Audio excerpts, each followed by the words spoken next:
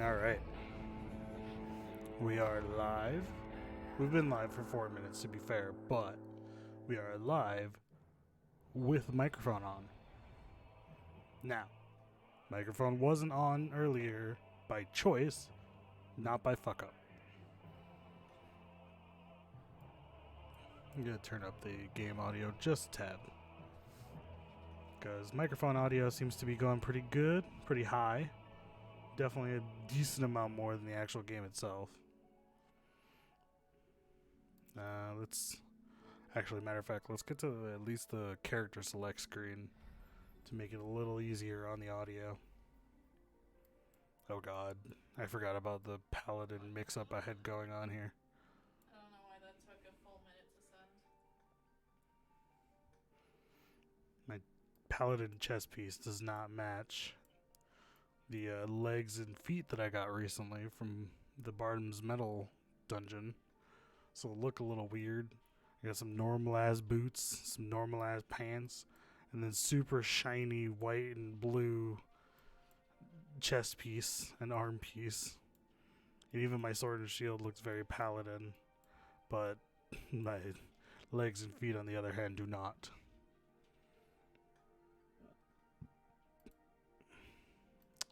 I don't know why. See, that should be making me upset. I literally have Discord already set to my second monitor. I've had it set there forever. Then I minimized it. And then when I went to reopen it just to check what my notification was, the Discord decided, no, your main monitor is more important. Yeah, and it's just, you went live.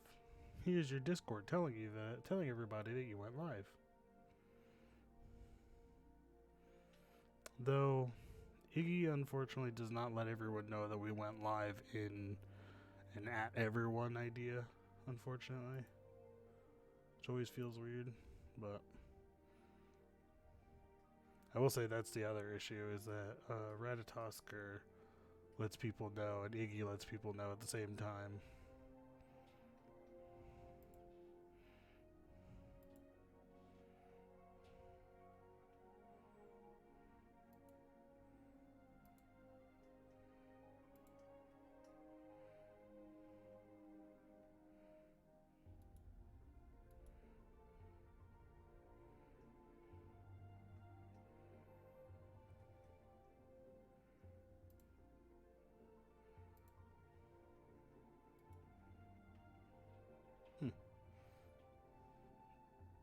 I already changed the nickname.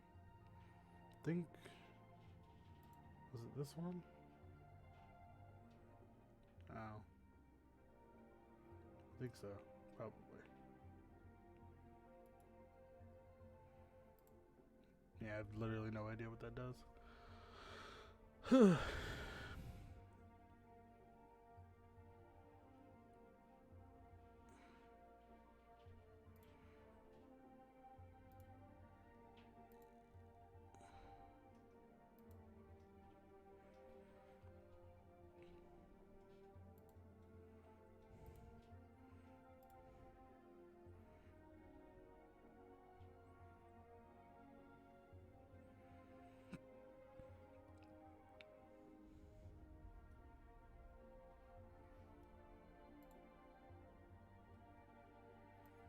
Let's turn up the game audio just a tad. Because I just realized that the ambient background music is actually relatively low. Might be a bit late. Last couple streams we started early morning and then we went on a bit late. Now we're starting pretty late because made dinner late and then had to watch Falcon and the Winter Soldier just to not be spoiled. Which that was really good, babe, by the way. We got to see the new Captain America suit. And it is very much reminiscent of the actual comics.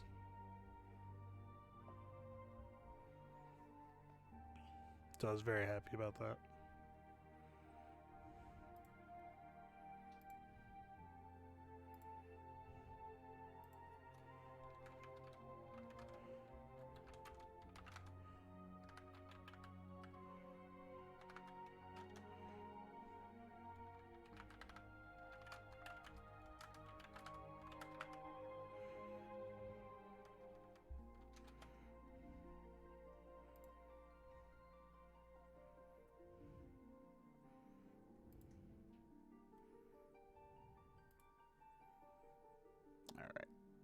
I think. Let me check right here.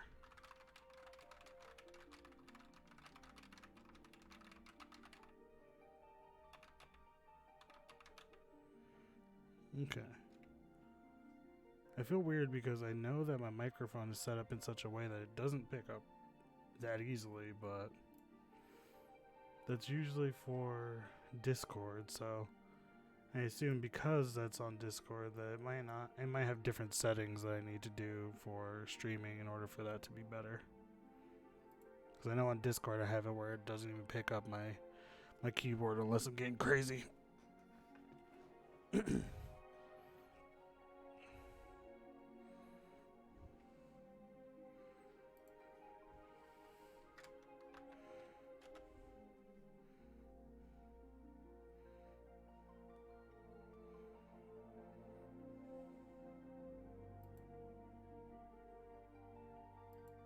Oh, you can actually select people to directly reply to now.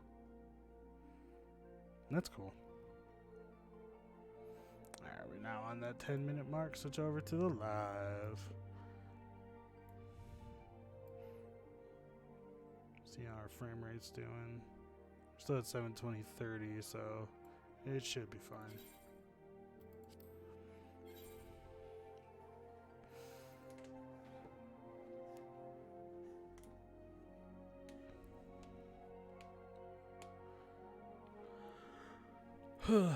Debating on whether or not I should do my roulettes first or if I should just go straight to patch story.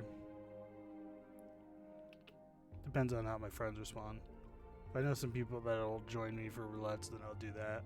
Probably try to get main scenario out of the way first, though.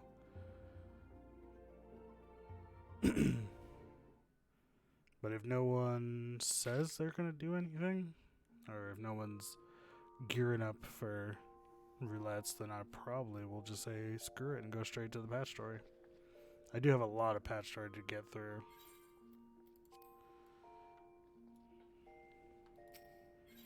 Let's see.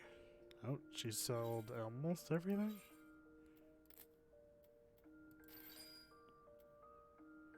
What are you still selling? Some shards are still selling. Did the price change? It made it down to 47. That's not too big of a deal. What about the earth shards? 39. This session that fucks me up. I was right here yesterday when I checked it. 60 was the lowest. Then someone apparently decided 10 to cut under that.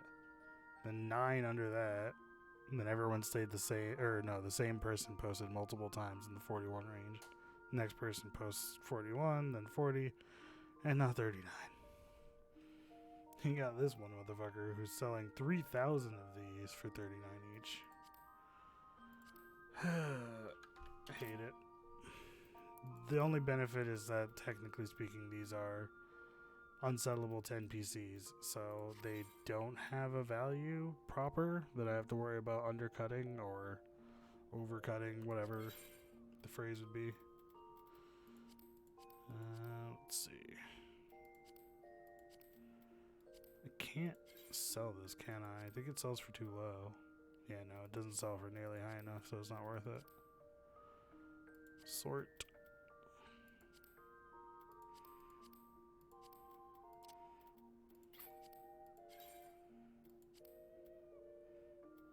That is literally under NPC price. I could re-roll these materials, actually. Yeah, that's underselling too. Actually, yeah. Do that, actually. Go see if I can re-roll them, see if I can get something better. What is this, 60? Yeah, they're selling it for under. Too often do I see people undercut the NPC price, and I sit there going, why do you do this to yourself? The logic doesn't make any sense. That's my thing. Like, it never makes any sense.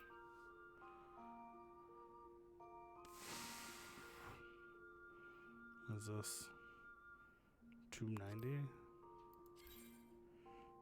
No, that doesn't count.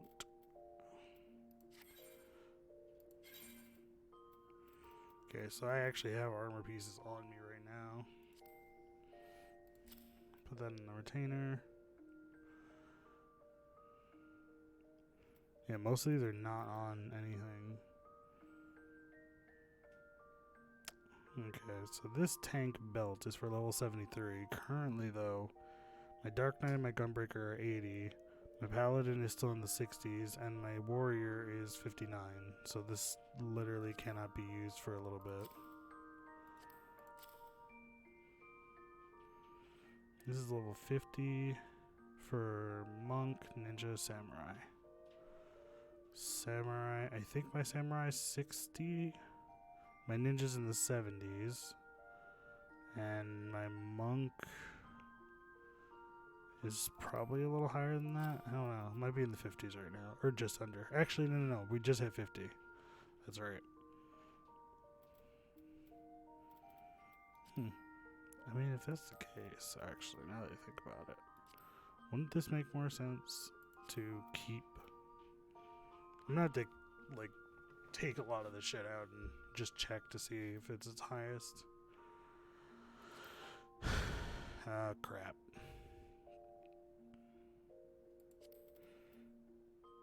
Oh, wait, I don't need it to. Never mind. Oh, well. It's too late now. Pelt of casting?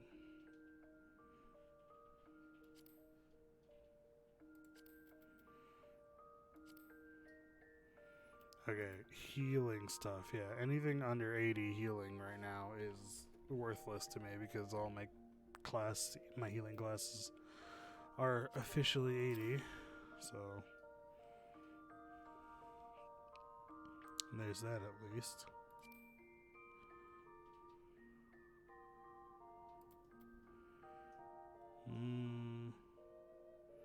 This helmet might be useful.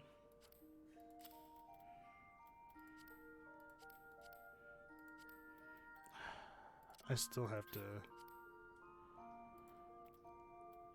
finish off my Rathalos thing because I wanted to get Rathalos, but I couldn't finish it in time before. But now I'm like dragging my feet on that.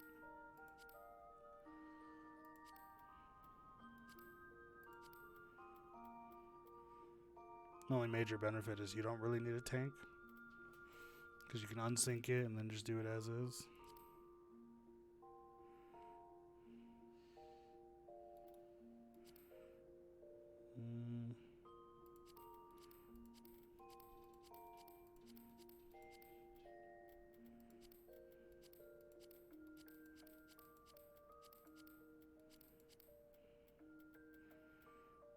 I don't know if these actually can be sold. I don't think they can, actually.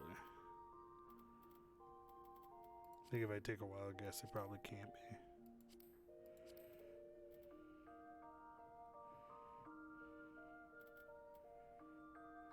I know a good portion of these could probably be traded in.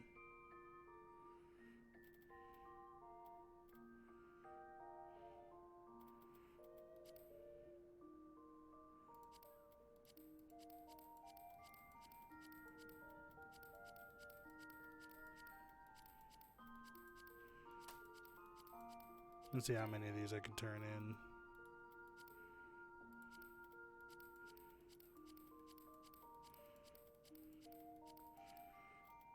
So I just realized a good portion of these I could probably turn in at the Maelstrom.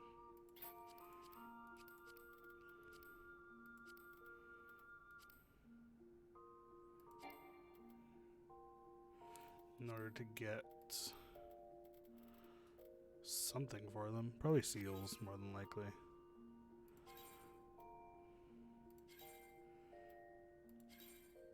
What does this get me? It'll give them some experience. I don't know what it'll get me, though.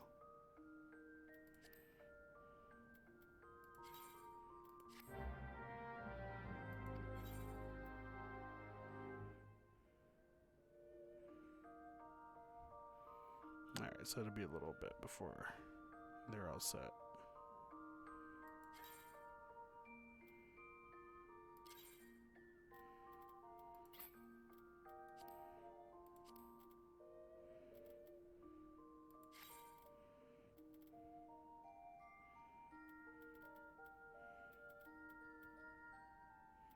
Yeah, I think all of these are too high level. Oh, this is level 1. Oh, it looks like it's a leather worker or something like that.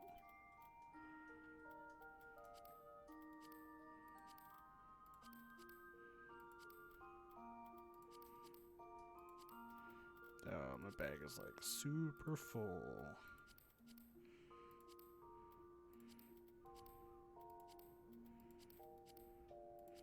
My rings always get full, which is unfortunate. I need to empty out my bag space of stuff I'm either not using or is not necessary.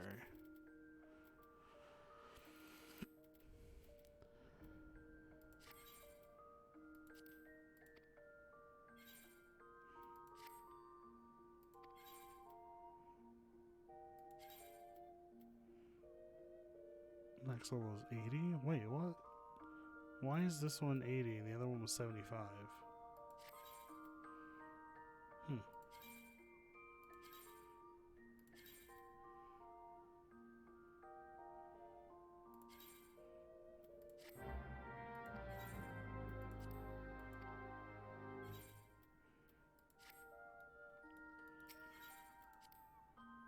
Oh well. It's not really super important. So either succeed or fail, and we'll find out later. Alright. That's 3. However, should help a new tenant master the index on all platforms.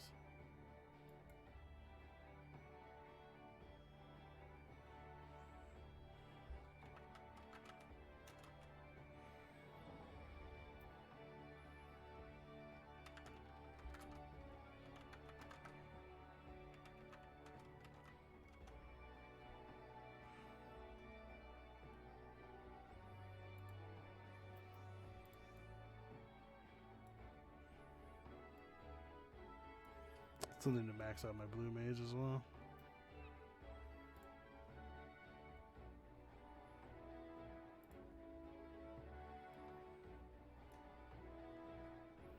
Alright.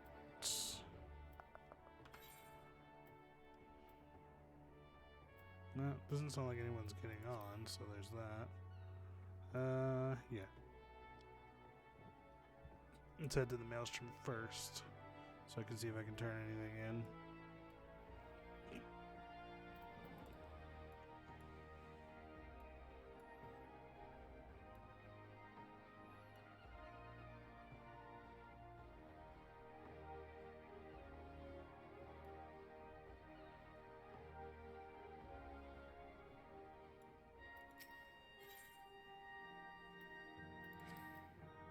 Alright.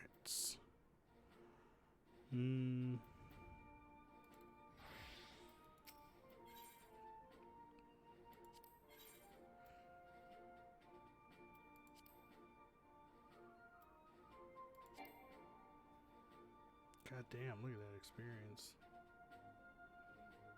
Was it 12.6 million? For Titan Copper Sand? No, 10 specifically. 10 Chocobo Feathers.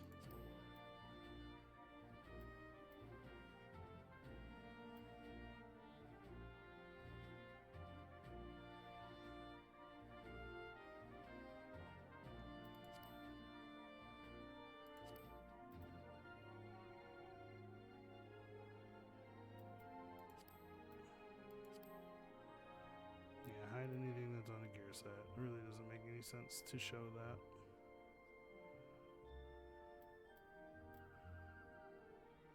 Yeah, the Neo-ish Guardian stuff is no longer really available, but I need to actually, there's a couple of things I do need to take out now that I remembered.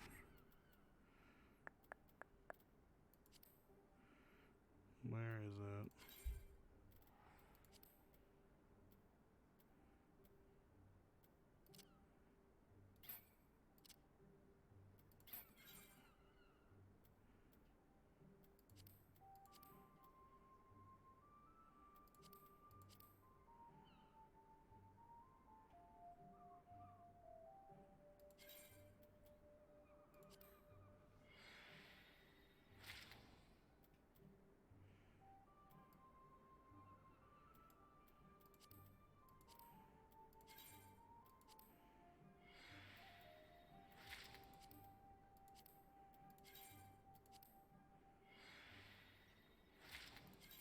This is not at all what I meant, but that works nonetheless because I'll still get some stuff out of it.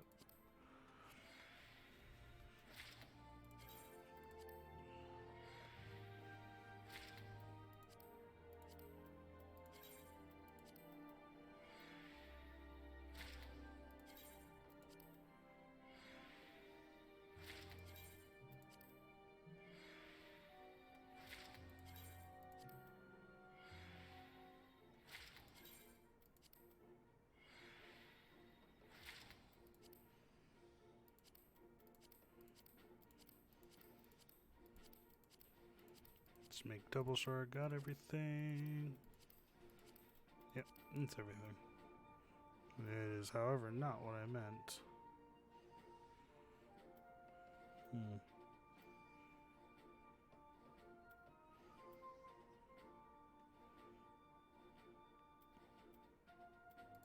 It's not just a normal one.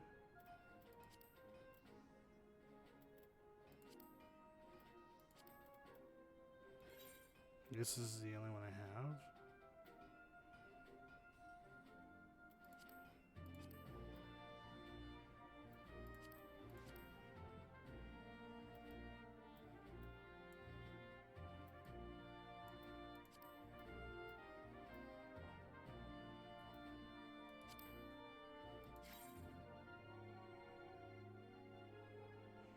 Damn. 40% chance to succeed. Ugh.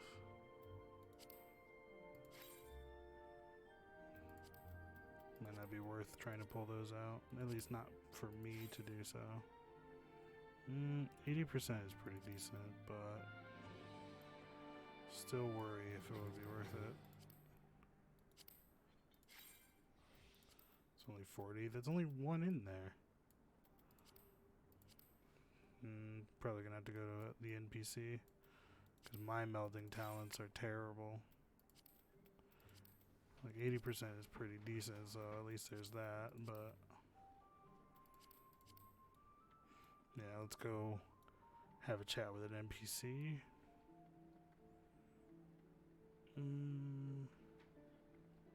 Okay.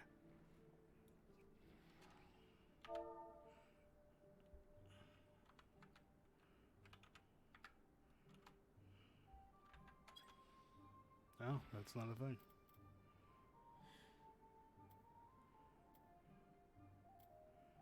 Now I'll just switch it over to the crossworld. It's easier that way. Is it this one? Nope. It's this one. Nope.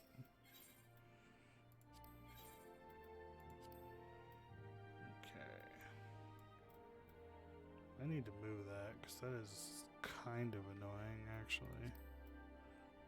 System? No, system's different. Character. UI settings, probably. It's like item help or whatever. Okay, there's display item help. It says fixed position. If it's next to cursor. If I remember correctly, this one is... Yeah, this one's kind of annoying because it doesn't fucking move when the cursor is in the way. Which is the annoying part. If we put this back where it started, yeah, it's right there. It always blocks the fucking visual. And I hate it.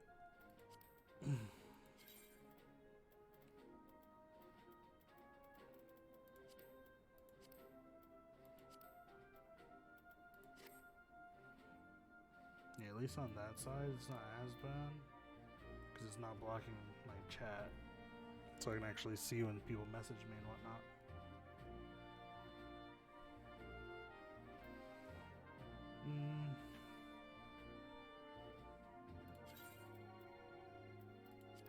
I mean, I could. Not using it for anything, as far as I know, I can't resell it.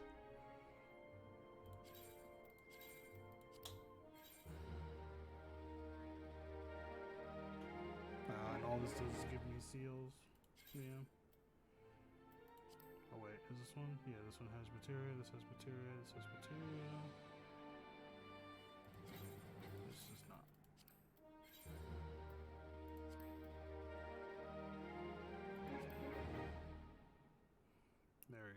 just...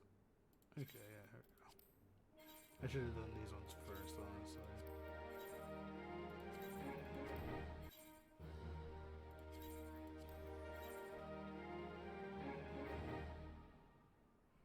Start off with the healer stuff since I literally cannot use anything under 80 at this point. I mean, I can, but it would be useless. Or not useless, just it would hinder quite a bit. So it wouldn't be worth.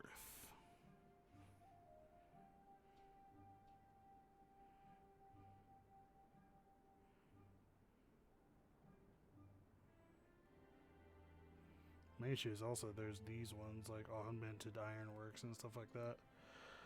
Which the augmented ironworks ring of healing would be useless now because it is from level 50. Casting and fending rings from level 50 are also kind of useless at this point. Since all of my tanks are above level 50, this ring is not really useful. And all my casters are above level 50, so this ring is also technically not useful. My issue is that they're blue. The augmented ironworks I could always rebuy with Poetics, though I'm not sure if I want to get rid of them.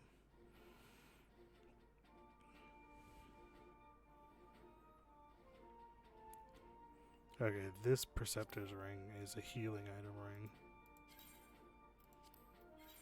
Just noticed that it has Mind on it, and Mind is for healing, as well as Piety.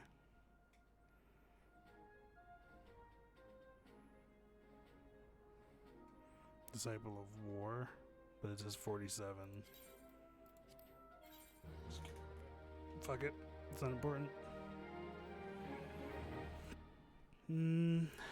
63. It'll eventually be useful in my warrior, but I don't even know if it'll be useful for that long.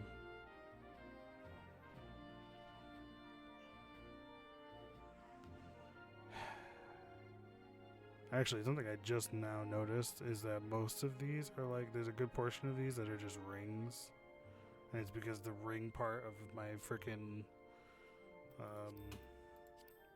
armory chest is so fucking full. Yeah, this is my item type actually. What am I currently using? Great. Awesome. Not what I wanted. My Dragoon is like 40, I think, so this is useless. My Monk is 50, but I think it's using something better. Yeah, I have it hiding the gear set, so this one's gotta be not used currently. So I'll get rid of those. I know that I just upgraded these. Summer's using a level 81, so that's useless. It's a level 15 shield, my Paladin is 60. This is level 57, get rid of it. 77, get rid of it.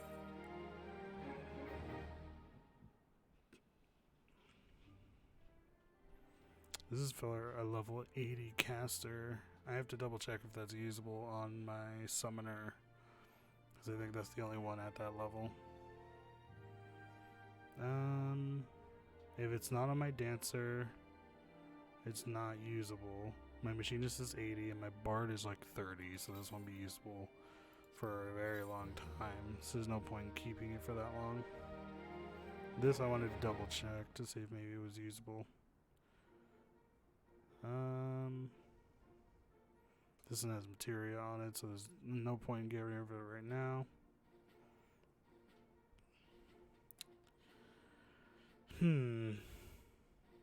It's a level 60 helm. Oh yeah, no, never mind. For a second I was like, oh, I should hold on to it because it's level 60 and my warrior is going to be 60 in like a little bit. And then I realized, wait, no, get rid of it because it makes more sense to get rid of.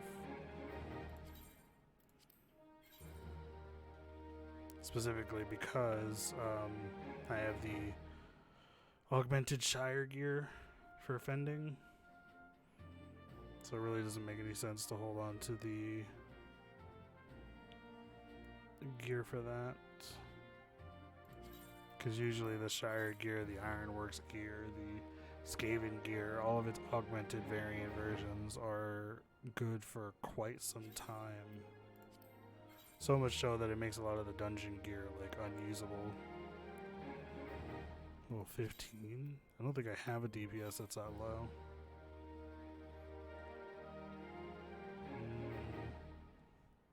Says Disciple of War, and I'm assuming these are both for Monk. This one's 47, this one's 44, so we'll get rid of the 44 one at least. Well, no, because this isn't on my Monk, so my Monk must be rocking something better. This says healer, just get rid of it immediately. Because it's not currently being used, because chances are it'll be under what I need.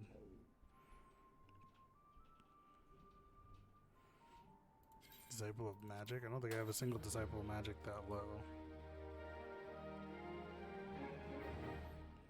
That one I have to double check. Once again, kind of low. I'm actually going to end up refilling my seals with just stuff that I turned in from all of this. Ah, fuck, that's right. I've been grabbing some of the raid gear too. So I'm filling up my I've been filling up my armory chest with stuff that is blue but is from like random raids. Some of which is a good thing, some of which isn't. Some of it is supposed to be actually fashion based, so might have to double check to see if I have gone through all my stuff to see if maybe I've messed up and forgot to put some of my stuff in the dresser, the glamour dresser or whatever.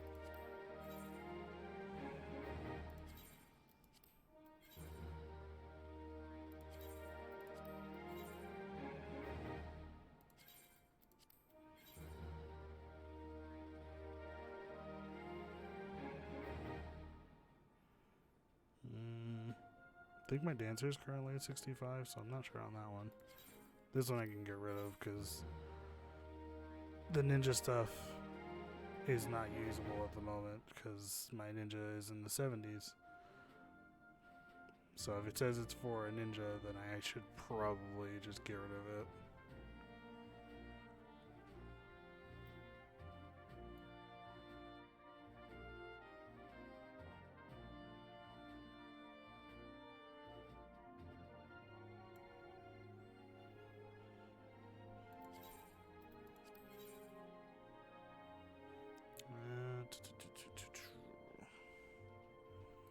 I don't think anyone's slow, so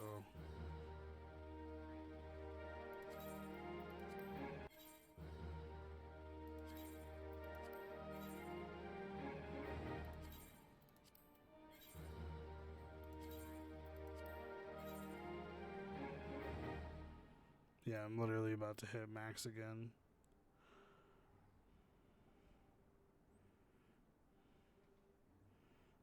And it's just off of getting rid of some things.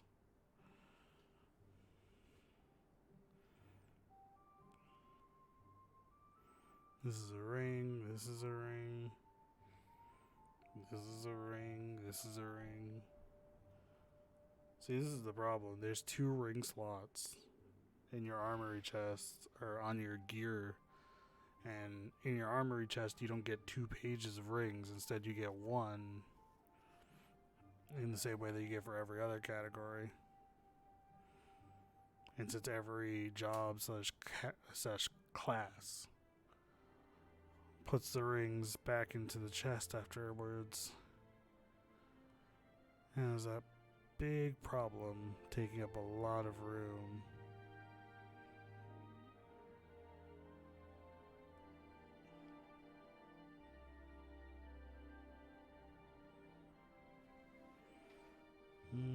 Bigger issue I'm having right now is whether or not these 63 ones or the 60 ones are worth keeping. I think the 61 is probably not because augmented Shire would be better. So at least there's that.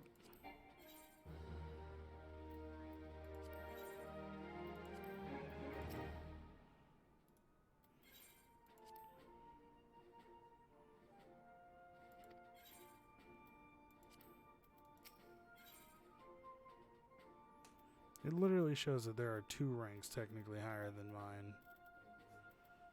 But it says I don't have the ability to rank up for promotion. So I don't know. It might just be me though.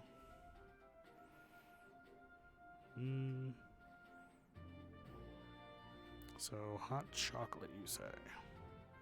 Plus 4% piety, plus 5% vitality, plus 2% spell speed.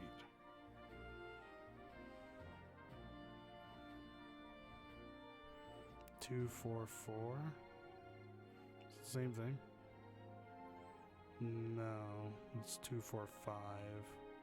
Piety 4, vitality 5, spell speed 2. Spell speed is 4 here, vitality is 4, piety is only 2. It would be better for the piety to be higher. Though the spell speed would also be kind of a good thing. But I guess piety and vitality make the most sense since your healing would be higher. So I guess the hot chocolate would make more sense. Just kind of debating because I'm like, I do want to do raids eventually, so it would be probably pretty good to get that food ahead of time.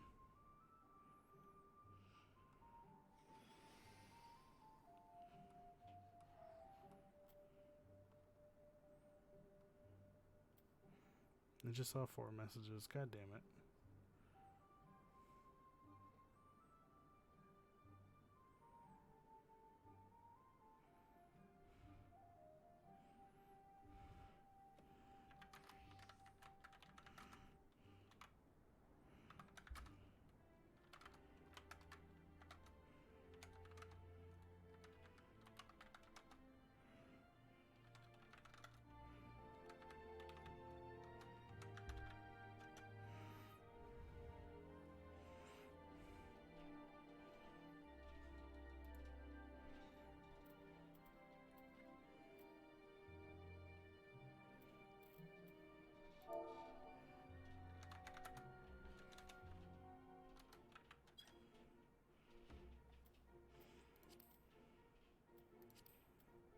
Alright.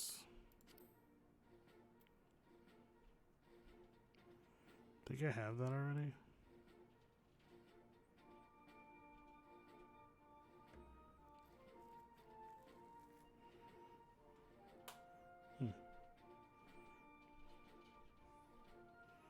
I could get glamour prisms from here. Kind of forgot about that actually. Oh yeah, okay. I need to remember these. I kind of forgot.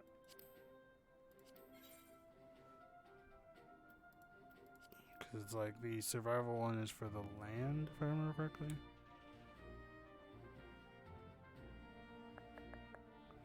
Trackers, hunters, and woodsmen, yada yada yada. Yeah, so it's for the land. And if you're doing of the hand jobs, you want to get the engineering manual because it'll help you level up very quickly.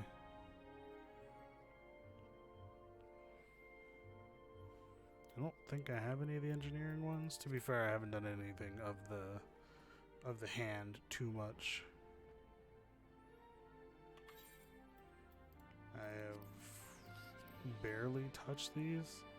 Like crafter, armor, or carpenter, armor, and culinarian, I haven't bothered. Alchemist is only 3. I did weaver for a bit back in the day.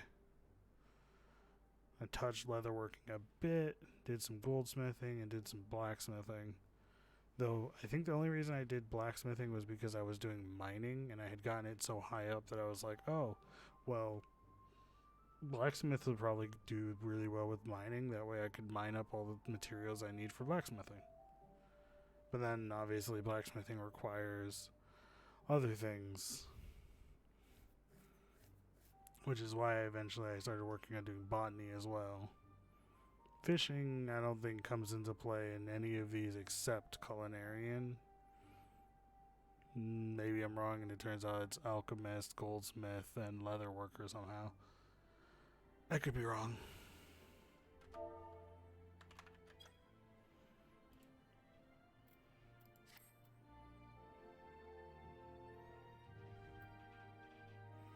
Yeah, see, this is my commercial one, which is literally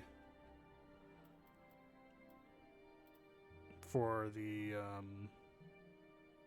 land, but it only works. But this one's better because the effect is halved once you get above 70, but this is the latest version one you can get. Because the one you can get from these guys stops working at full potential at 50. Then there's another one you can get that stops at 60, and there's another one you can get that stops at 70.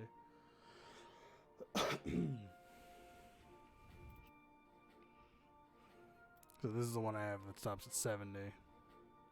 I honestly, now that I think about it, I probably should have put both the survival and the engineering one on here, but I don't think I have any of the engineering ones. Now that I think about it. Yeah, there's survival and there's survival. Oh no, this is the one I should have on the bar, because this one says 80 and above. This is the highest tier one I have.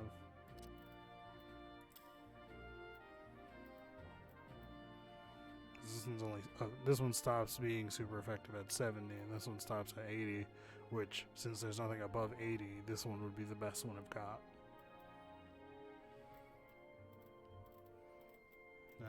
I also realized I got a few materia here as well. Oh, I forgot to put my dye in my retainer. Oh well. Alright, now that I've done that, not mad at myself because I realized I just maxed out my seals again. I'm going to keep getting that error message being like, we couldn't give you all of your seals.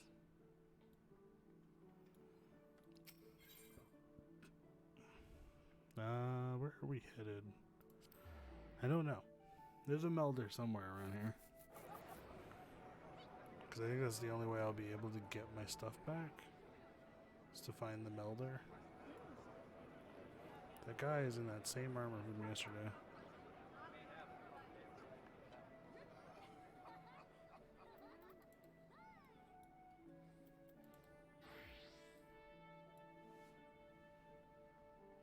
Why did my sprint go away when I changed jobs? That logically doesn't make any sense, but okay.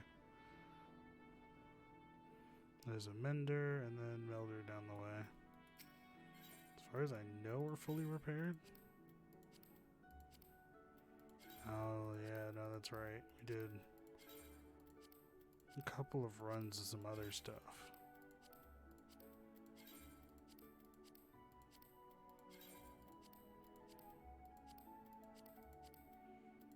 Alright, there. Everything is repaired that way. And then this is the materia melder. So I can check inventory first. Is he not strong enough to retrieve the materia? Is that a thing? Can these guys not pull materia out? If that is the case, that's gonna suck. That means I'm gonna have to take the chance of breaking the materia I have in there. Because his gear is no longer usable, and this is part of the reason I didn't want to put the materia in there in the first place. I don't think my machinist is even using these. Yeah, no, it looks like they can't remove it. Or maybe this version can't? I don't know, let's check. Just in case, head to the Castarium.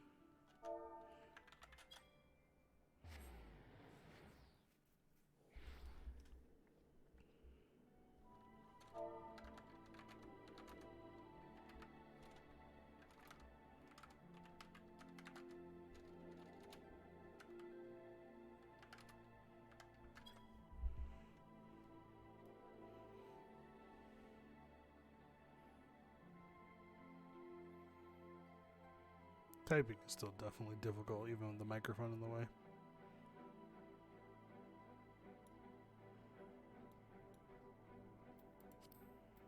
Oh wait, what am I doing?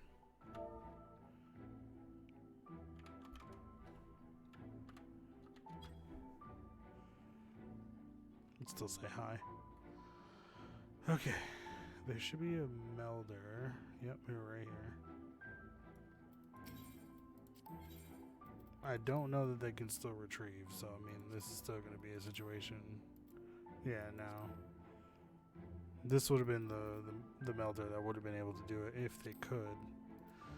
Oh, that sucks. Means I'm going to have to risk it.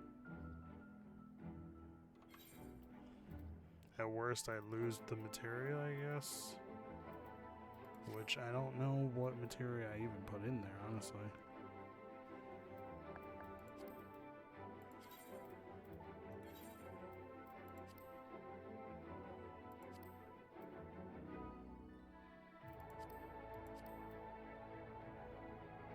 Also reminds me I should have melded my mining gear.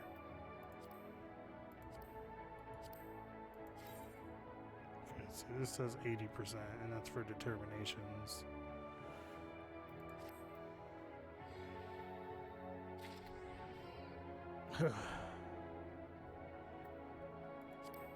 Got one out.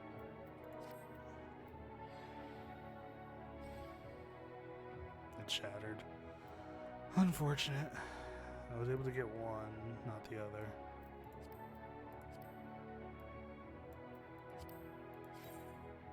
This seems unlikely. Yeah, it shattered. Yeah, the higher the material, the obviously lower chance I'll get. Yeah, they're all gonna shatter, I'm pretty sure. This sucks.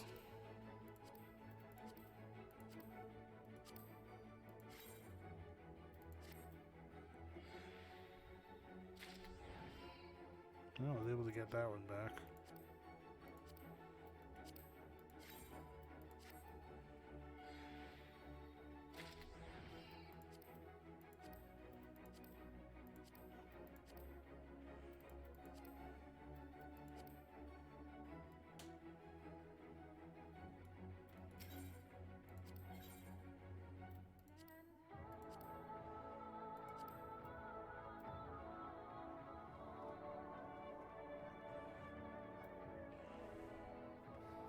It has 5 slots. I should probably use them. Advanced melding is forbidden, unfortunately.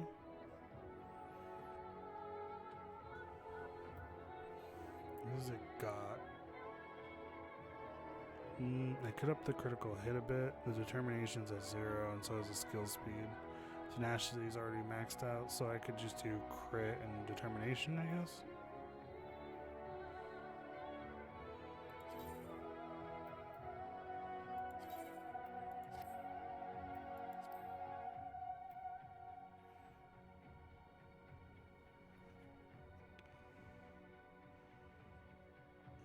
Wait, hold on. This says 20, but this says 40.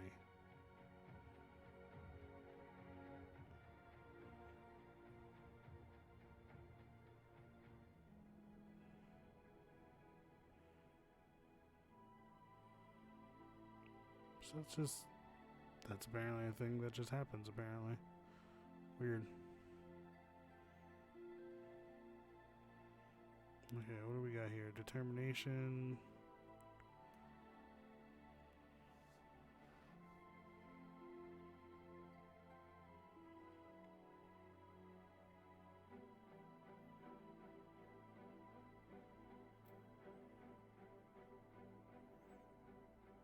Got direct hit rate.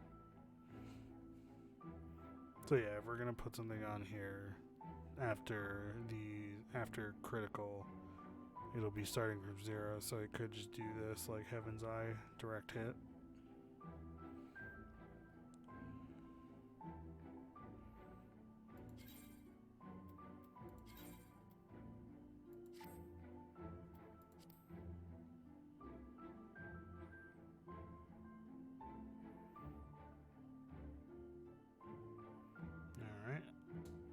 plus 444 on critical. Problem is that the next one is Savage Aim plus 20, which is kind of low. We do have Heaven's Eye plus 60, which will give us direct hit. Quick Arm, Quick Tongue will be useful here. Tenacity is already maxed out. Piety is useless. I'm trying to think. I think if I remember correctly, the general tank materia, or recommended tank materials, is supposed to be like critical hit and direct hit, just because it makes it easier for you to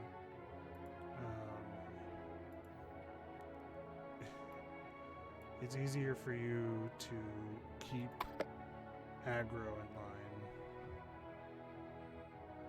simply because of the fact that you can hit hard enough.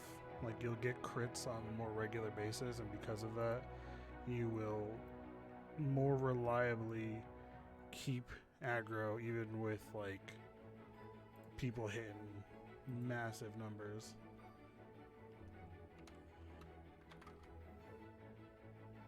Just because you'll be regularly hitting crits.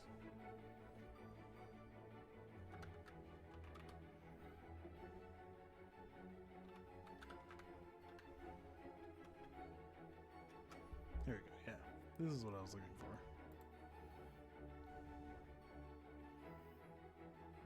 I was wondering if Tenacity is a good material to put on. I remember hearing and reading that it's not that good. What sort of material should I be using? If you're still learning and getting used to tank, go for it.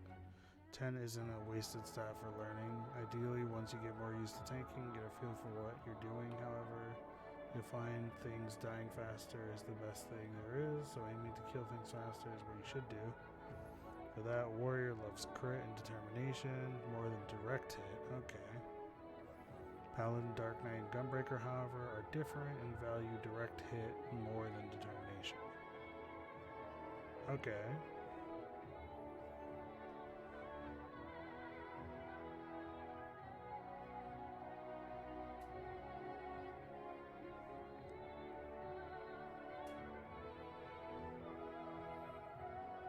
Okay, so the general understanding is crit is the start one. Tenacity is recommended for when you're learning, and then once you get used to it, crit is your start, with determination or direct hit being the secondary. Direct hit usually being more favorable because more tanks use it, and determination being the third.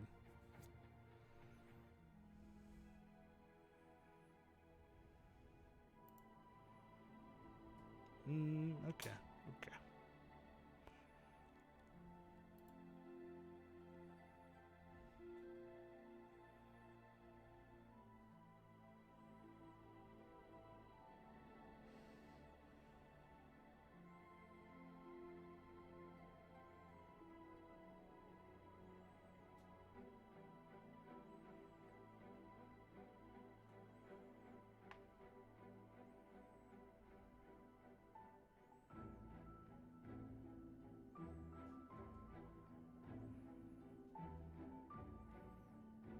So crit is just generally recommended from the looks of it across the board.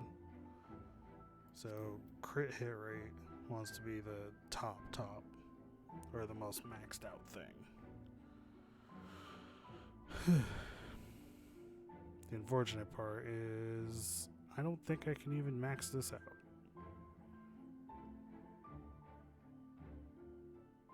And I think you're supposed to max this number out within the first, like, 2 to 3 materia.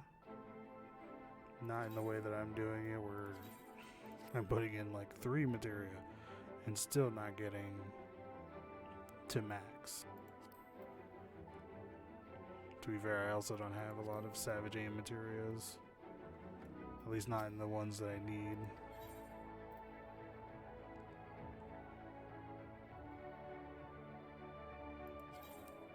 Well, I'm a dumb. Literally Savage Aim right here, plus 60.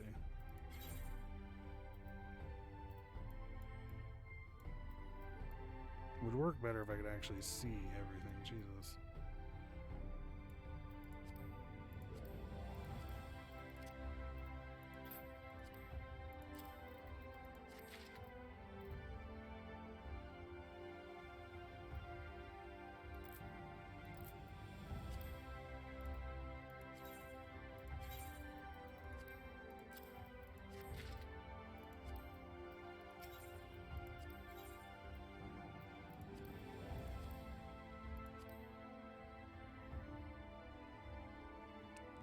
See what I mean? Okay, we should pull out that 20. The 41 I guess is fine, but that 20 needs to be pulled out. Which means we're back to breaking stuff.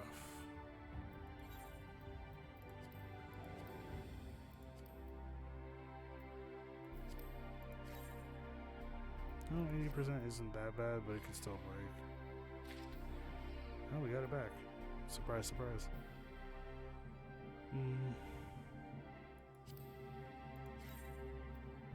That's just 100%. Oh, I guess, I mean, that's fine, actually. So now the next thing is a 60. And I know that I can't meld, as far as I know. I think. Let's check. I'm pretty sure I can't. It has to be level, yeah, of the hand specifically in order to do that. Yeah, I am not that high. Not of the hand, at least. Alright. And then, boom.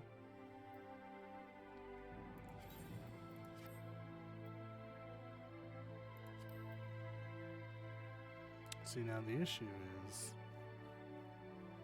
we only need 30. Actually, we need 29 technically. So it would be better off just putting in the 41 rather than putting in another 60. That way I'm not going over. The selected items level is too low to maximize the material's potential. So it'll only go up by 28, yeah.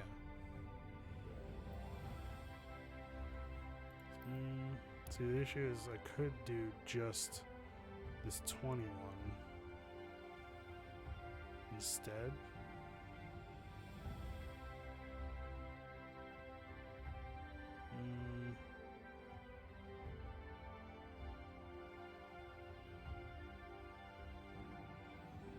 The problem is if I use the 21, then I'm still going to be shy by a little bit. Whereas if I use the 41, it's just going to be cut shy. Fuck it. We'll do that, and the third one is just going to be cut down to 28. But it's going to be maxing out the crit hit on my weapon. And then direct hit would be the next thing we're going for. Which is Heaven's Eye. Yeah.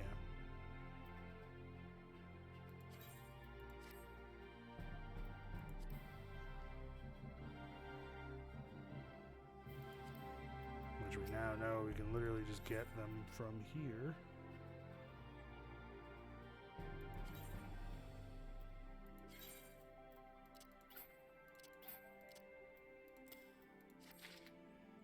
I like that it makes me drag it rather than just click it.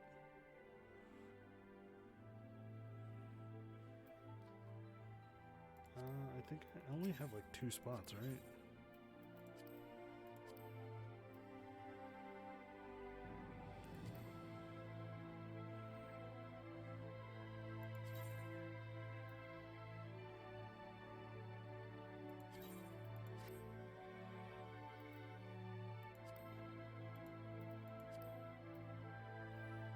There you go.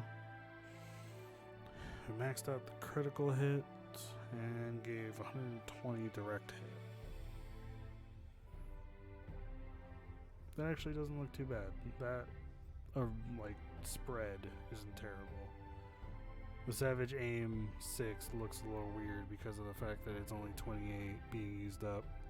But it was either that or get under the amount.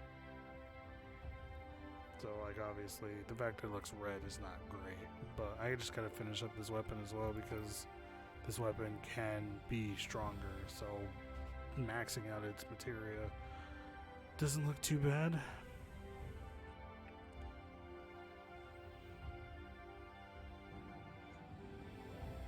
I wonder if the materia gets affected when you level sync. I actually don't know.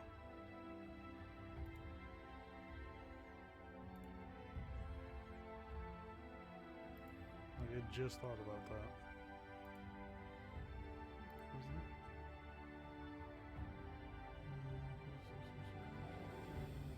No, that doesn't really matter to me.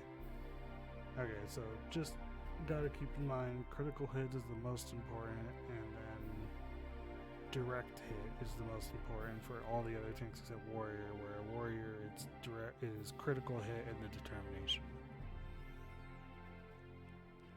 for tanks anyways.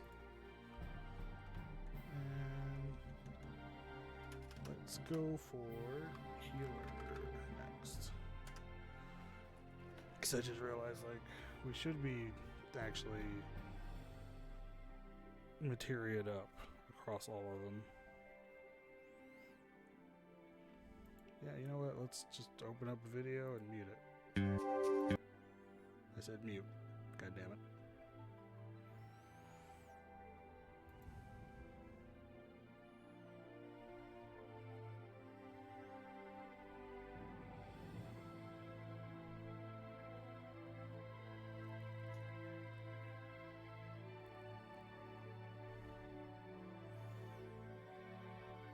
Fighting jobs, critical hit, direct hit, determination, spell speed, skill speed. Yeah, these are all possible options.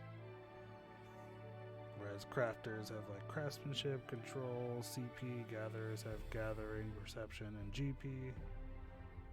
Which I should honestly start working on getting my other stuff up too.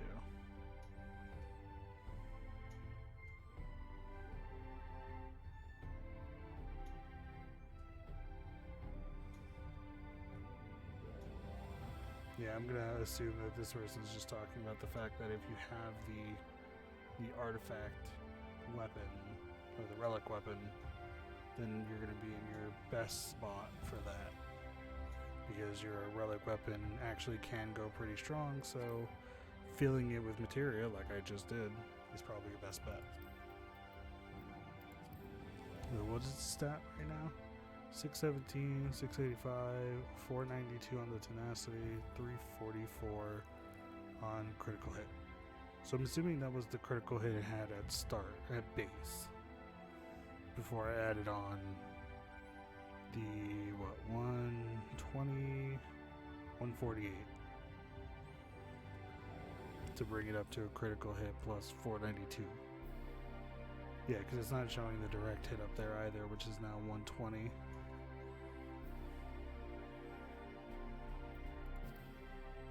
My issue is I'm not sure if I want to put any materia into my weapon, or not my weapon, my armor, while I'm still working on that whole thing.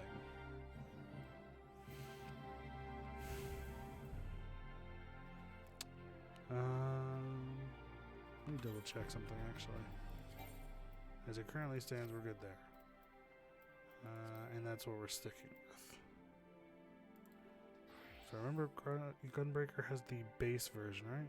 Yeah, it's the base version. I still haven't upgraded it. I honestly should, but right now Dark Knight is the only one that has a weapon that pretty much went through its almost complete upgrade process. And I got all my gear, for the most part, to 510. So we're doing a pretty good job on our item level, and then materiate out our weapon. The rest of the armor, however, I am not entirely sure. But I think that's going to make it so that I'm going to go through my patch story as Dark Knight, just as a way to keep ourselves in a good state Because, yeah, see, I got the relic weapon for a bunch of different classes, but I think all of them haven't been upgraded. Gunbreaker hasn't been upgraded, I know for sure. Scholar hasn't been upgraded. Astro doesn't have it. White Mage doesn't have it. Summoner has it as well. Yeah, and it hasn't been upgraded. They're not even up there. Machinist also has it, but also hasn't gotten it upgraded. And I think that's it. So it's Machinist, Summoner, Scholar, Gunbreaker, and Dark Knight that all have their relic weapons, but Dark Knight's the only one that's had it upgraded because of the process to get them upgraded. Because you need the memory things, and my Dark Knight is the only one that has gotten all of them, but that's because I went Blue Mage and just like ran through a lot of the Blue Mage stuff in order to do the fates in the areas to get that stuff.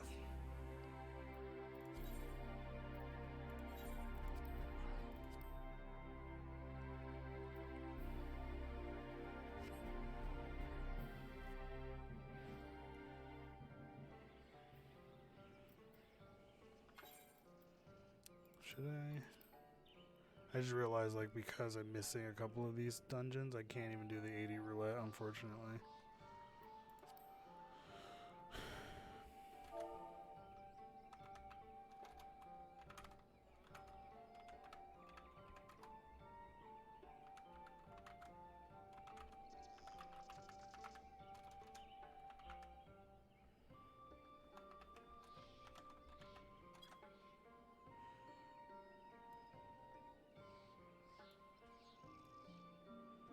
Which reminds me.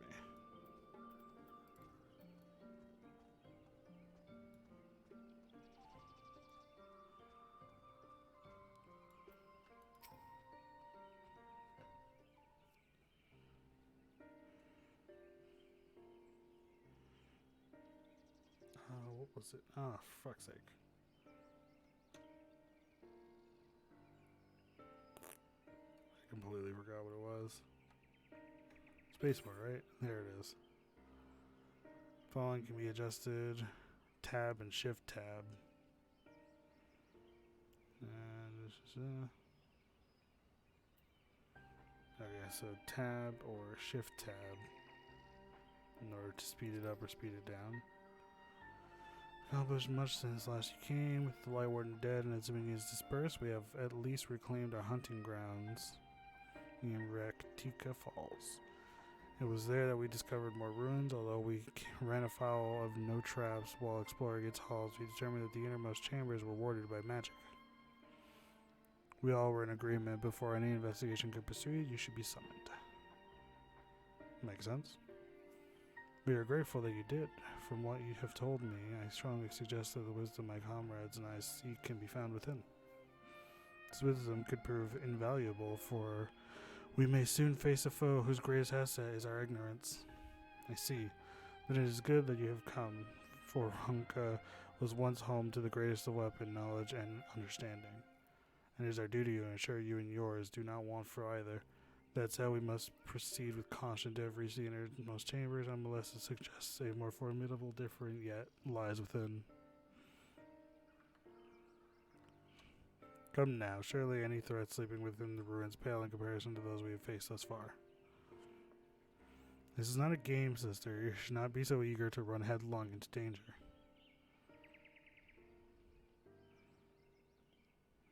Oh, and who was it pining from the return of our allies that we might venture into the ruins, clutching her staff at night, wishing it were her? You promised not to tell. Then I suggest we be going. Get back here, damn it.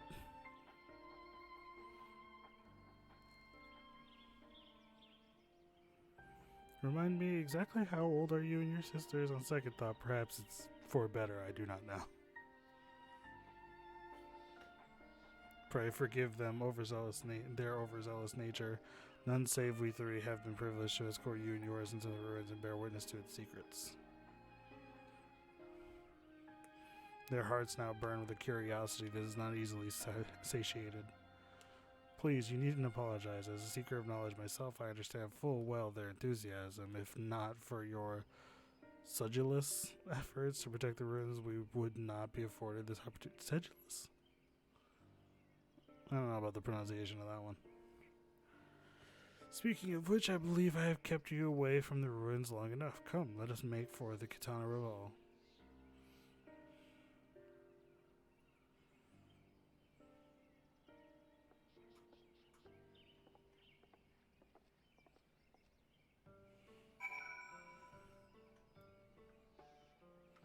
The hell's going on over there?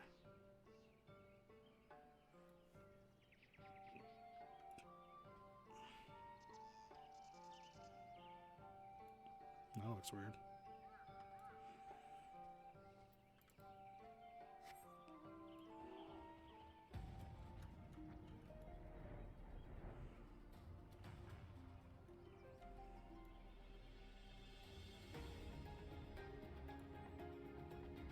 I think if I remember correctly, mount speed wise, we're not actually maxed out. Or, well, no, never mind, we are maxed out. There's just not much else we can do. Oop, gotta go higher if we're gonna avoid all this shit.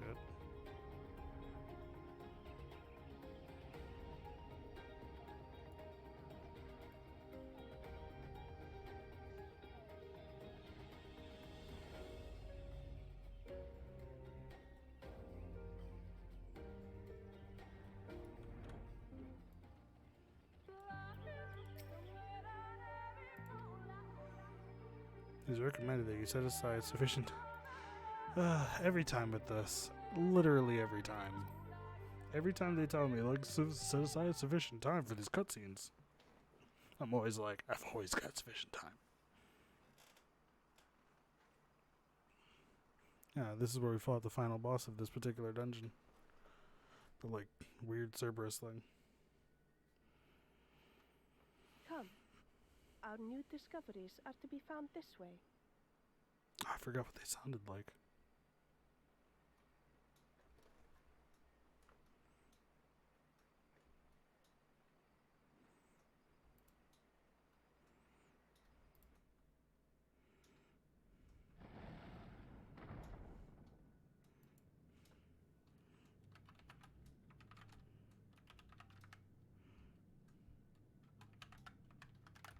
The people of Ronka are known to have venerated animals, but these features do not match those of any indigenous species.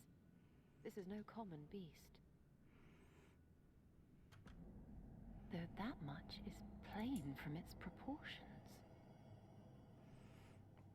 Lifelike, is it not? One could almost imagine it breathed. I mean, given the magic I've seen before, I would assume it has. Why is it every time we're with these girls, they all of a sudden turn into anime characters?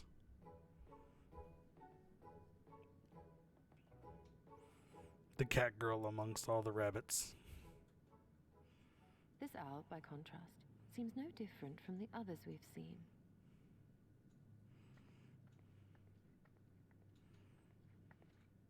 The sealed door lies ahead.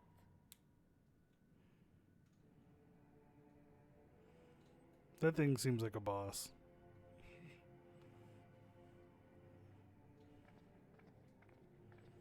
Also just realized it had tits.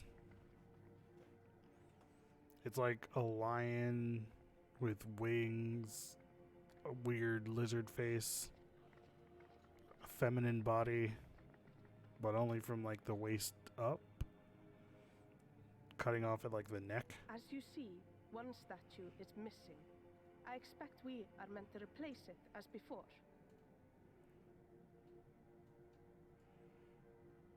It's like a weird chimera.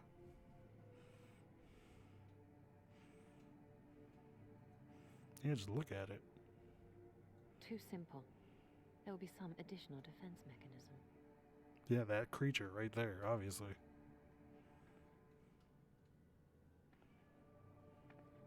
Oh, it has like a scorpion tail too. Even better. Just a moment. There are words carved into the stone. Hopefully everyone can hear the game. He who would disturb a hero's deserved slumber shall instead waken the beast and know his folly. Wait! Don't! Why does no one ever listen until after it's already happened? What? But I only... What is happening? The beast awakens. Oh no, oh no, oh no, oh no, it lives! Yeah, obviously. Why am I not surprised? Prepare yourselves.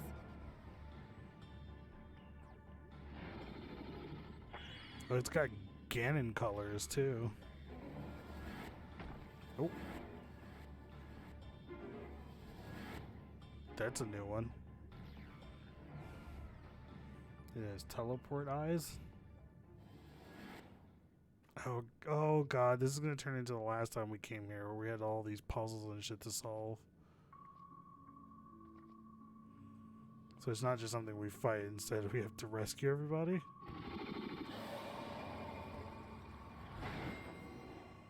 Oh, so they're trading cards now. We have to we have to collect them all. Why not just turn them into Pokemon? We gotta catch them all. Come on. God damn it. Triple Triad. I swear to God, if this turned into Triple Triad, I'd be so upset. You trespass mortal upon sacred ground. In retribution, 4 souls have I bound. Okay. Yet to heroes proven learned and wise, a comrade's soul shall be their prize. If you would see theirs set free, answer me these riddles 3. What the fuck? Deft of paw with kin do I vie. Those. What am I? What the fuck did you just say to me? Oh, okay. Deft of paw with kin do I vie. Though sought apart, betterment of the whole do our efforts descry. What am I? Deft of paw with kin. I mean, I would assume the coral, since the Opa Opa are monkeys and the Colibri are birds.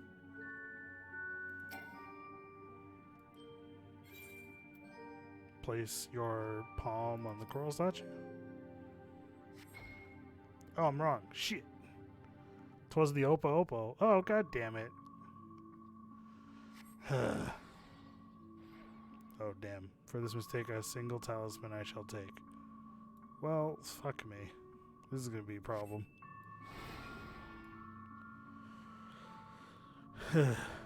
With fearsome fang I travel with pack. Together we find harmony, and thus for peace our land does not lack. What am I? With fearsome fang. I would assume the wolf, considering it's a pact and it's got fangs. There we go. Indeed, 'twas the spirit of the wolf. Their doctrines praised that they would know peace and harmony to the end of their days. The riddles answer, you did discern, and thus to you a soul returns. Only do I crawl with my strength as rain within our hall. What am I? On my belly do I crawl, by my strength does prosperity reign within our hall. What am I? The serpent. None of the others crawl on their belly, duh. Though I fucked up and I lost one.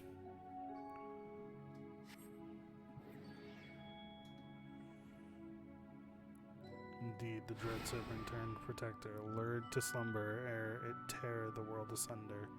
The riddles answer you did discern, and thus to you a soul returns. Desire you that which I yet claim, then we shall play another game, a test of mind and memory. Choose wisely, and you all may yet go free.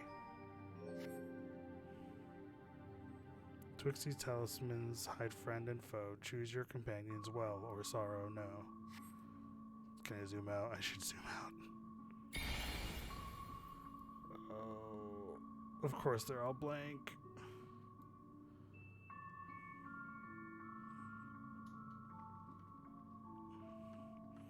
How do I know which one's which?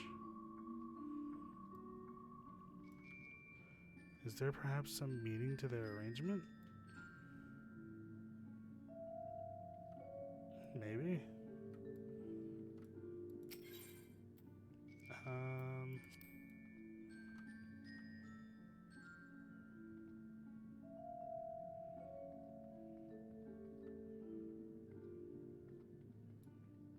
Let's try this one, I guess. Oh, I found Y'shtola. Oh god, is this a memory matching game? Nope. God damn it, it is a memory match. I don't think I want to match those. Okay, I found her. Alright, there's Y'shtola.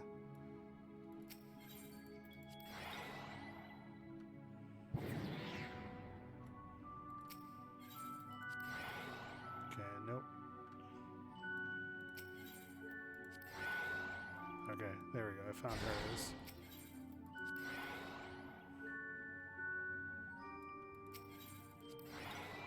Done. Whew. Your comrades are assembled together at last. Yet there remains one trial you must pass. If you would glean the knowledge enshrined in this earth, I would first take the measure of your worth. What? We fighting now? One worthy of she who the Ronkins extolled must be strong of mind, body, and soul.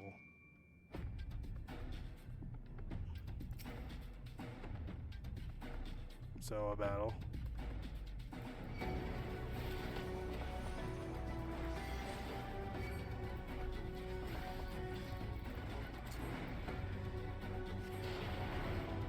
No mess!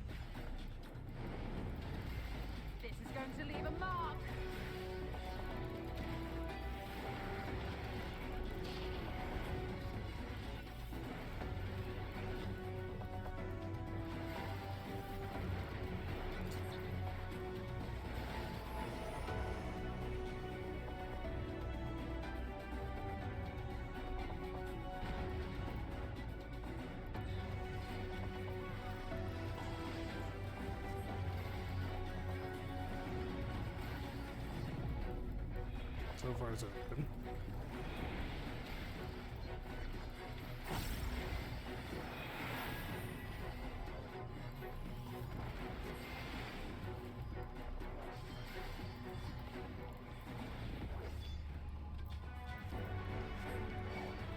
I will not hold back.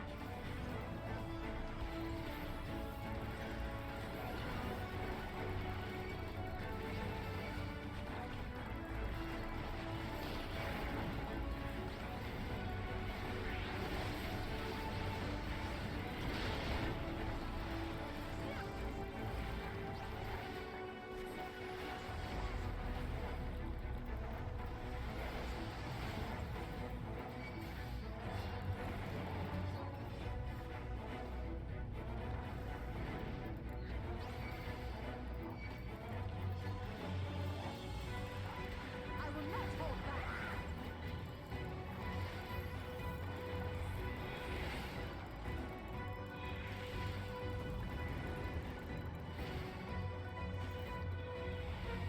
This is going to leave a mark.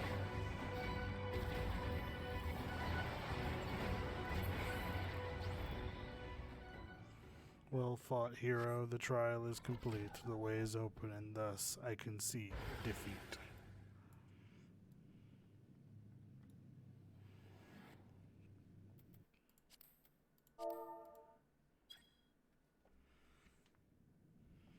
That was clever.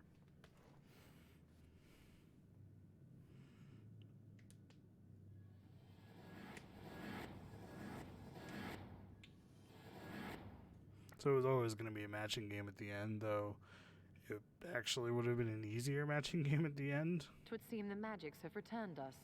How polite. Now, what have we learned? Ah, we were bound to run into a living statue eventually. And now we can open the door.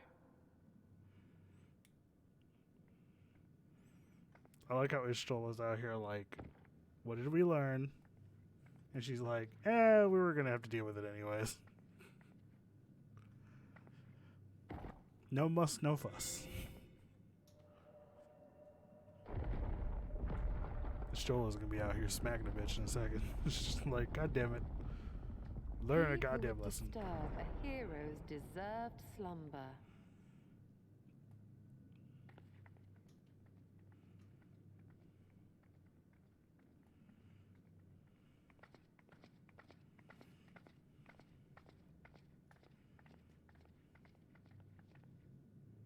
Who is that?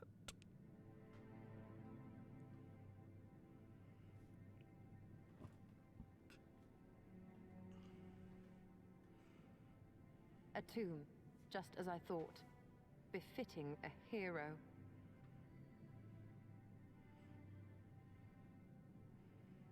She is Vis. Could it be the Archmage Tiuna?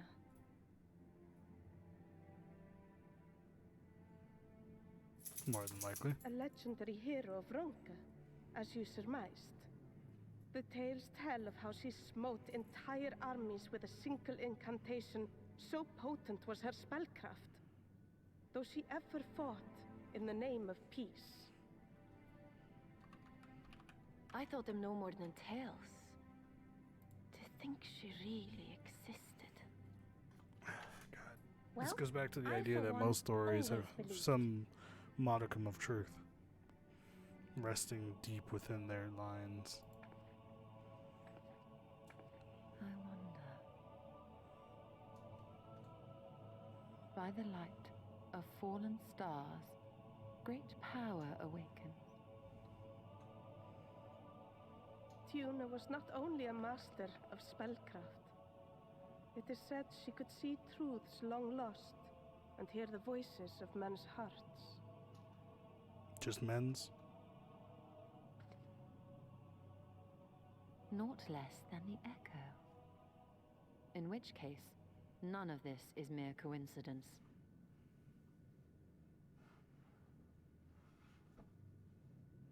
A shower of stars setting the sky aflame. And in both this world and the source, we find individuals within whom a mysterious power awakened at the sight. We can never unpick the why of it. Now, however, I believe we might. Does the scene depicted here not resemble the one we saw when we first ventured into the Katana Ravel? Moreover, does it not recall that which Emmett Selk invited us to witness in Amarot? Mm-hmm.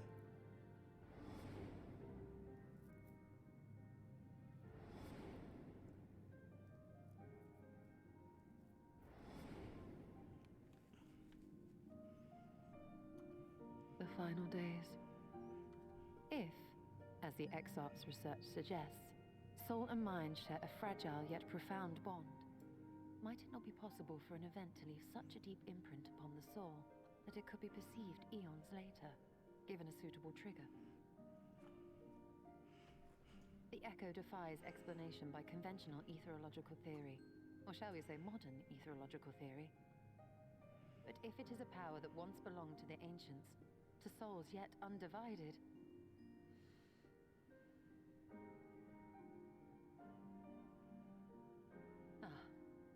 it would seem I have entered the realm of pure speculation, and I call myself a scholar. I shall refrain from making any further wild claims until such time as I have evidence. It's always good to wild claim occasionally. Still, I cannot choose but be reminded of our experience in Amarot.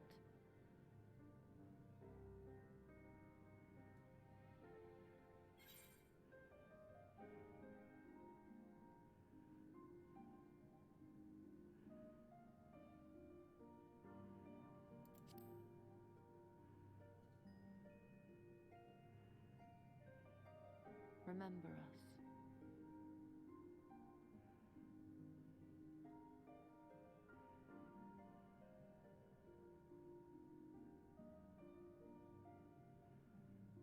History is learned, not lived. We have always protected the Tales of Ronka, just as we have protected this place. But we are mindful of what our mothers taught us.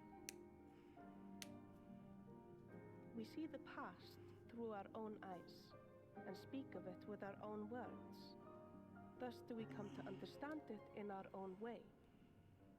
But this is not the same as remembering. Your mothers were wise. Though we witnessed the final days, our impressions could not fail to be colored by our own experiences and expectations. Those who lived through it would have perceived the event quite differently. We must bear in mind that it is no simple matter to keep the truth alive, or it will die with Emmett Selk and his kin.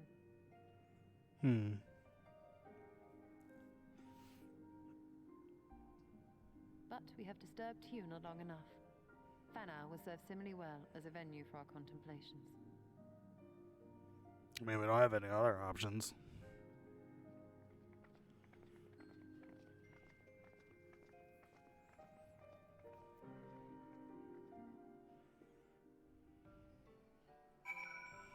And we're back. Zoom in a bit now that we don't have to worry about actually fighting a boss.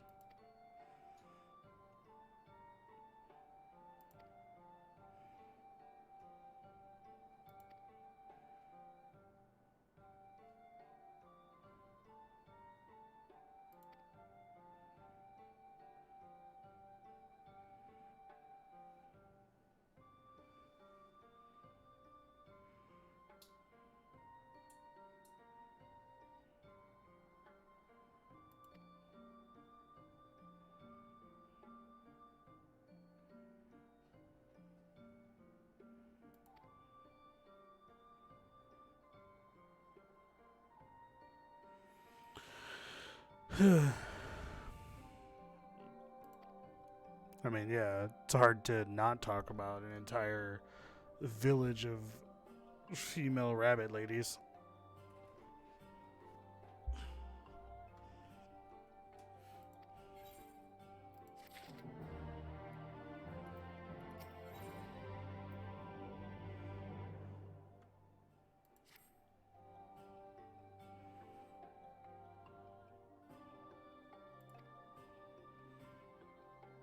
is a small matter I would attend to in Slitherbow. Might I trouble you to come with me? The hell else am I gonna do? We should have a brief word with Renar.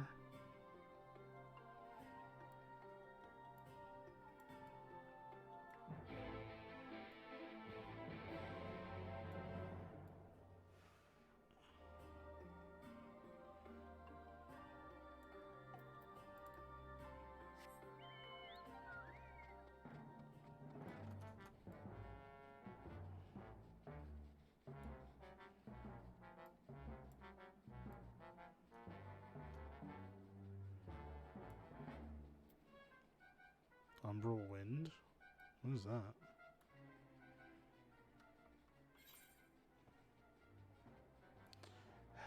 I did have a side quest I was doing at this given moment, so...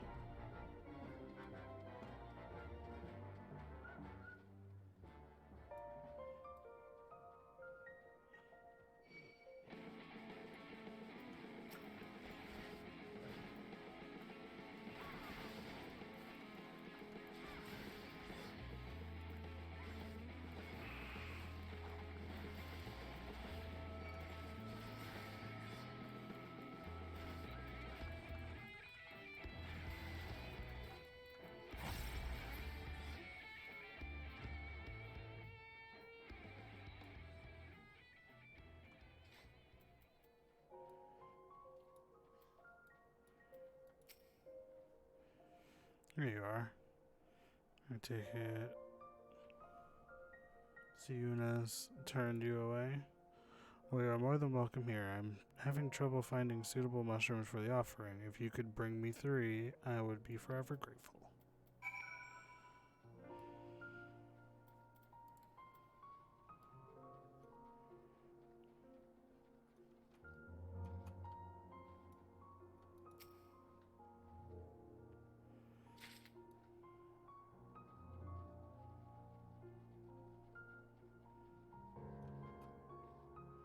God, this music is so good right now.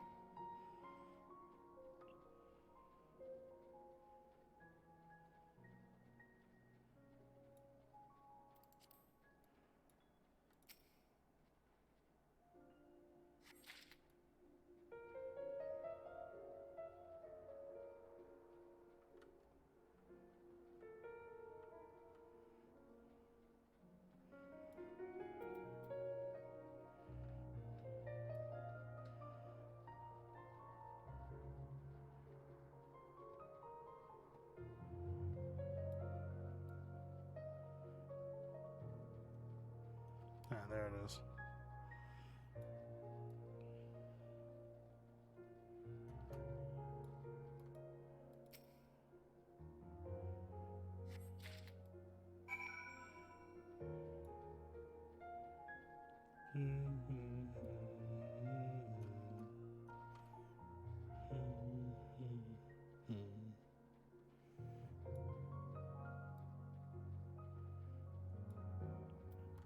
Here's your mushrooms.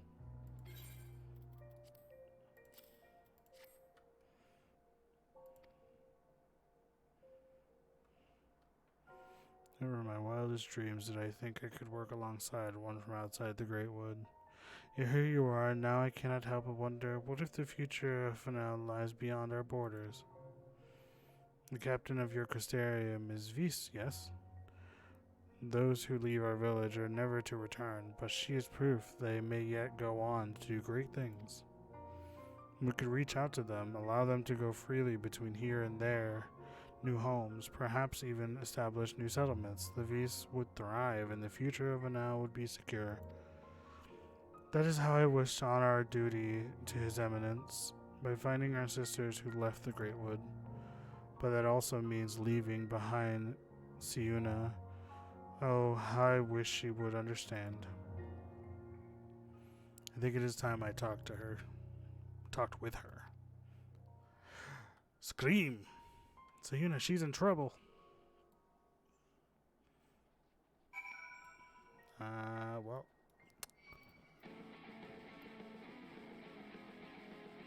How the hell did you even see me? Fuck off. I gain nothing by fighting you, so.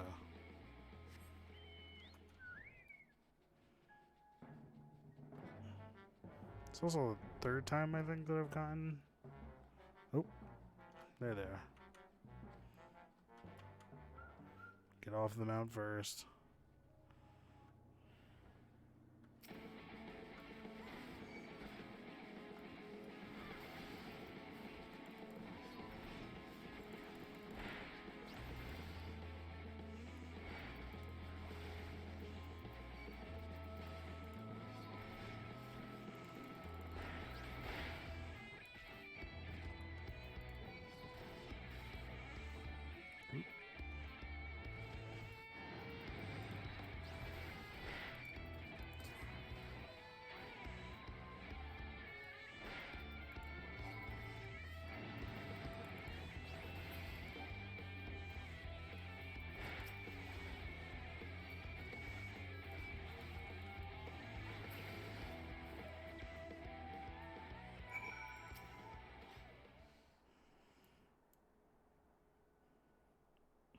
I may be a Dark Knight, but I can heal your wounds. Yes, of course it would be you, and now the beasts are gone. No matter. I will find another. What? This is all my fault.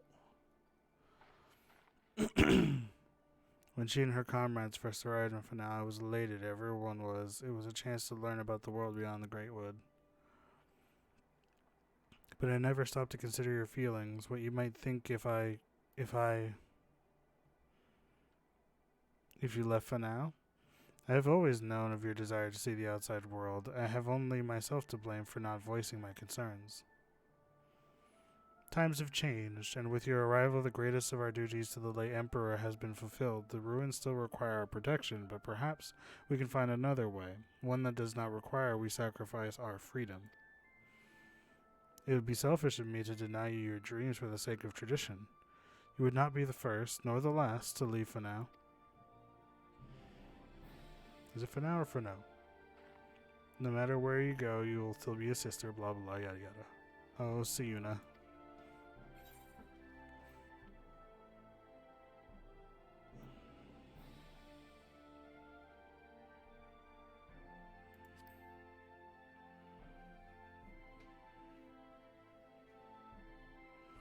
What does she mean by this, sister? You are incredibly talented, and you will make a fine member of the guard someday. But we are not all suited for such duty, and those that are grow fewer and fewer. We need help, sister. The Vis who now lead lives beyond the Great Wood. And you would find them for us? Then I would make of Fanal a village that welcomes them home with open arms. It is a chance to prosper as we once did before the flood. To ensure we carry on the legacy of our forebears, we must seize it, sister, together. Oh, that's cute. I know not what to say. A word of thanks, perhaps, to our friend here.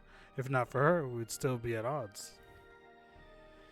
Why, you almost sound sincere, sister. If you are done with your jokes, we should be heading back. Lineal will be worried. Lineal? Lineal? Names are complicated.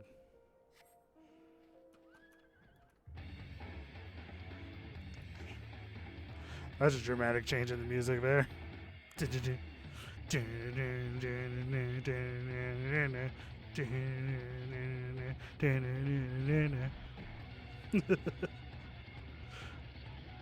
It's good though.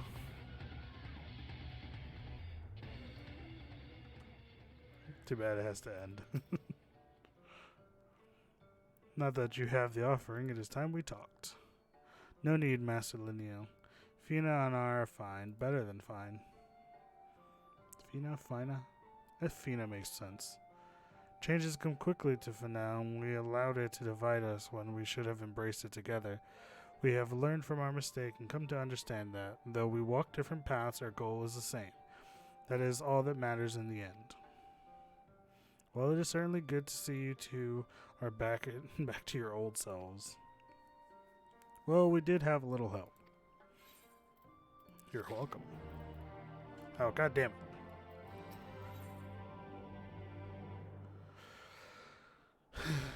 Oh shit, damn it, I should have turned that in as my ninja. I fucked up. I was only doing this because it's a blue check mark and therefore maybe important.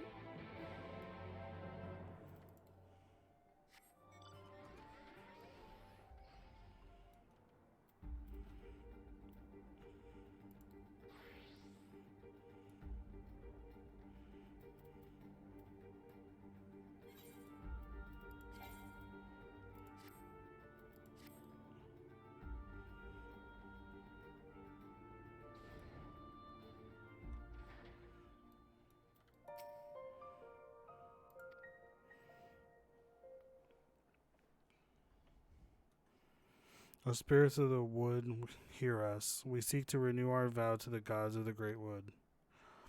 For the strength to protect these lands, to be the shield that guards against the accursed light, we demand trial by combat to prove our worth. To Oxcarl, keeper of the winds, to Oxcatorl, keeper of the flames, to Ixtlaqua, bringer of rain, to Ixampa, bringer of the harvest, we beseech you, spirits of the woods, hear our prayers and deliver them.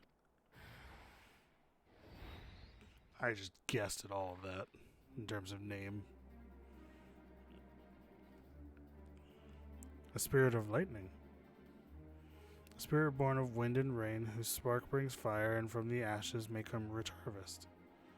Our prayers will reach, sister. There can be no doubt. As witness to our petition, we task you now with slaying the spirit. Go forth and see our prayers delivered to the heavens.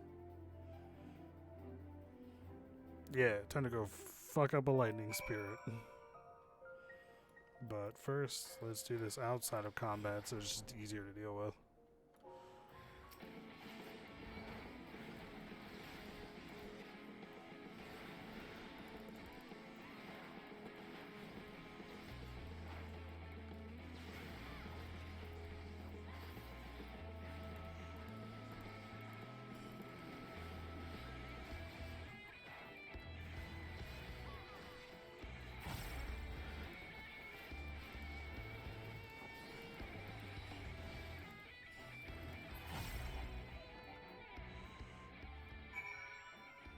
That worked.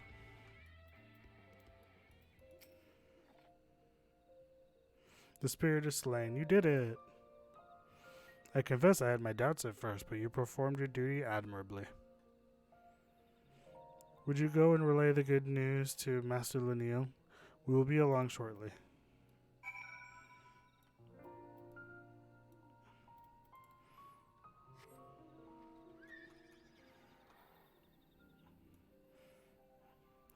No, god damn it. I gotta do bird farm eventually. Like, I did pony farm, but bird farm is definitely the next on my list. Because I want to get the golden bird. Plus, all of the birds are actually really great from the Heavensward trials.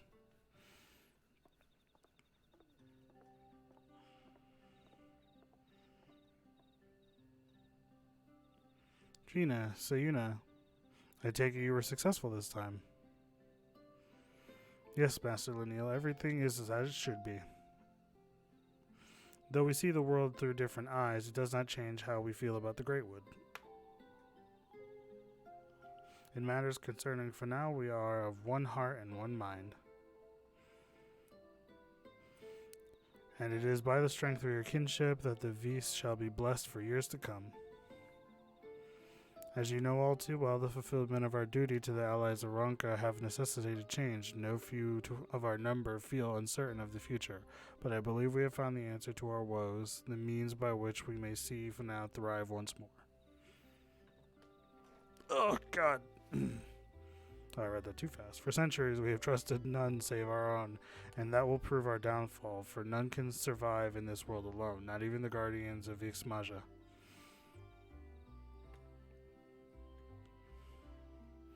There is much to be gained from opening our doors to the outside world, and your presence in Finale has proven that.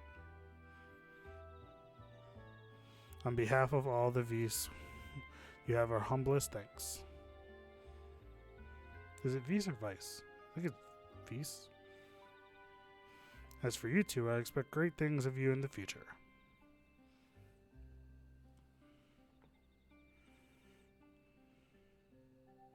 Thank you, Master Linneo. We will not disappoint you. Fina has decided to venture out into the world to find more of our fellow Vis who might be willing to return home. And Sayuna has pledged to protect Finale and help make our village a place where they will feel welcome. Two paths to the same goal. Still, I will miss you dearly when you are gone. But I've yet to even decide where I will go, sister.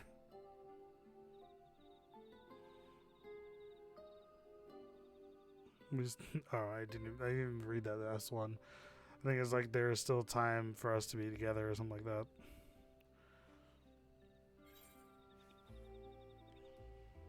Let's see, what do we got here? Direct hit vitality, piety, spell speed vitality. This is like just tank healer stuff. Like direct hit vitality could work for a DPS. Potentially vitality spell speed could work for a caster DPS. Fuck it. God, only 330 experience. Or 330k experience, I should say. Alright, switch to Dark Knight. Activate Grit, just to make sure it's on for later.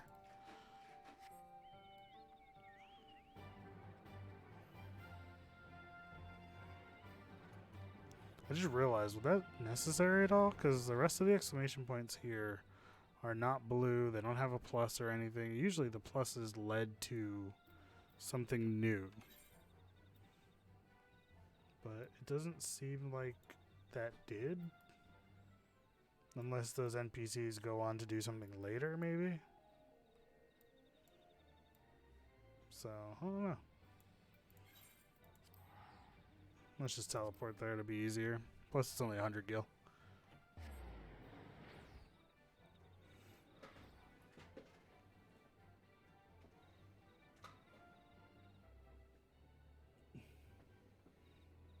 Zelda, did you get woken up by your mother?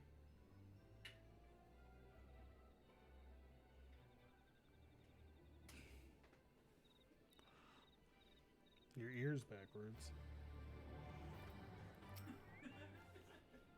For like half a second, my brain was like, my ear? And I was like, wait, how would that work? Where is she? In her couch, in the center.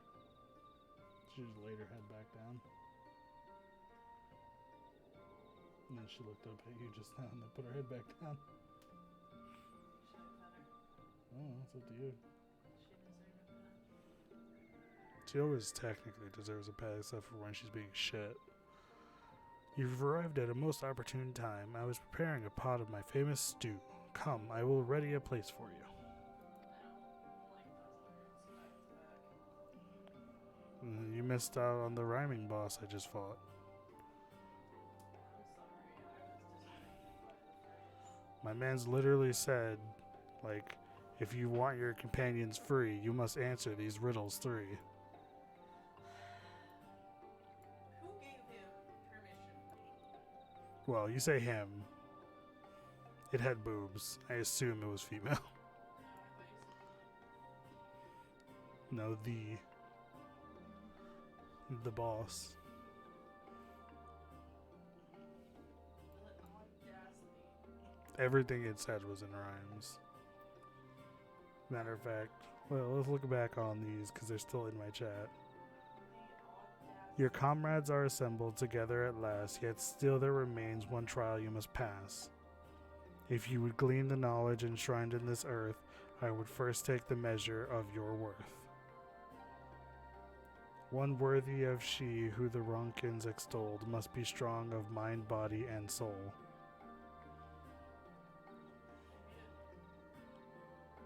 Now, where's the actual start to all of this? Right here. You trespass, mortal, upon sacred ground. In retribution, 4 souls have I bound. Yet to heroes proven, learned, and wise, a comrade's soul shall be their prize. If you would see theirs set free, answer me these riddles 3. Using that phrase should be illegal. That is a war crime. And then the first riddle is, deft of paw with kin do I vie, though sought apart, betterment of the whole do our efforts descry. What am I? Probably like a dog or The options were coral, opo, opo, and calibre. Which calibre is a bird, opo opo is a monkey, and coral's a tiger. I tried that. It turns out it was the opo opo. That's what I thought, but I mean, technically they are counted as paws. But their hands. Their feet are paws. No, their hands. Monkeys have hands.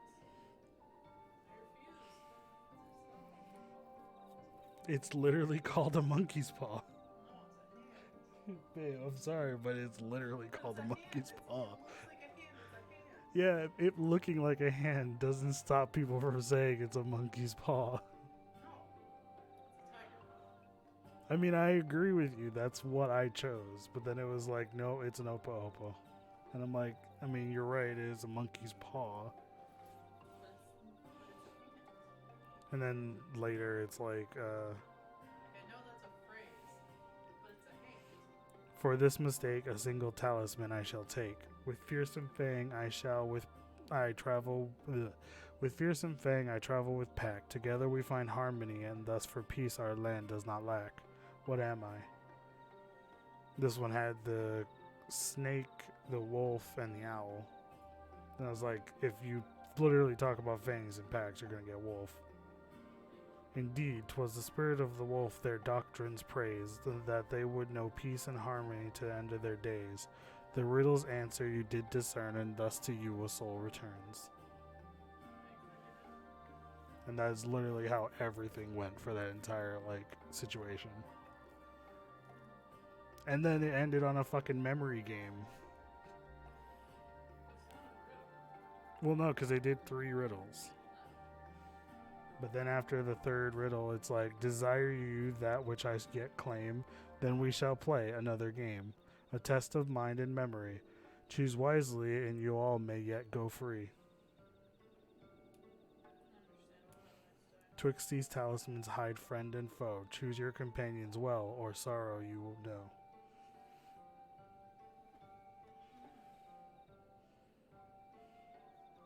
And it was literally just flip the card. Is it a good card? No. Well, you better hope it is a good card the next one, because you don't want to pair the bad cards. Which I got lucky on that one, because I kept I got a good card first, then a bad card, and I was like, okay, well, that's an Ishtola card, so I got to remember where that one is. Then I uncovered a bad card, and then I found another Ishtola card, and I was like, alright, cool.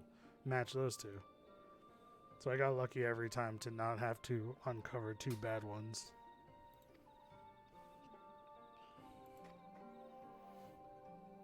I assumed if we had fucked up and gotten the 2 bad ones that it would have been like, oh, here you go, fight a monster now.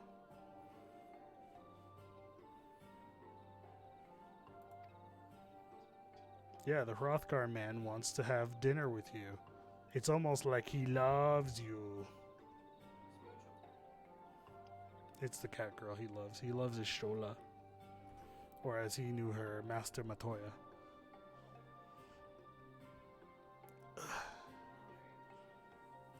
She was the Master Mage.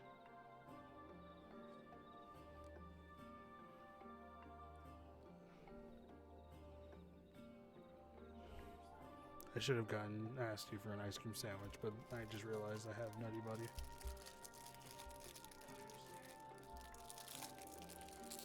We shared my ice cream instead.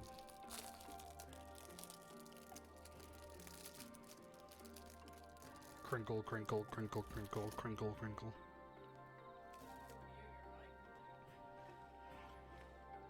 I could. But then I would deprive everyone of the ASMR that is. opening a wrapper. ASMR is terrorism.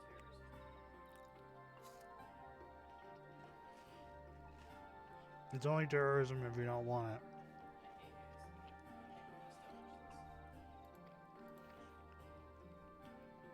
just don't listen. Especially the whisper ones, they make me physically uncomfortable. I understand. Like, I can fuck with the keyboard clicky ones, or the ones where, like, people are writing. But the second you start whispering, my brain starts screaming, like, you're gonna die, you need to get out of there. And I'm like, that's not... It's fine, it's a video, brain. It's cool, it's Gucci.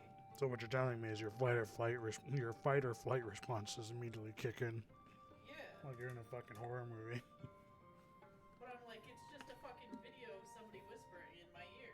Like, yeah, I don't like it, but it doesn't need to make me feel like I'm literally 2 seconds from being murdered.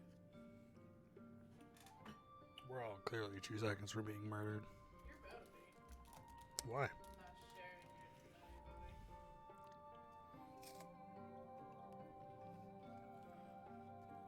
It could be worse. Got it. Mm-hmm. Ow. I could torture you with it. I'm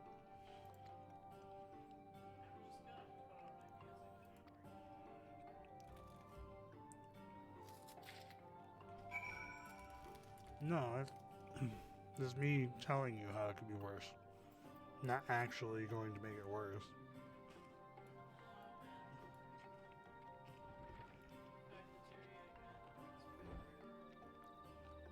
It's literally mine.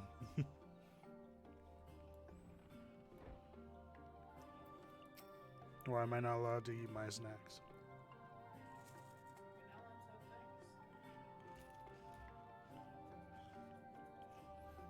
I'm mad because I still have so much Mio left. So I'm still upset because I have so much Mio left. That's terrible for you. Builds death. There's no way that could end well. Definitely not speaking from experience. But I want to know for sure What? what actually would happen. Adding mayo to vodka? Mm-hmm. You can drink a lot more vodka than you could normally. It's delicious and very, very bad. That's what good drinks are. Yeah, except when you're like 18 and don't know your limits. So you're just like, yeah, keep giving me more. And then you just squeeze in some Mio. And then you go through the entire container of Mio in one night because you're just adding it to vodka and drinking it. See, but that just tells me that I should add Mio to my vodka. No, because then you end up essentially drinking it straight. It's not watered down by your mixer. Yeah, but what if I mix it then? I could still mix it. Like, what if I like the taste of my Mio, but I want it with, like, extra? I mean, yeah, but if you don't, then you just end up drinking fucking flavored vodka. Yeah, and that's not a bad thing. It is if you don't know when to stop. I do know when to stop, though. I'm just saying. You're implying, like, we're alcoholic enough that we would just fucking drink the whole ass of vodka bottle. I am stating quite plainly that I have been this bitch. Yeah, years ago. When the idea of that level of stupidity happening is more likely. When you're a teenager, you do dumb things. We all do. But I'm saying, we're not teenagers anymore. I'm over 30 years old, babe. If I do a dumb thing, it was done with Because you're dumb. it was done with the full intention of stupidity. Understandable. How's your fin fan go? I watched Estrola make a broom animate. That's nice.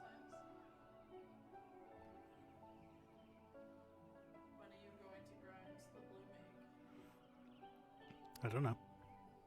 What you can get. It's kind of late night. That's the unfortunate part. Is that I feel like even dungeon running right now would be a pain in the ass. Well, I'm doing patch story stuff. Sad Hrothgar noises.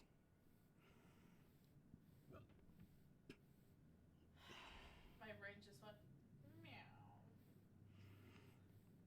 No, that's Makote noises. I hate it.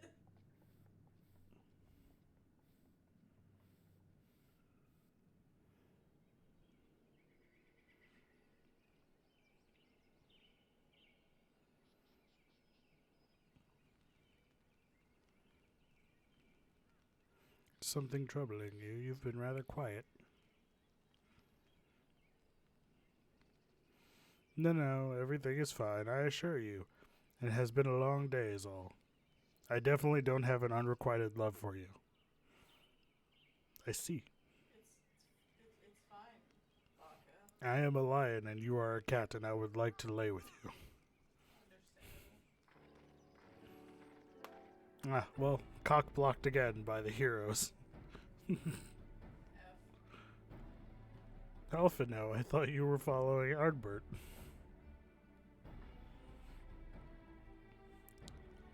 We should get an F in the chat for my boy Renar over here, who literally wants so badly to be with Ishtola and is definitely not having any of that. Because she is so busy.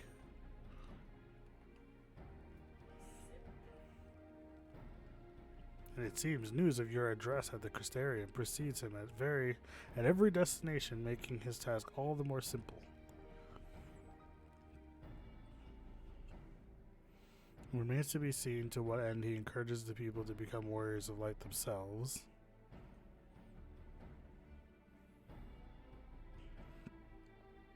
But there is no denying that his words have struck a chord with many.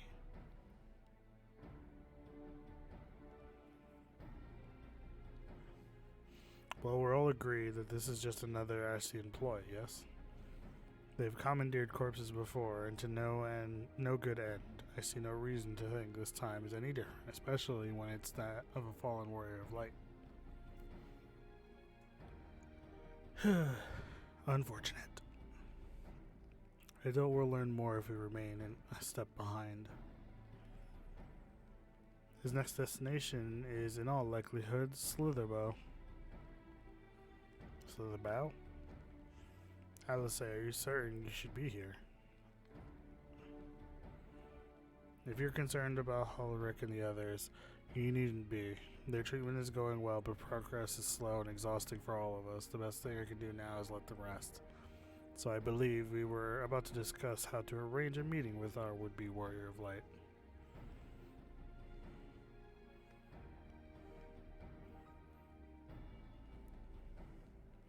Before visiting any towns or villages, Ardbart would hunt down and slay a nearby Sin Eater to earn the locals' trust.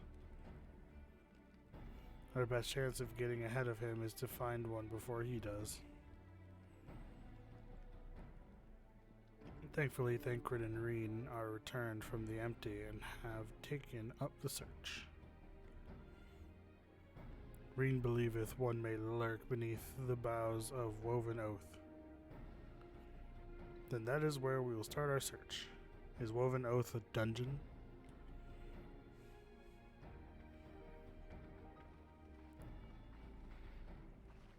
Master Matoya. Yes? A Wormboil stool will be waiting your return. I look forward to it. She's literally smiling at you. Tell her you care about her. You dumb cat man. Himbos don't know how to express emotion. Right, babe?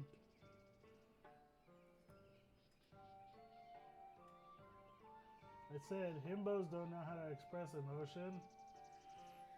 The only expression, the only emotion himbos know how to express is respect women. Yeah.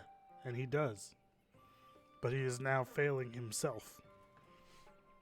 Don't fail your heart just to respect women. Tell her you love her. Yeah, but he literally just had a moment where he looked like he was about to be like, I love you. And then he stuttered and staggered. And he was just like, a warm bowl of stew will be awaiting your return. And she's like, I look forward to it. And I'm just like, bruh, that was your moment.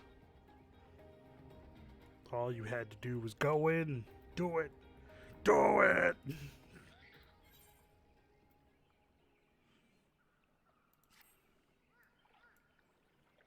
does YouTube think I want to watch a video about the real reason McDonald's ice cream machines are down all the time? Like, the real reason is because it's a pain in the dick to clean it out. That's it. That's the whole reason. I think it's also because of the fact that they don't train a lot of people to do so. Yeah, exactly. There's like one person per day who knows how to clean that shit out. And they're like, it looks so clean, and I don't want to deal with that, so I'm just gonna say it. Which is the opposite of like Dairy Queen. Because Dairy Queen's primary thing is ice cream. So they don't have the choice to be like, oh yeah, no, the ice cream machine's just down. It's like, nah, you gotta tell people the truth.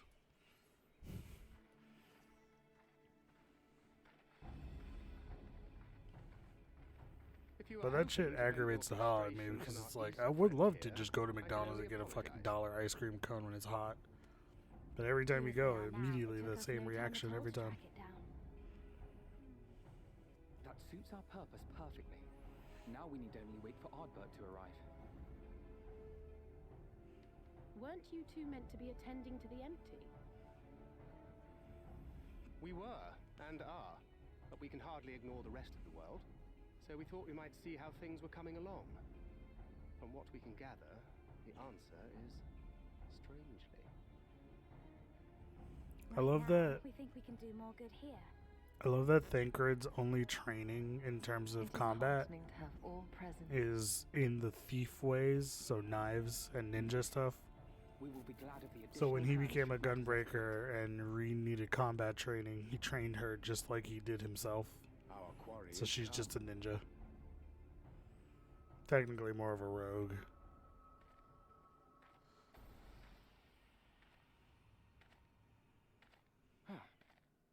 It seems I've lost this particular race.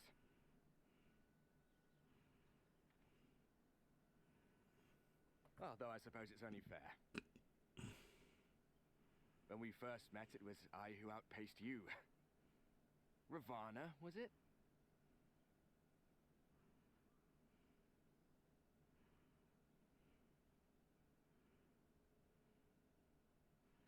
But where are my manners? I wouldn't be here were it not for you, and I have yet to say a word of thanks. Yeah, you've been slightly busy.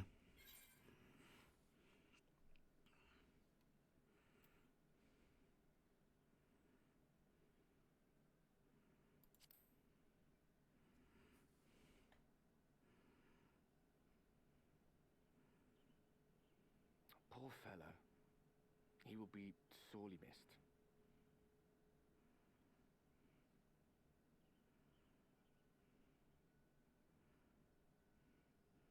I wonder if that name changes depending on the role you're currently playing.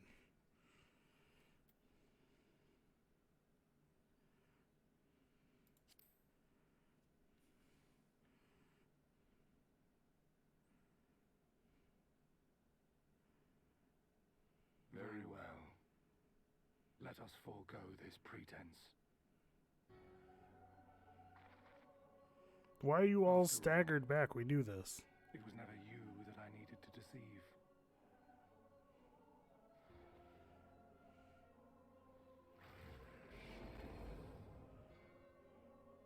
Yes, it is I, Elizabeth. As we all knew. Through your time in Emmet Selk's imitation of our home, I dare say you have gained a better understanding of my role since last we met. Not that it matters.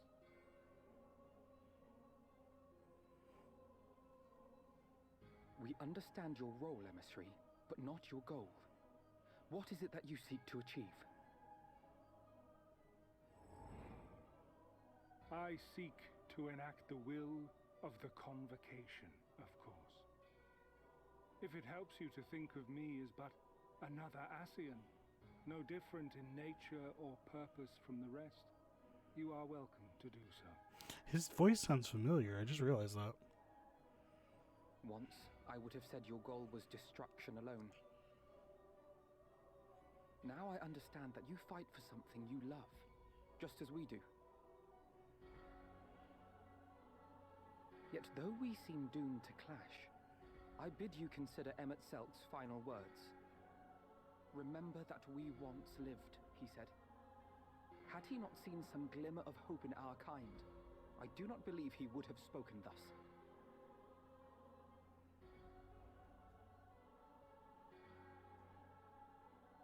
None better understood your plight than he. His words must surely be worthy of your consideration.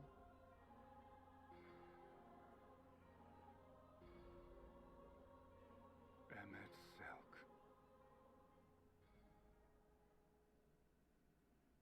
How very unlike you to err so gravely. That one should stray at the end of so onerous a path is understandable. But I had thought you above such weakness.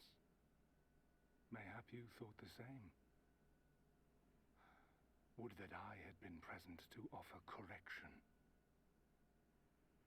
But I shall do so now, as is my duty, and return all to its proper course. As for you, look at yourselves. Look at your history. Look back 100 short years to how your greatest warriors were undone. And now, at but a word from me, you raise your hands in answer like the puppets you are. Naught has changed. You fail, and you fail, and you learn nothing. Allow that which is most important to slip through your fumbling fingers like so many grains of sand, again and again and again, and you would remember us. You do forget yourselves.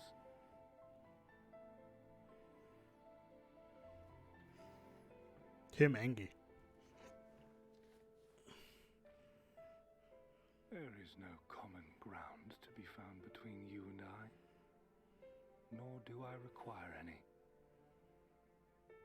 I have my duty. Wait!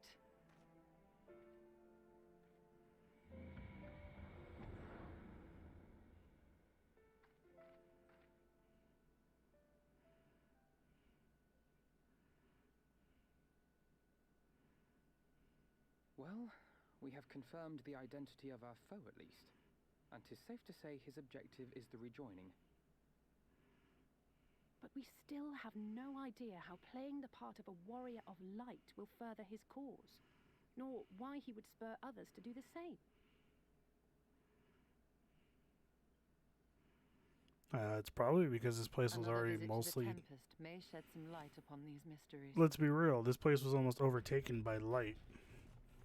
Whether we are to exchange words or blows with Elidibus at our next meeting, the fact remains, we know too little. Ere our paths cross again, I would learn more of the world that once was, and of Elidibus himself. In this, we would be best served going directly to his home, much as Emmett Selk came to ours. Though I see the wisdom in thy suggestion, the Amarot we visited is but a phantom born of Emmett Selk's memory. I fear it will teach us little that we do not already know. I quite agree. Yet the ruins of the actual city remain unexplored. Given the vastness of the Tempest, I should not be surprised were there more such structures like to those in which the Ondo reside.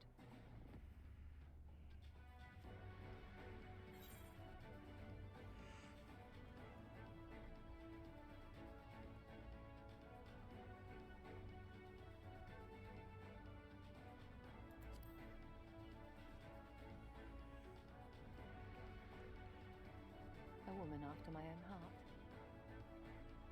Oh, it's Shola, you make me Assuming blush. we are all in agreement, then I suggest we first pay a visit to the Ondo. If anyone can tell us where more ruins are to be found, it is them.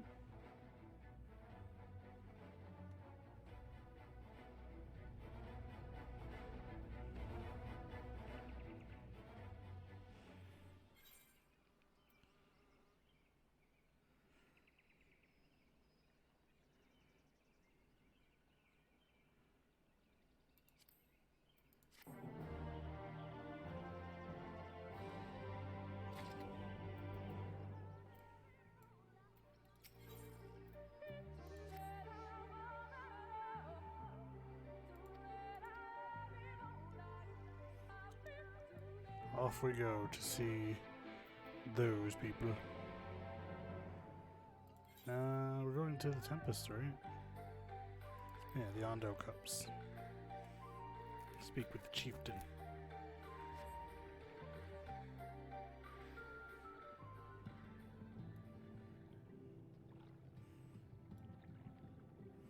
I think I spoke to this gemstone trader already, which was just to increase my ride speed here, which I think I already did.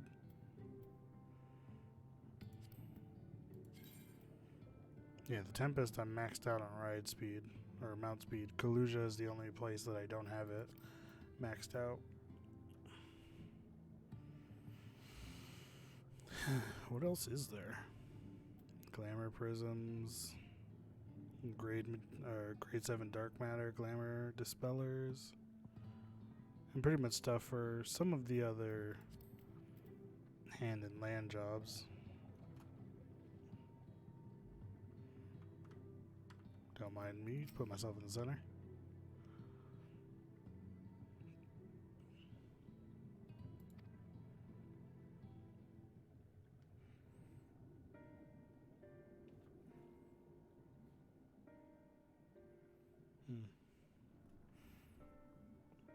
Ruins which your kind have yet to explore, I see. I know of one such place. Alas, under these circumstances, I am afraid we can spare none to guide you. And what circumstances are these? Rather than hunt for their own meals, the Beneth have pillaged our stores. Neri liver? They must be replenished. The Benthos, a particularly violent tribe of Ondo, if I recall. A band of bottom feeders. We all lost much in the flood, but while others work to rebuild, they resort to thievery and murder. Revenge, they call it, when they prey upon your kind. But do not be fooled. They care not who they harm. Would that we had the warriors to challenge them. This is not the first time they have stolen from us. But there is no resource more precious than liver. All must dedicate themselves to the hunt. Unless, of course, we were to reclaim the livers for you. It seems a fitting payment for vital information, does it not? Moreover, one could argue that by employing Bismarck to reach these depths, thereby driving back the waters, we are in part responsible for the deeds of those driven to desperate ends by the climate, or the changing climes. One good turn and all that. We certainly can't leave them like this. Could we not simply hunt near ourselves?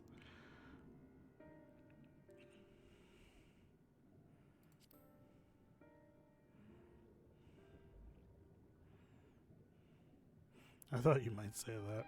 You've never been one to miss an opportunity to help. Reclaiming the store as it is, then. We would be grateful beyond words if you did. The Benthos have surely taken the livers back to the Flounder's floor, but be warned, there will be no shortage of guards waiting to sphere intruders. Then we will have care not to draw their attention, shall we?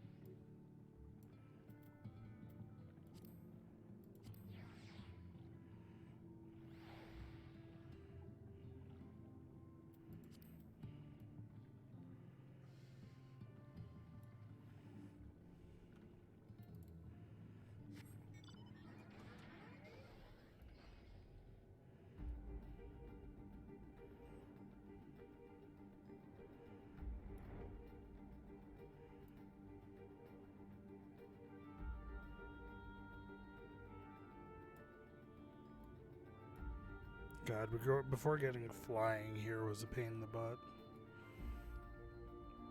I remember trying to find the last couple of currents, and I remember they made it a pain in the butt because they locked off certain aether currents so that you couldn't just get them right from the get-go. You had to actually wait until you had gotten to a certain point in the story, which, like, fair to an extent, but I find it, like, really annoying when you think about it, because it's like you can use your aether compass literally whenever.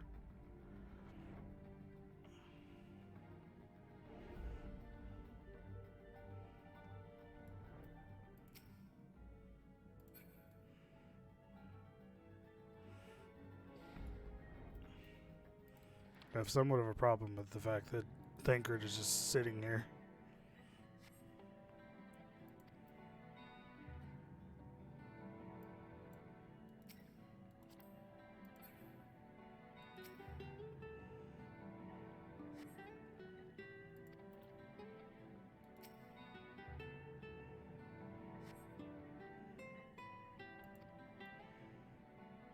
Oh, that's what it is. We have to make sure we're at the right thing.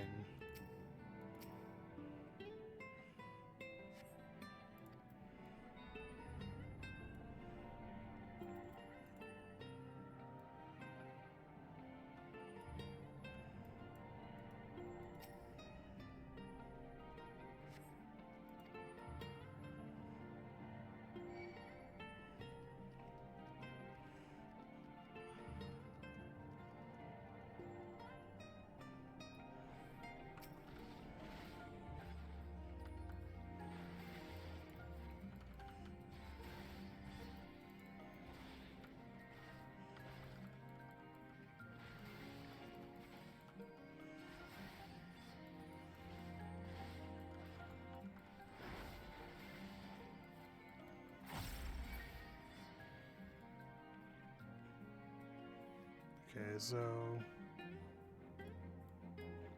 that's Thancred, right? Yeah. And then I think I checked that one and that one. So let's check up there then.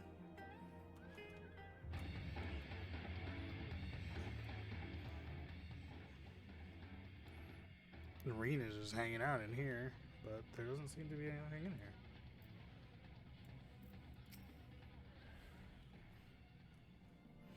I haven't forgotten why we're here, I swear. Only this bird hasn't taken its eyes off me since I found it. I think it might be lonely. Okay.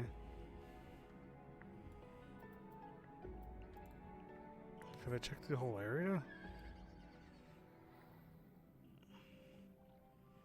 No, there's an area over here, apparently. Oh, this might be it.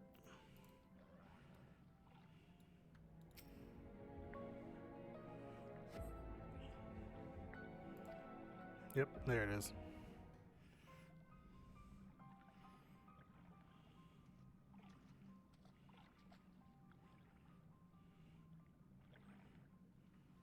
Are those them?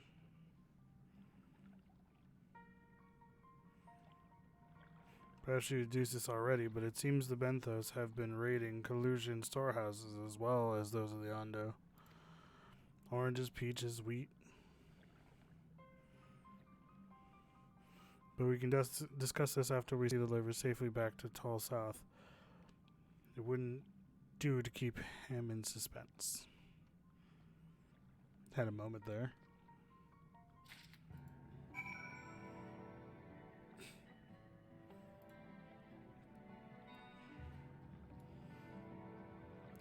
Late night streaming is always one of those weird things where it's not technically going to be good all the time. 9 times out of 10 it's not going to be, because there aren't that many people up late at night. But at the end of the day, I've had some people I've had chat in streams where it's like, I literally used you as an audio to listen to while I'm just chilling at work or whatever.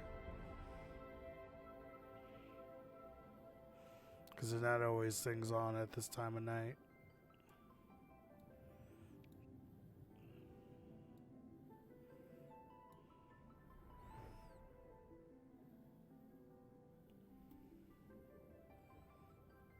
And that always makes me happy.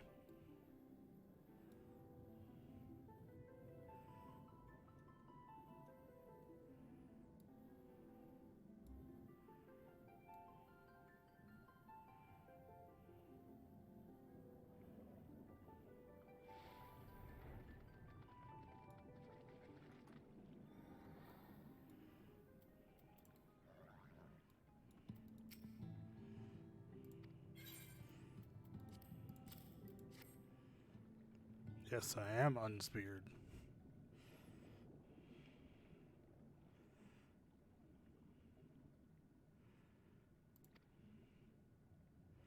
We also found all manner of foodstuffs from Kaluja in the Founder's floor. Tell me, Tossoth, does that seem odd to you? It is brazen, to be sure.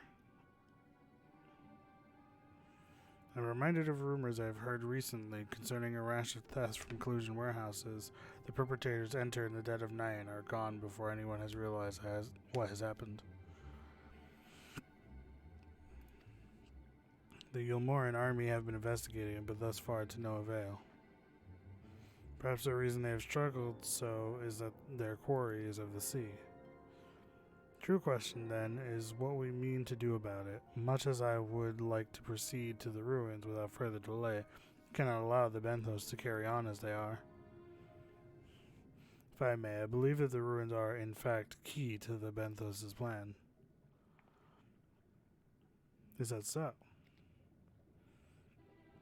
These ruins, which lie deep within the illuminated land, are a recent discovery.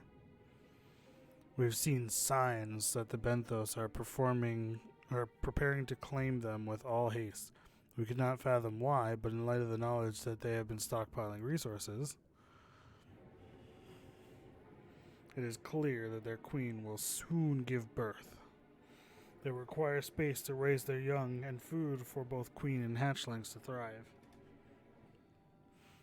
Well, we can hardly fault them for that. Under normal circumstances, perhaps, but conditions in the Tempest are far from suitable for spawning. Its resources barely able to sustain our current population. There's only one reason they would disregard this. They seek to build an army, and with it take revenge upon the Finless. It is not a surprise. They came to us not long ago seeking allies for the cause. We rebuffed them, of course. The suffering of others will not serve as balm to their own. Their queen, however, desires only bloodshed and will gladly send her children to die in our stead. If they are planning to wage war, that changes matters considerably. Indeed. I doubt that this can be resolved without violence, but perhaps with a show of force we can convince them to see reason before the die is cast. I would rather not risk your people in the attempt. If we travel to the illuminated land, is there a way we might identify the ruins ourselves? Yes, once you reach its depths, go deeper still. You will see a monstrous structure there upon the sea floor. That you have come to us now is the will of the Ancient Ones. They have guided you here that you may drive out the usurpers, those who seek to use their magnificent creations with vile purpose.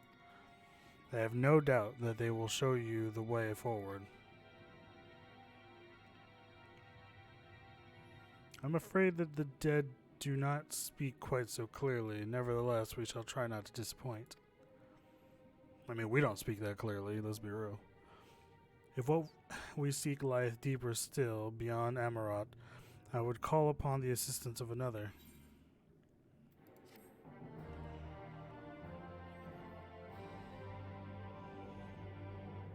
I feel like this gil amount is still not good for this high level. Maybe it's just me. Has a mind to call in an old friend. It's called a whale's sail, I'm assuming Bismarck. Though our course hath been decided, to pursue it we must needs beseech the aid of an old friend. I speak of Bismarck. Pray, follow me to Sullen, that we might seek an audience with him once more.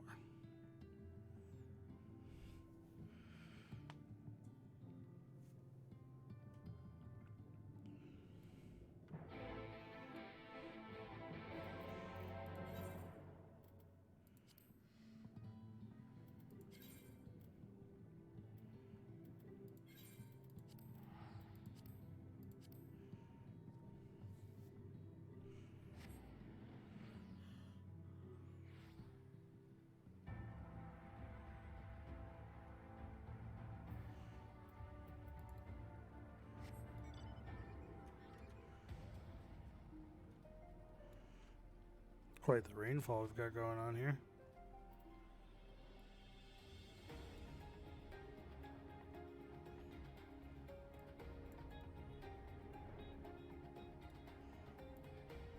It's an odd spot of light there.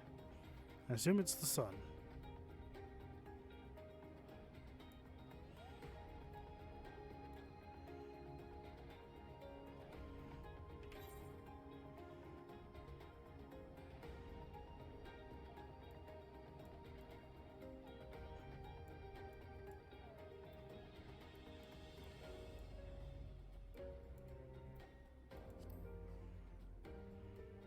So we're not going to actually be on Bismarck for this. We will be close.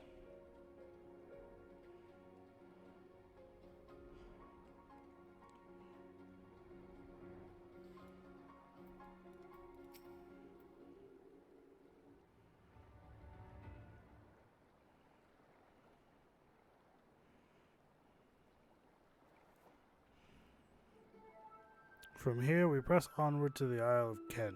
I myself shall proceed on foot. You perfected your technique then? Just so, the water will be as glass beneath my feet, and provideth purchase, fragile yet true. Watch closely. Oh, I certainly shall.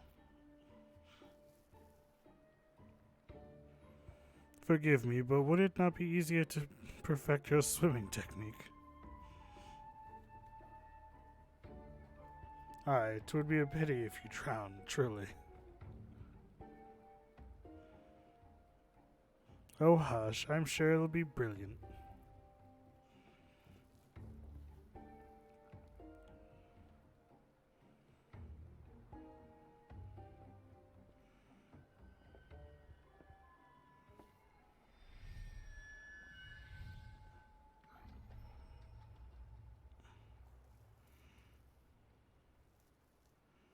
He's done it.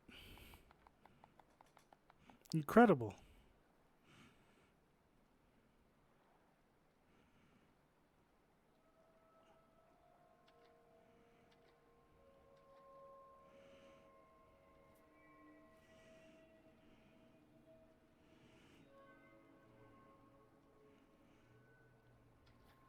He's gonna fall in, isn't he?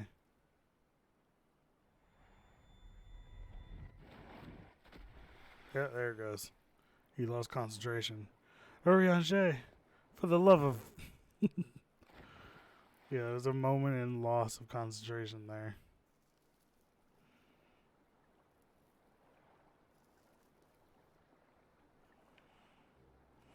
Mine apologies. The technique requireth the purest of focus, and mine 'twas lacking. To perfect this magic, I went so far as to deal with the Floth, and with their aid, mine's efforts finally met with success, albeit on a single occasion.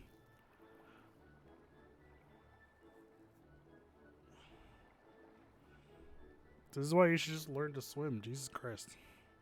I know not why I cannot repeat it. I thought I saw you waver a bit toward the end there. Perhaps you're simply tired.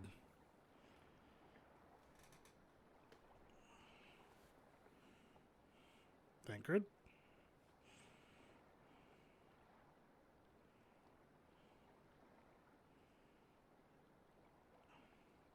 It's nothing to worry about, only a dizzy spell.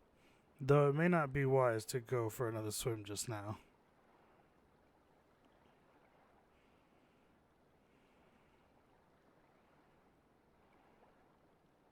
Thankfully, we have an alternative. A wonderful little invention. I'm certain you'll agree. Called a boat? Ah, yes, look, a boat. You don't have to swim if you use a boat.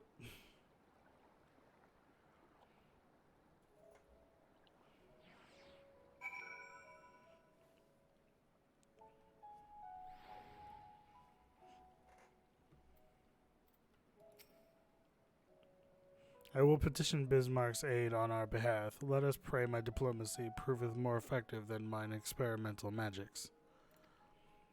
I'm pretty sure the reason your experimental magics didn't work is because you are not whole of mind and body and soul. Your body is still technically in the first. Or the source.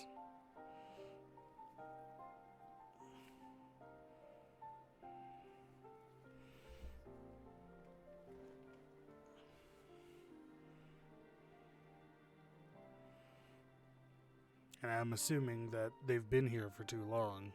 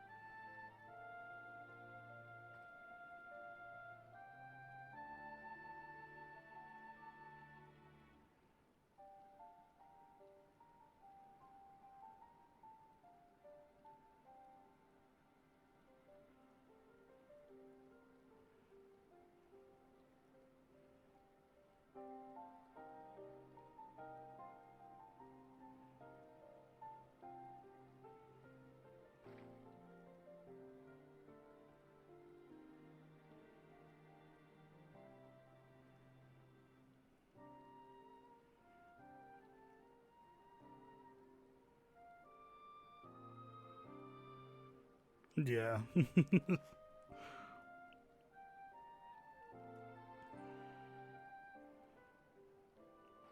don't know why you seem so shocked by this, like...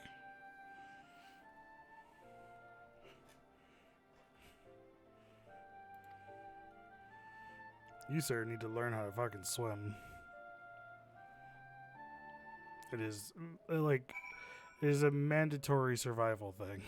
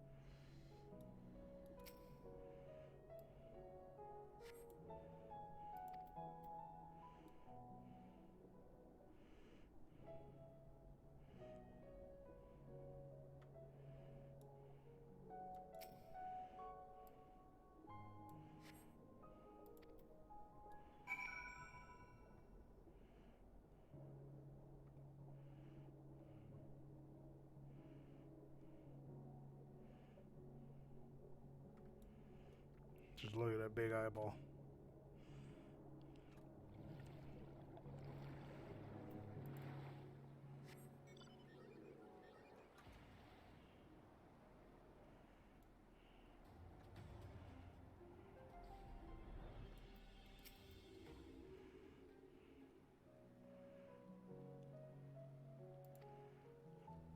I feel like only 6 barnacles feels very low.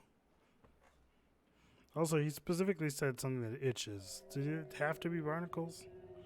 I thought it was going to be like creatures.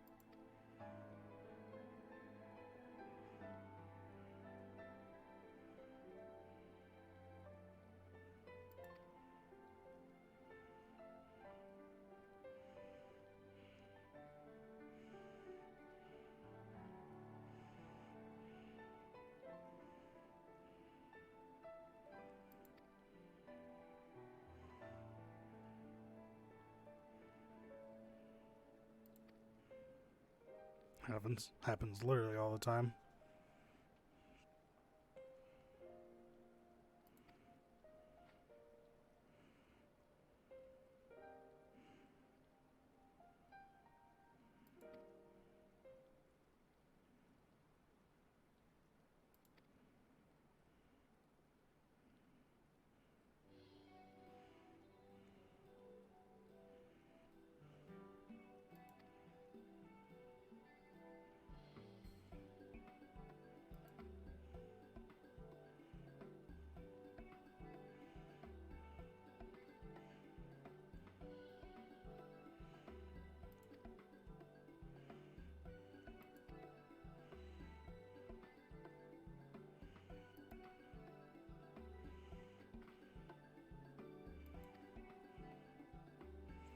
How can you say no to that face?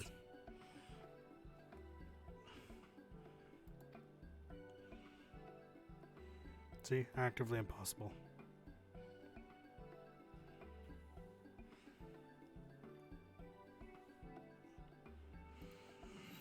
You don't know that.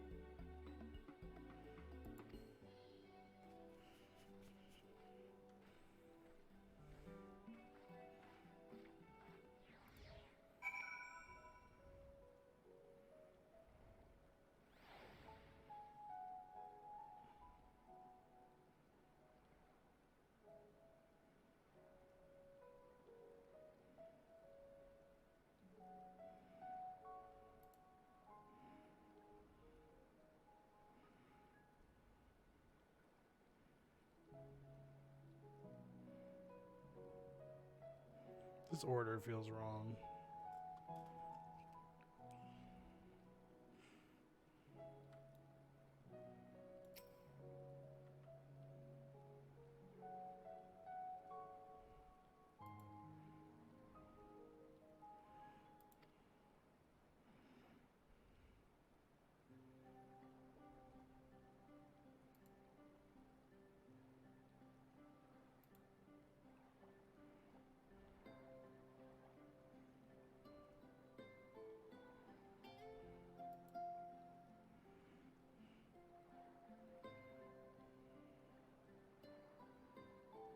Hmm.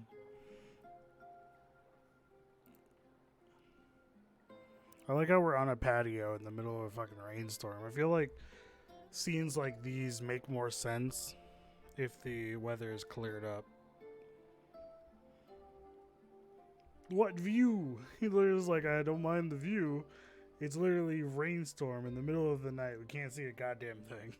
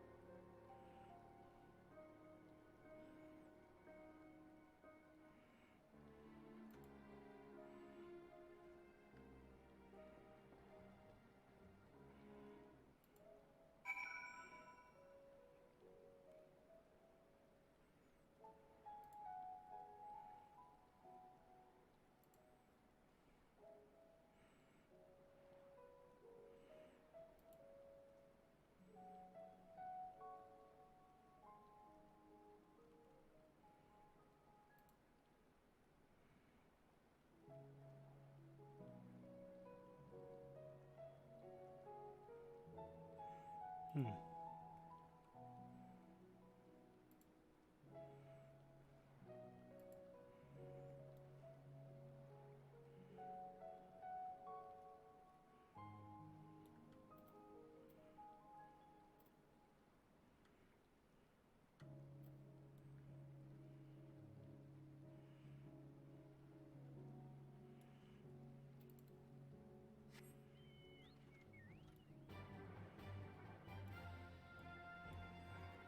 I feel weird about the way this video orders these things.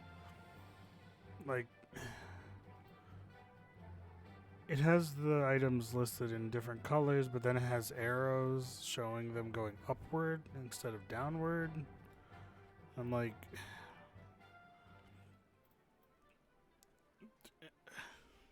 it's confusing. Especially considering the fact that this specifically states on every tank, tenacity is always the most important. I guess if it goes most important at the bottom and then up is the better. I don't understand. Because there's also the fact that like tenacity is at the bottom, but skill speed is always at the top. But that's also where critical hit is, where direct hit is, and determination. So most of these go tenacity, determination, direct, crit, and then skill speed. And I'm like, I'm confused.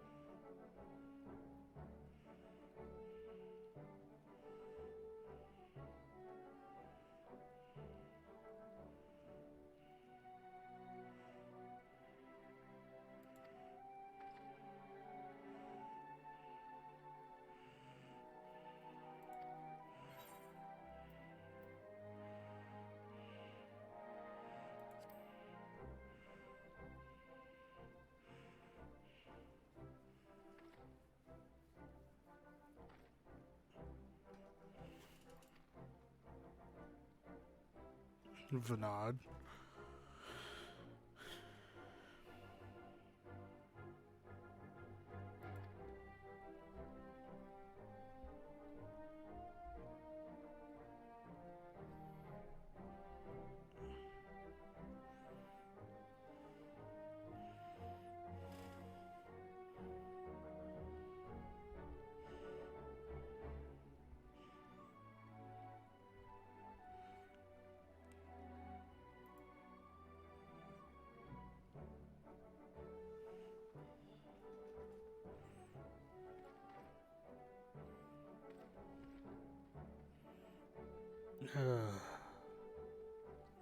Elidibus's influence has spread.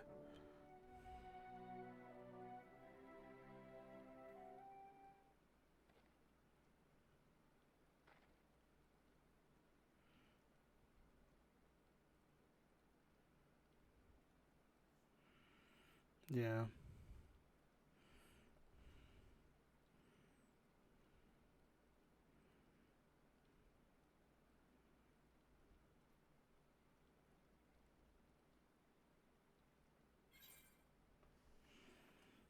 Exactly.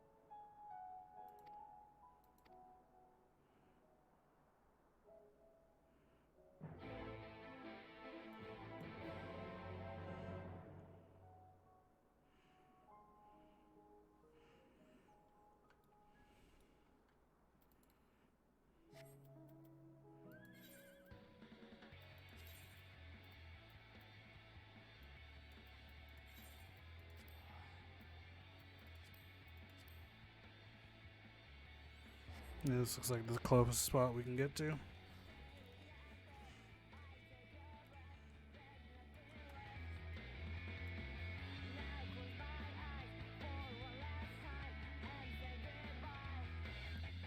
This is the giant. Though, if I remember correctly, they make a big deal out of you not streaming just the music of Final Fantasy or any Square game.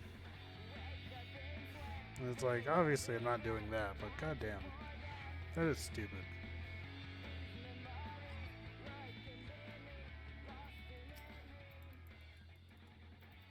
God, I hate this. I hate that it doesn't automatically dismount when you get into combat. Instead, it always wants to be like, oh yeah, no, you might be in combat, but you can stay mounted if you want.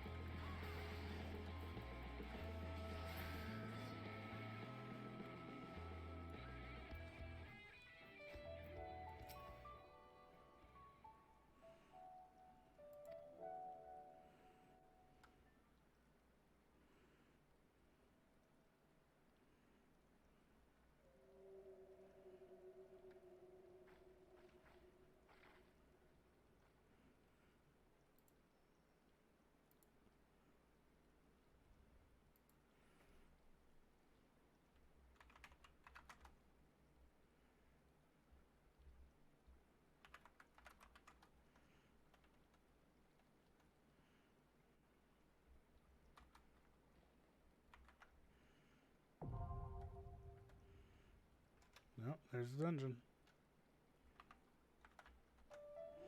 I think we're just at the end, actually. Oh, that's also not surprising.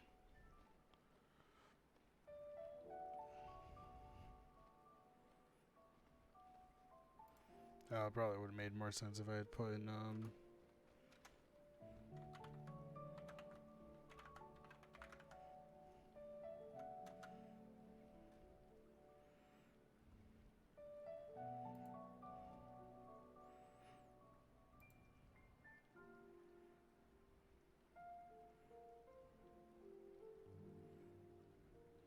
that's not what I want.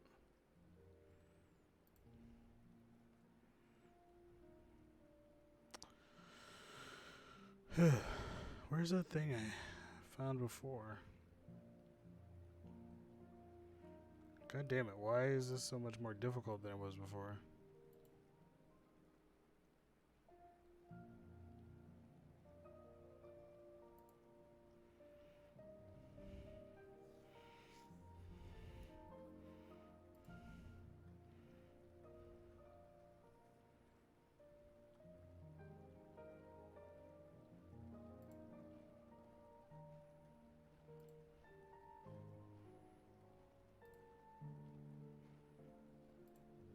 There we go, that's what I was looking for. Alright, where are we now? Yeah, we're right here, beneath the surface, so we're almost at the end of patch 5.2. We are pretty much this dungeon and one more quest away from being completed. I'm actually going to put myself a little closer to the dungeon entrance, because I think that bird is a little close, but I am going to be right back as well.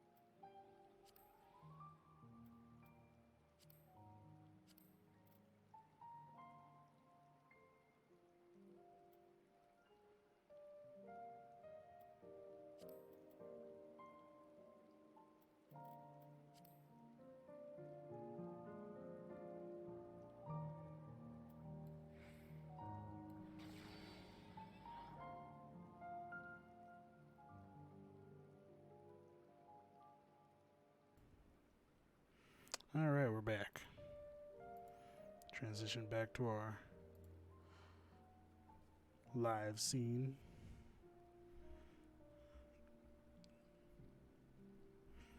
While we sit here waiting for a dungeon.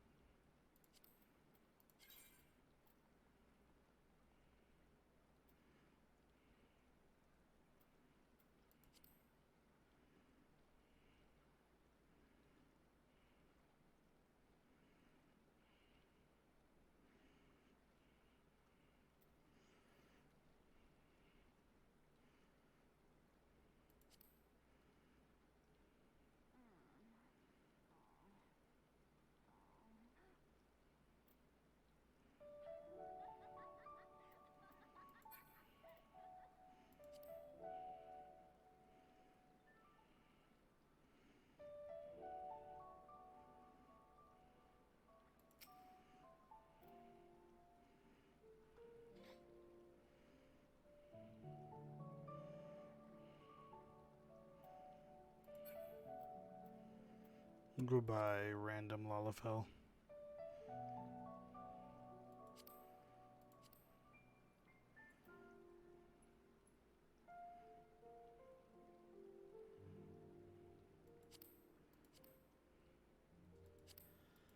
I feel like I have a lot more favorite slots than before.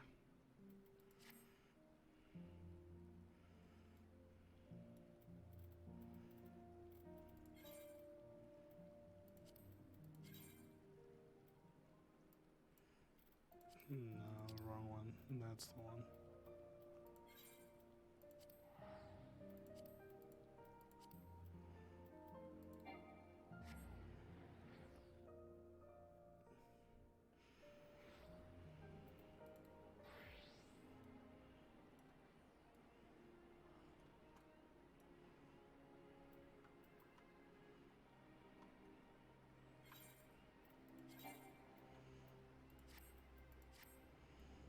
Yeah, the only real difference between...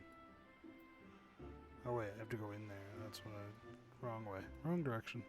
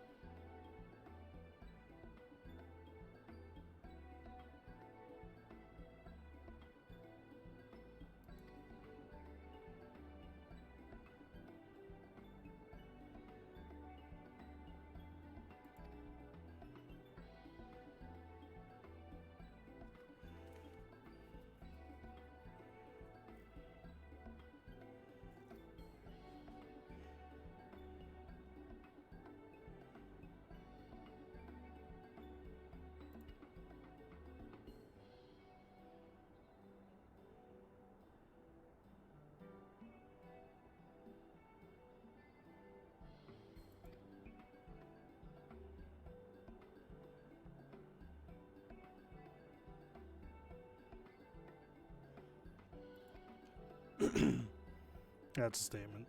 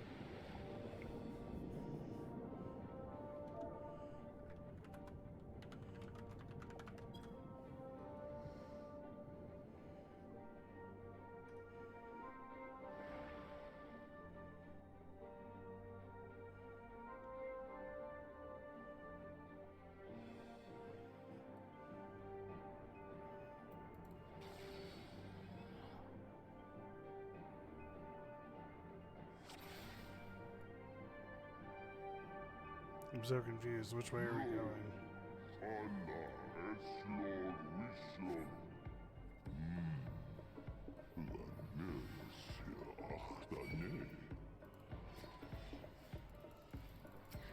Oh, this is interesting.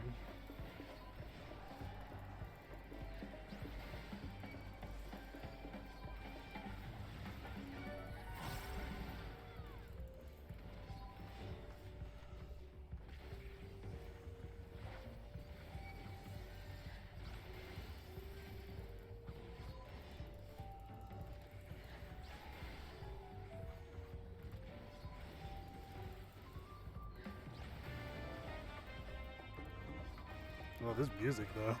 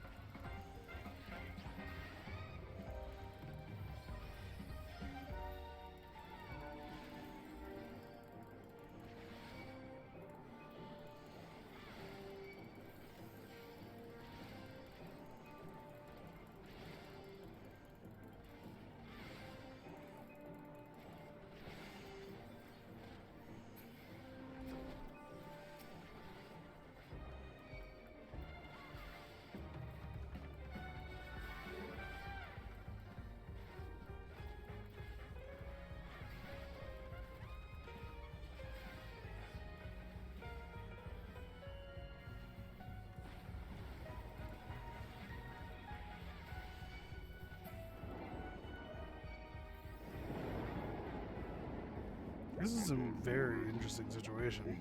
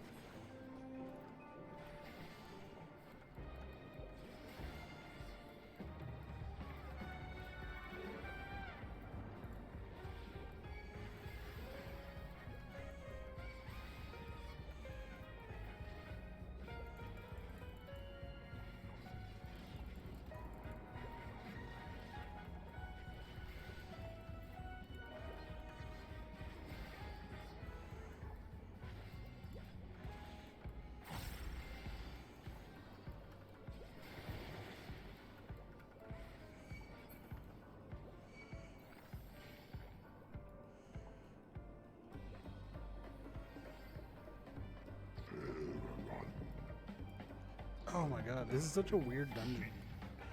Because it's not really like a dungeon so much that it is just we're on this man's back traveling. At least for the beginning part, I assume.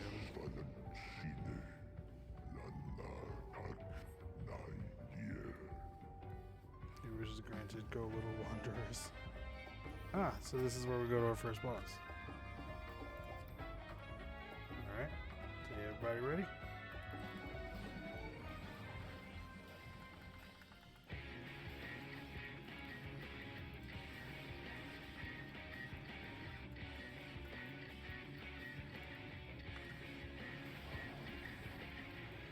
Ah, so that was a tank buster. Oh, there we go.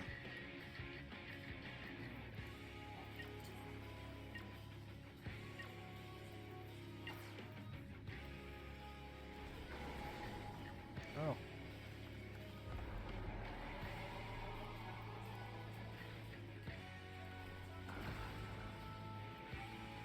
This is interesting.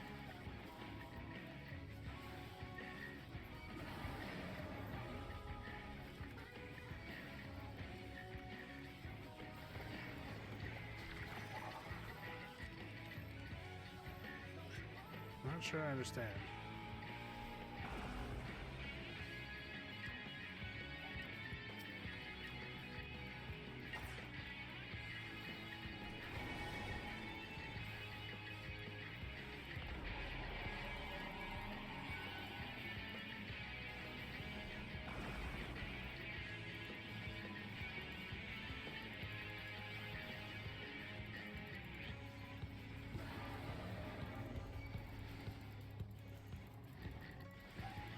These monsters are kind of terrifying.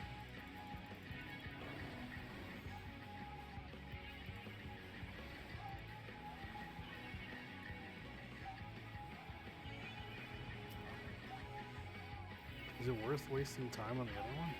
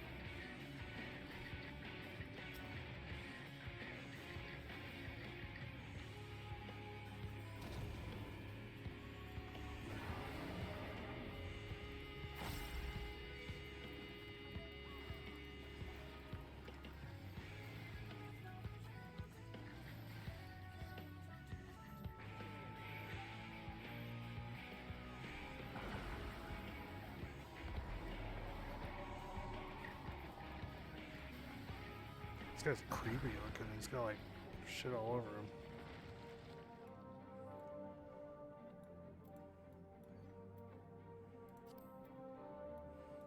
I think I'll have to pass on that one. Damn, they're both healing things too. Because my healer actually does need it.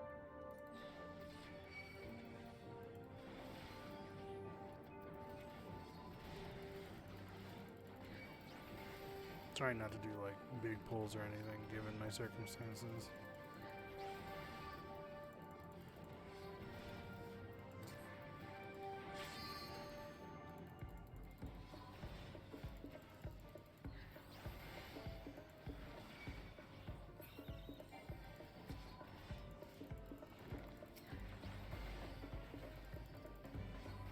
This music though.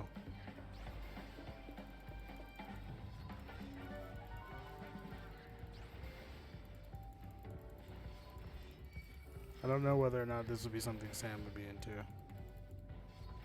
Baby!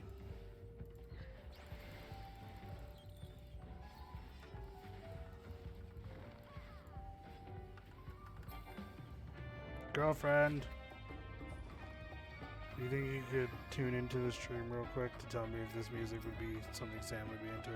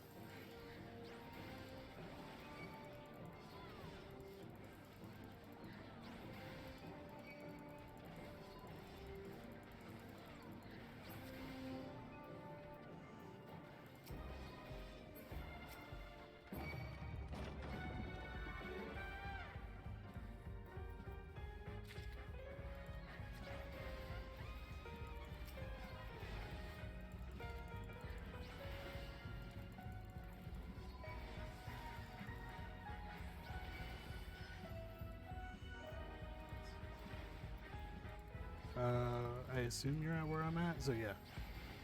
It's kind of jazzy.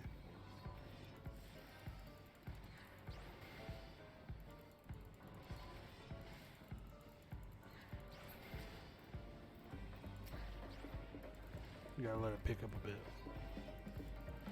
You gotta let it pick up a bit.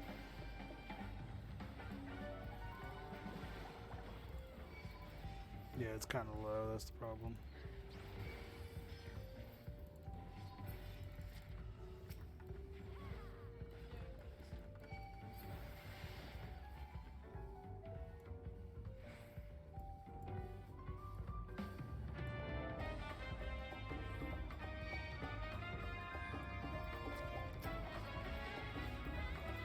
I think it's really great too, so.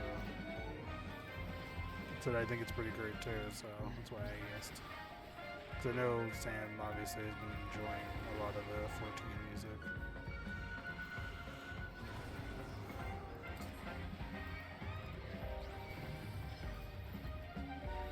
Oh, I gotta move over this way. So I'm not catching the last guy.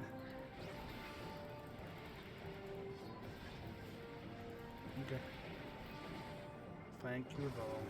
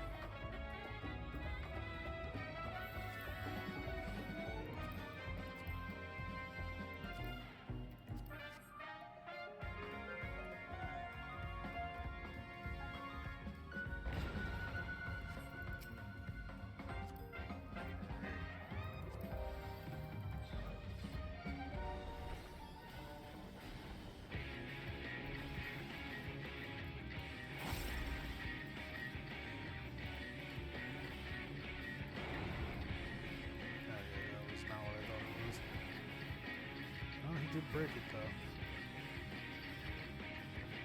Oop. Ow. Prep that real hard and I fucked it up.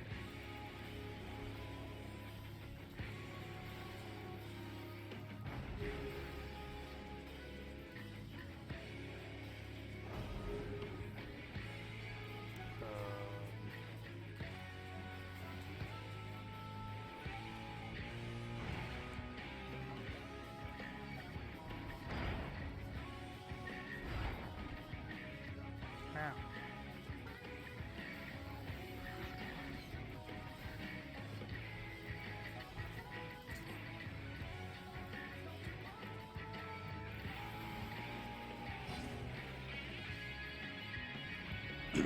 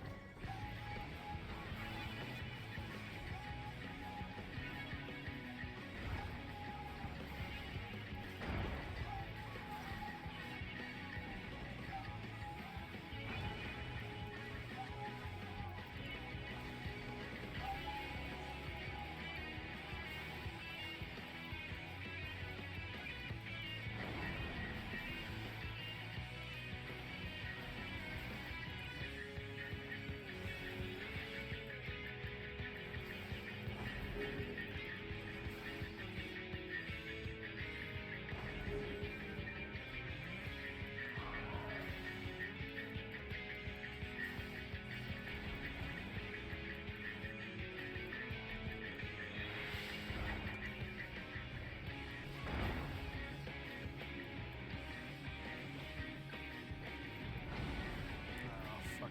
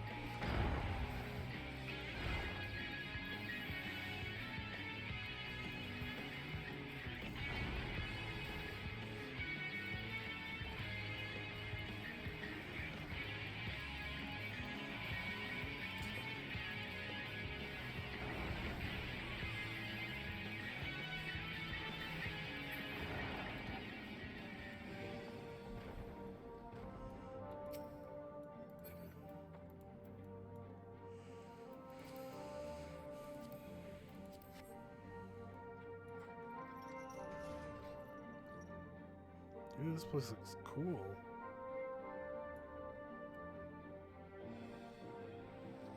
That boss was interesting. Once I got used to it, it was a little bit better, but...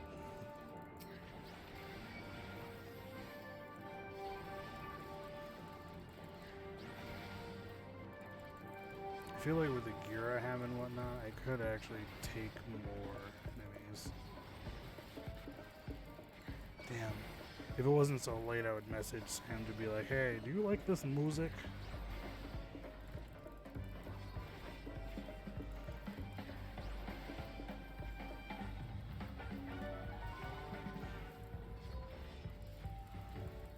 I don't think these guys do enough damage to break a TBN.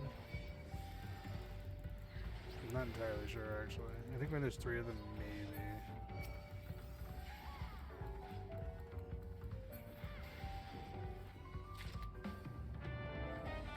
Nice, that was nice.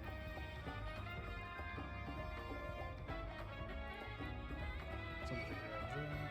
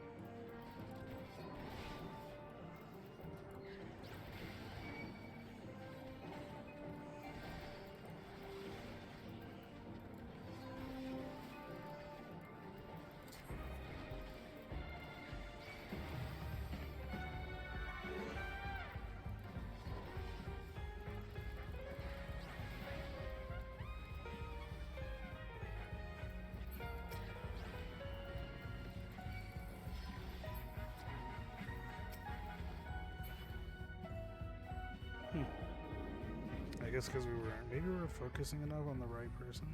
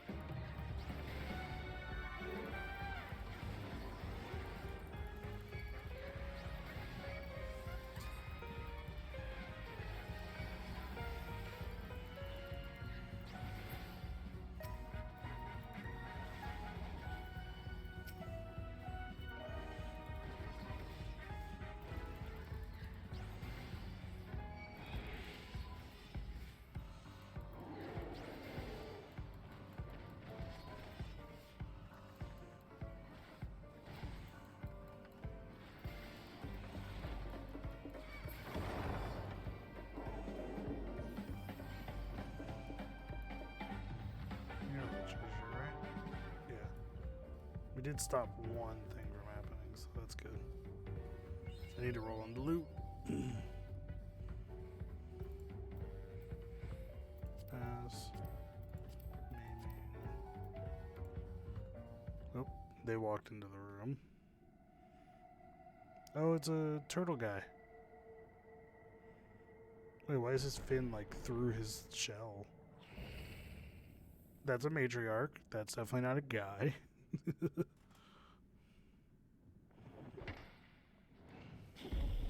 The fishbone staff.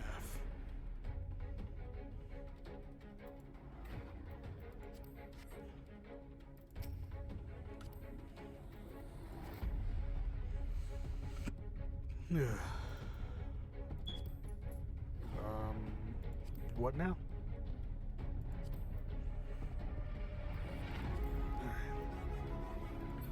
Everybody ready?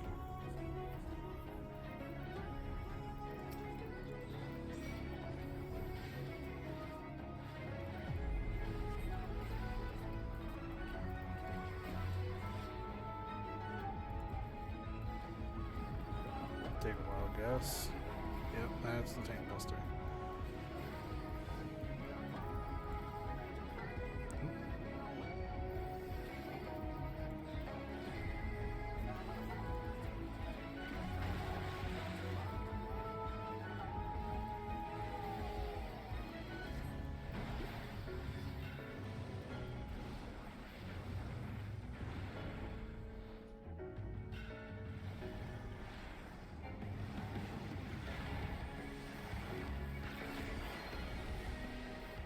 Interesting.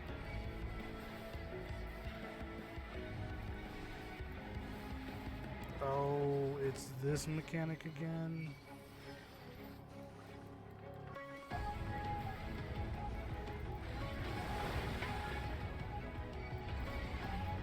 Oh, God.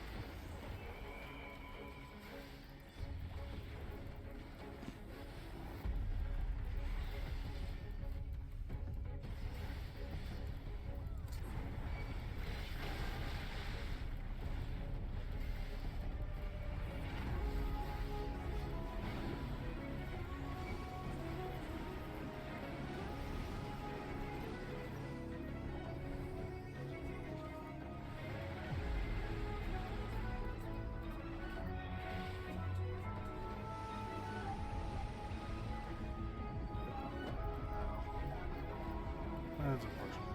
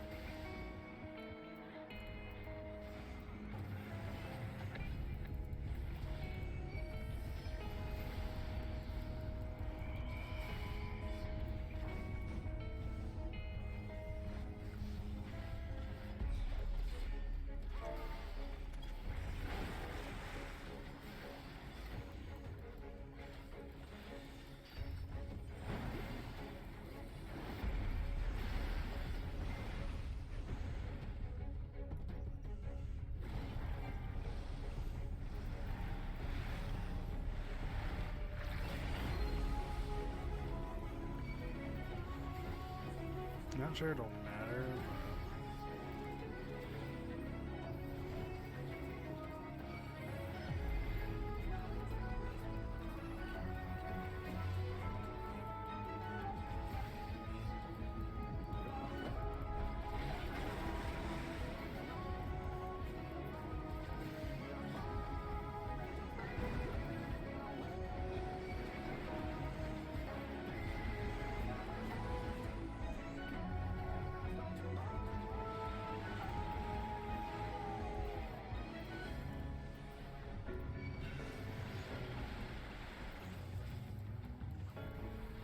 Almost got it.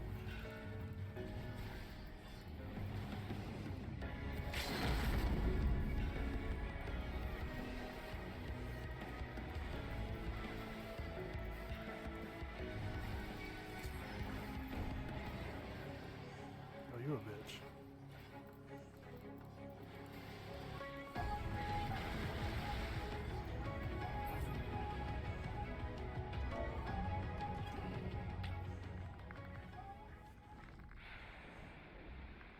Whoop. I feel like I wasn't chatting at all during that whole thing because I was like, one, admiring the music, and two, admiring the things I had to do. Because, like, luckily my gear's really good, so there's not too much issue with that. But having to get hit by quite a few things that I could have avoided would have been great.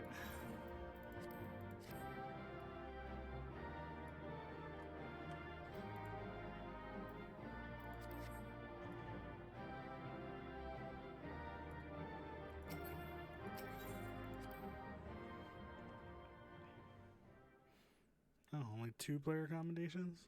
That's better than nothing. Honestly, I gave mine to the healer, so I assume This the second structure boss must might have served an fucked it up. important function. And here are yet more crystals. I too noted the crystal repository on the way. The Benthos seem to employ them in their spellcasting. Crystals are very In important. such vessels did the ancients preserve concepts, ideal forms to be drawn upon in the act of creation. That so Summoning. great an abundance should reside here lendeth credence to Ishtola's conclusion. They haven't said crystal that This many times. facility held great significance. You're not even watching the stream, so you're not even getting the crystal. Literally am. But you're not, though. But I am, though. But I'm looking at it, and you're not, though. Literally am. Literally. Oh.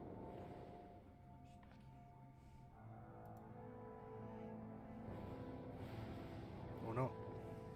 Holograms. Whatever will we do?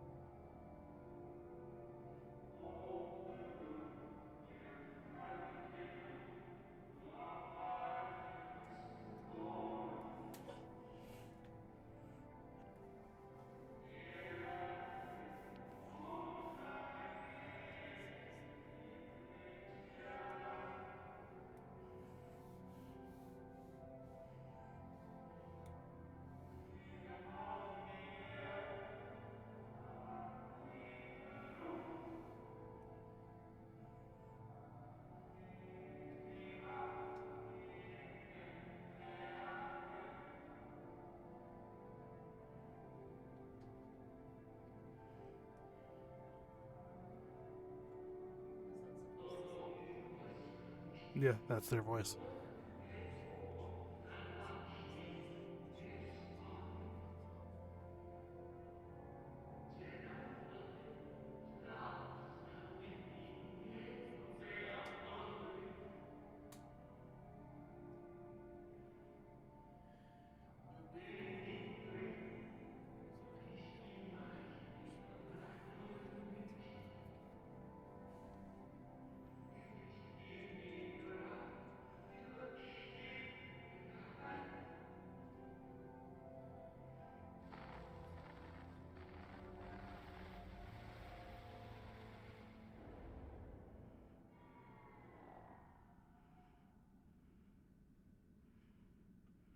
So, it was they who first summoned Hydaelyn. Well, if I give you my Their code- discussion did seem to imply as much, Sure. yes. I cannot say I have ever heard of this Venar before. Of course, you don't pronounce that last For T. certainty, Why would you? Emet-Selch never uttered the name, speak though he did, of the schism which Zodiark's advent wrought upon mankind. The name is Some were of the V-E-N-A-T. viewpoint that And it's his like, of course you power don't must pronounce needs that be last T. restrained. And to that end did they call forth she who would serve as his shackles. Hydaelyn. Duh. We now know that it was this Venar to whom they looked for leadership. Night. And that this place, in all likelihood, served as their headquarters. The presence Yeah. of such intimate records attests to that. Just looking at you as you walk away as you rest I would your hear what chin else they have to tell us. All of You it. looked at her and tail Did went anyone see the crazy. source of the image?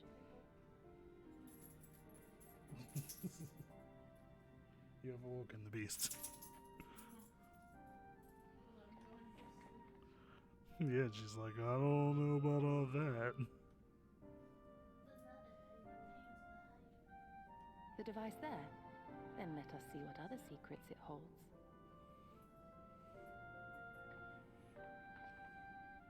You must call to her.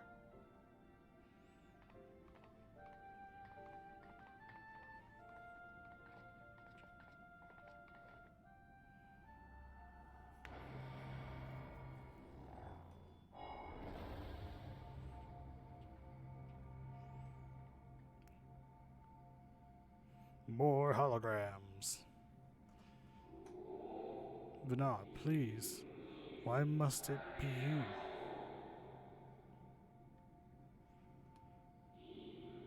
If I may speak plainly, I would sooner it were another, any other. You are a leader, none can take your place.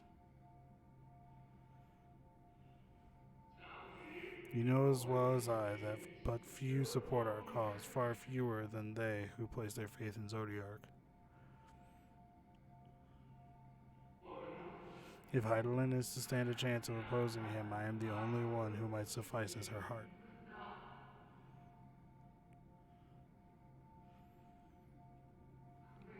Rest assured, however, I shall not vanish from this world. The form I take shall ever remain my choice.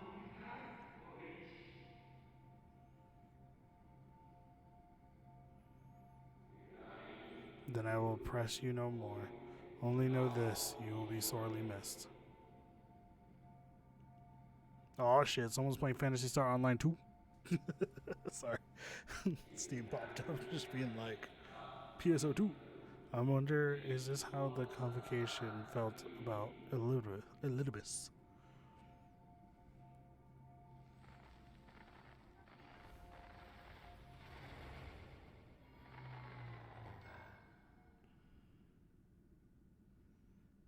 Did Elidibus become the heart of Zodiark? What? Forgive me, but did that not strongly imply that Elidibus sacrificed himself to become Zodiark's heart? Haha, I was right. 7 hells. Then who or what are we dealing with?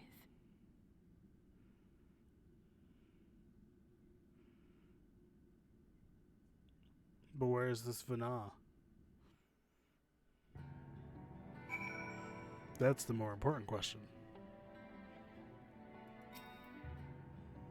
The device appears to activate via a form of ethereal attunement, not unlike an aetherite.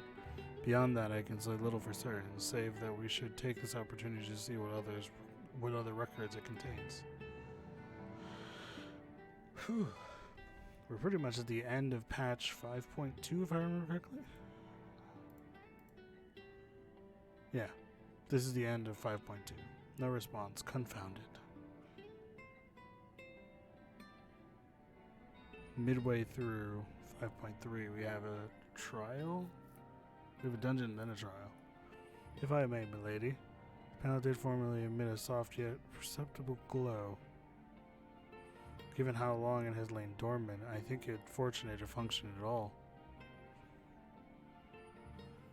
That may be, but if we can't get it to work again, we'll be leaving with more questions than we've answered. I feel like that was going to happen regardless, because welcome to Final Fantasy. The white-robed emissary hath ever named himself Elidibus, yet if the shade spoke true, Elidibus ceased to be ere even the sundering came to pass. This calleth to mind a truth that Emet-Selch did once reveal in passing, that the names by which we know our foes are not those given to Ascians at birth, rather they are titles of office afforded to individuals of merit at such time as the role becometh vacant. Perchance the Elidibus of Zodiark's heart and the emissary with whom we are acquainted be not one and the same, but predecessor and successor.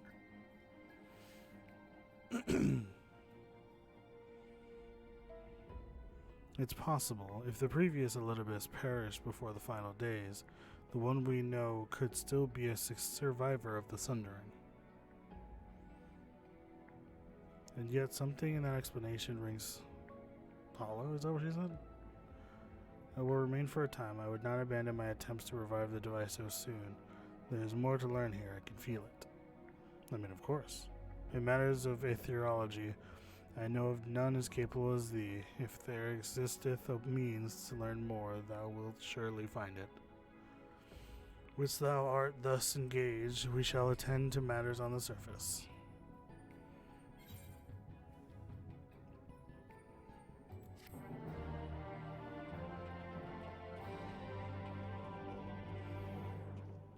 It always feels weird to go through so much. You may now enter with a party of NPC avatars to make use of this feature, open the trust, yada yada yada.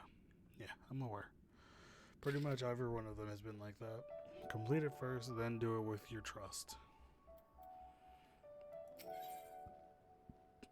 Though I've never done the trust stuff that much because I've never really cared that much.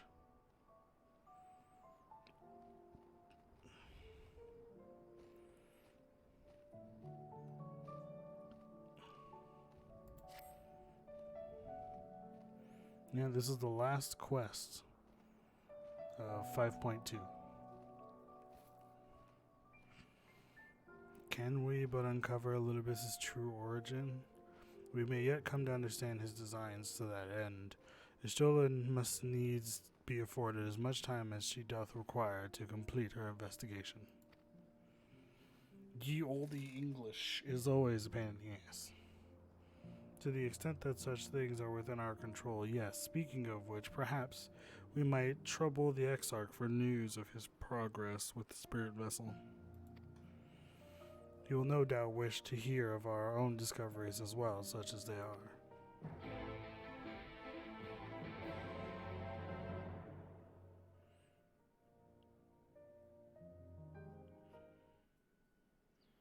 Ah, so it is going to automatically travel me back.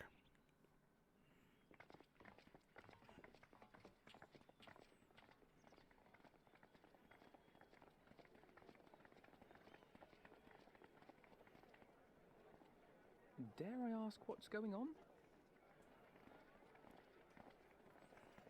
Ah, excellent timing. For me, in any case. We have a problem. And that is... The vast majority of those gathered here are presently in the employ of the Guard or else one of the facets, and no longer wish to be so. In principle, all are free to change vocation at any time, but a city does require a certain number of people in these positions if it is to continue to function. For the moment, I have asked them to postpone their resignation until such time as replacements can be found. As you may have surmised, we have the Warrior of Light to thank for this. Yeah. He's stirring up the guardsmen of every single one of the major city-states and whatnot. The Warrior of Darkness! Yes, I'm here a lot. You understand, don't you? To be fair, I didn't have a Someone's gonna have job. to look after this place once you're gone. We just want to be ready to do our bit when the time comes. And not only here, but everywhere. Which is why we've got to get out there and lend a hand to those in need. That's what you did, isn't it? Even if it was just little things at the start. You helped people. Yes, but I also didn't have a job before I did that. People, chocobos, you name it. It's like, well, yes. And there's silence. See, my issue with this is that the problem here is the primary protagonist, as it were, didn't have a job showing up in these areas and then became the Warrior of Light through trials and tribulations and the sort.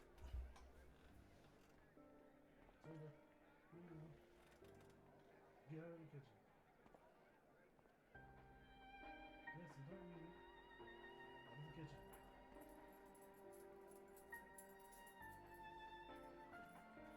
Why don't you with your mother?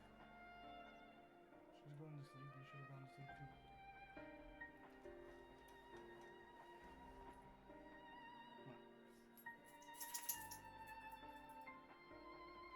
What? It's the middle of the night. It is definitely not playtime.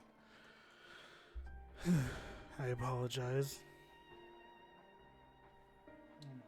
It's a little too late for playtime.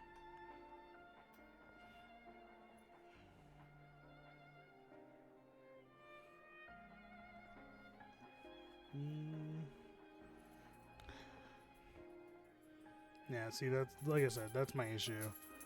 Is that the protagonist or the Warrior of Light or Warrior of Darkness, depending on point in the story, didn't come here with a job originally. They were pretty much just an adventurer, normal adventurer, until eventually they got wrapped into all of this. The difference is these people aren't just adventurers. They aren't just some stray adventurers that are just going about their business. No, these are people that have jobs already, protecting people.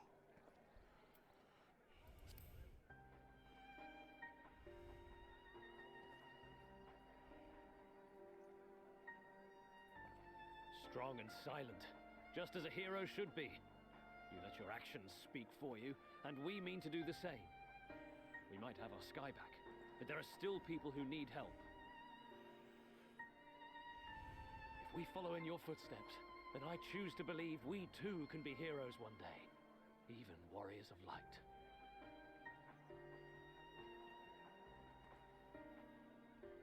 I like the eyes. I love the animation on the eyes for the protagonist a lot of times when they're just like,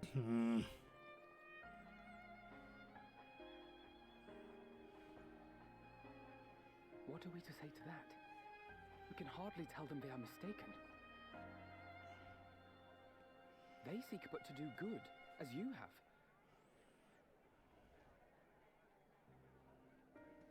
But no more can we stand idly by and suffer a paragon's scheme to proceed unchallenged.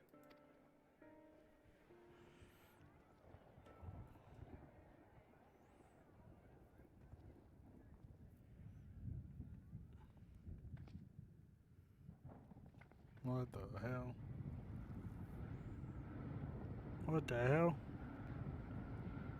The sky's being clouded again. Oh, is this a scheme? To be like, oh, look, darkness has fallen. What's happening to the sky? We must become warriors of light in order to save everyone. Oh, wait, no. This is kind of like the Final Day situation.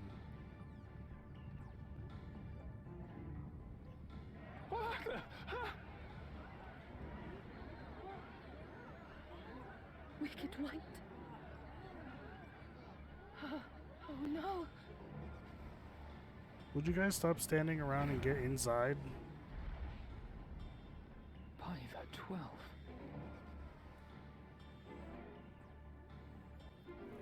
A star shower.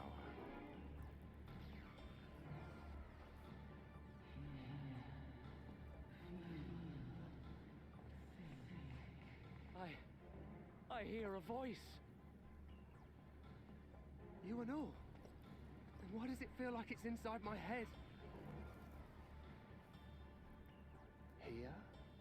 Feel? Think? Jesus Christ.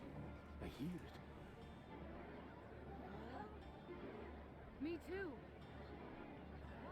Did I not tell you, my friends? You are warriors of light.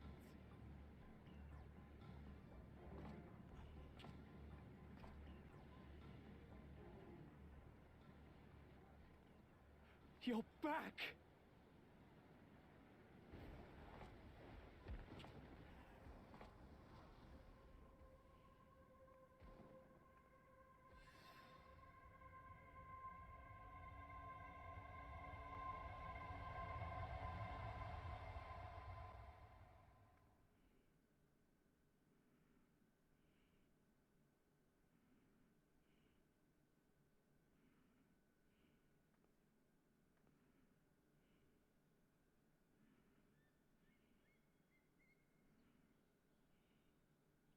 What you hear is the voice of light itself, and it has blessed you with its power.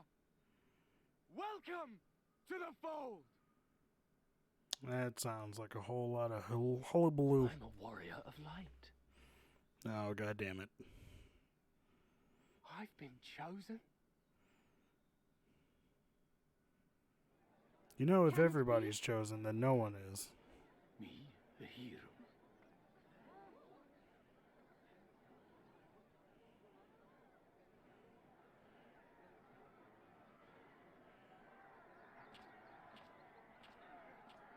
His axe looks different. Maybe it's just me. But it does look different, Wait. like it's a modified version of the one that you get before. The falling stars, were they your doing? And why do you need warriors of light? What, am I to reveal my plans simply because you asked? Nay, I think not. Though the stars, I acknowledge mine. A convenient illusion apt to awaken what little is left of the power that once resided in your sundered souls.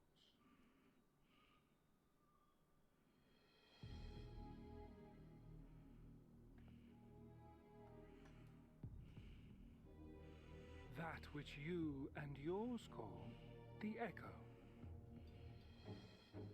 And an echo it is, of a symphony, but a fraction of what men in their completeness once possessed. Even those among you who tower over others in the gift have only the faintest trace of it. But though sundered and forgotten through death and mocking rebirth, it has persisted. A whisper of our past, burned into your very ether, along with the sight of our end. Through the rekindling of memory, I have awoken the ability, just as Hydaelyn is wont to do when she has need of new minions.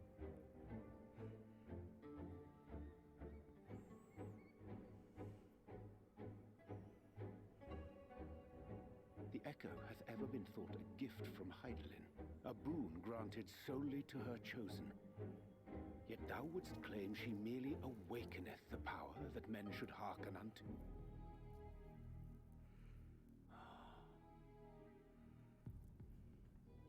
Her voice. Given the perceived simultaneity of her call and the awakening of her chosen's capacity to hear it, it is only natural that we thus attributed the source of the gift. Yet if, in truth, the Echo is a prerequisite for hearing her voice, one might surmise that her call never ceaseth, such that all who awaken to their innate gift might receive of the blessing of light at the self-same instant. In sooth, we bore witness to this but moments ago. At the sight of the star shower, full many in the crowd did speak of hearing a voice in their minds, did they not? I mean, yeah. Duh.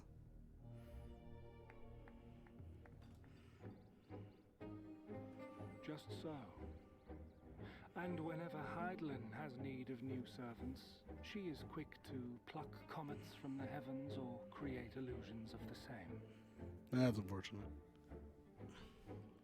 Why, then, didst thou conjure this vision, full knowing that thine age-old foe would thus claim those awakened to the gift? Foe? You must be mistaken. As you see, I am a warrior of light. And together with my comrades in arms, I shall save the world. Just like you.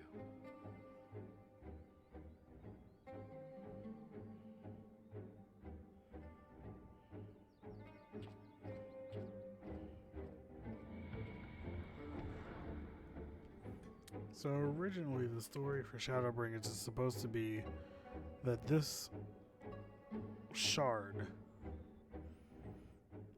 fell to light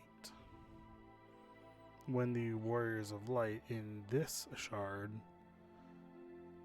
fell victim to an Ascian that pushed them forward, ever forward, to make the world too light, with no darkness left to speak of. The light took over, and eventually that's when the flood happened. In our world, the source, Hydaelyn felt this and left in order to halt it in some regard. That was when the Warriors of Darkness on our side had fallen.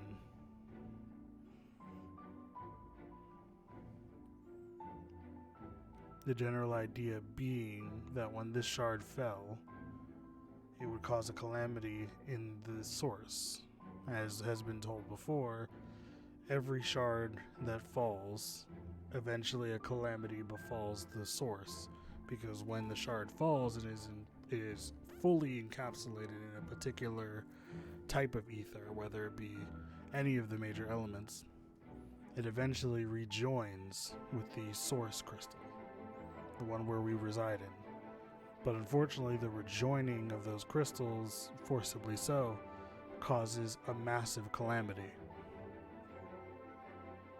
And many a calamity have befallen the source over time, but none of which have caused so great a calamity that people have not survived. But it has been a little while since the last one. if I remember correctly, the last one is supposed to be what it's supposed to be the calamity that befell the source, which caused A Realm Reborn to happen, destroying the old 14 and then reborning, or having it be reborn into A Realm Reborn. So,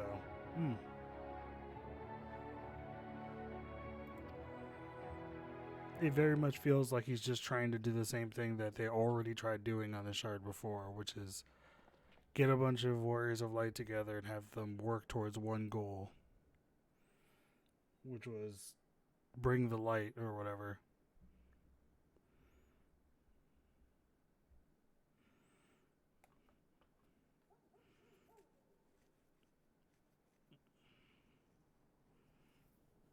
Yeah, of course. Why would they stay here if they think they're heroes?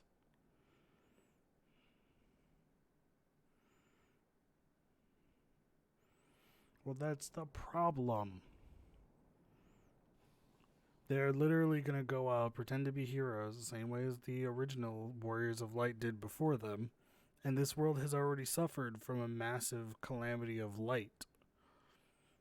I'm assuming the idea is Elidibus feels that he can push it just enough to cause that flood that almost took this entire crystal to finally take the rest of this crystal, forcing the rejoining of this crystal. This shard, I should say.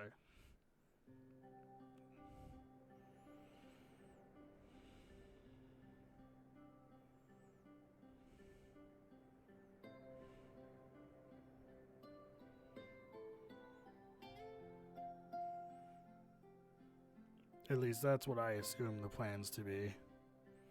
Because it would only make the most sense. Because that was the issue the first time around.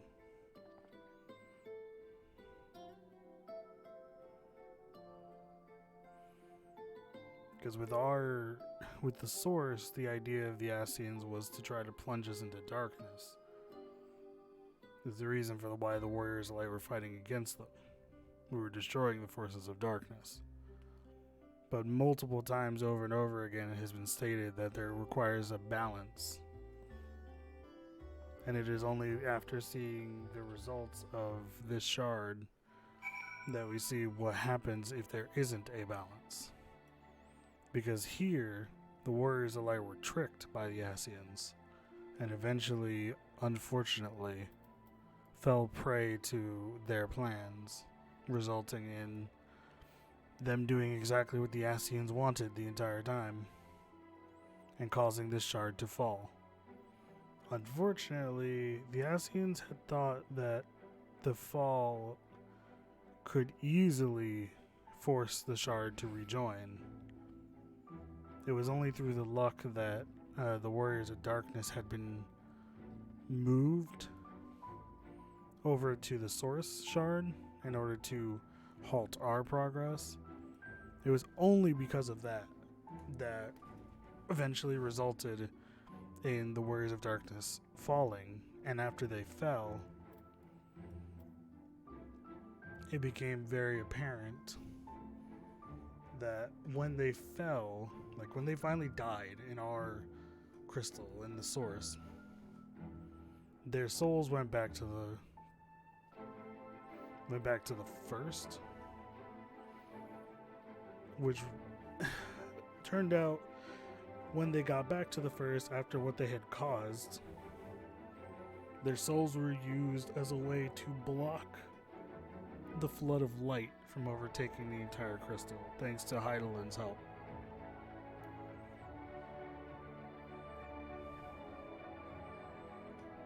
So my thought process is that Elidibus is trying to pretty much just do the same thing that they did back then.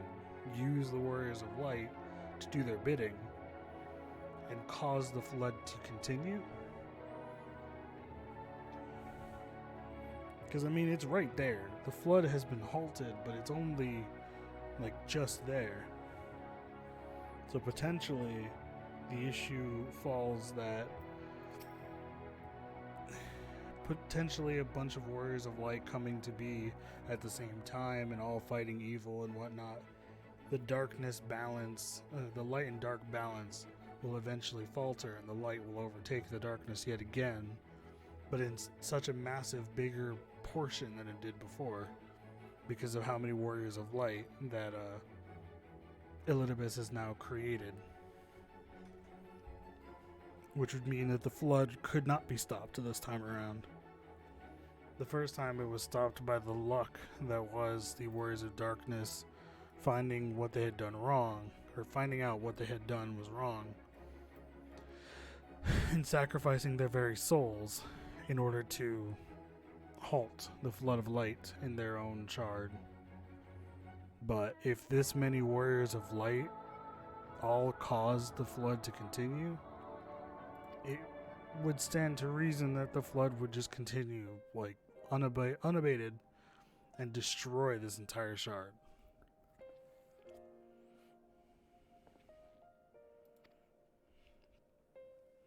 And that would force it to rejoin with the source, causing another calamity.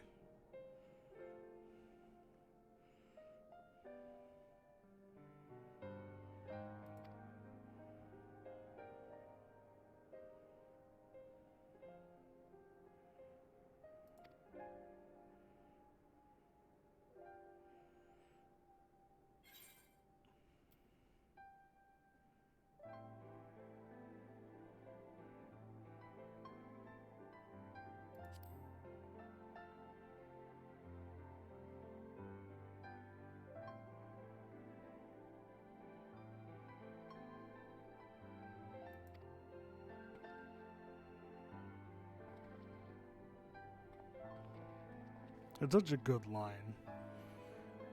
Wonder and danger await you in equal measure, but do not shy from either.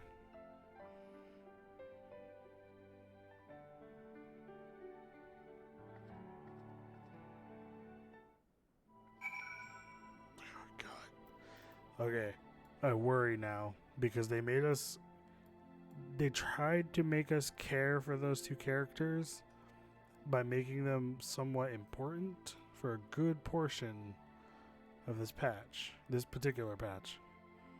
So I'm wondering if they're going to be dead by the next time we see them.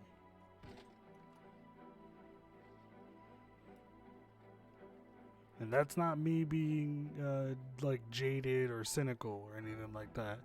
That's me understanding how Final Fantasy handles story stuff. 9 times out of 10, it'll make you care about characters and then kill them off immediately. Well, not immediately. Kill them off at some point. So you feel the most stabbed in the back. The issue is when and whether or not we'll see it within the next couple of patches or the very next patch. Because with the completion of this particular quest, we'll actually be done with 5.2 and we'll be on to 5.3. Which, I'm worried now that I think about it, because why does 5.3 have so many quests? I'm looking at this list and 5.1 had 10. 5.2, which we're in right now, has 10. 5.3 has 12. Then 5.4 has 10, and then 5.5 only has 6. Those gotta be really long quests then.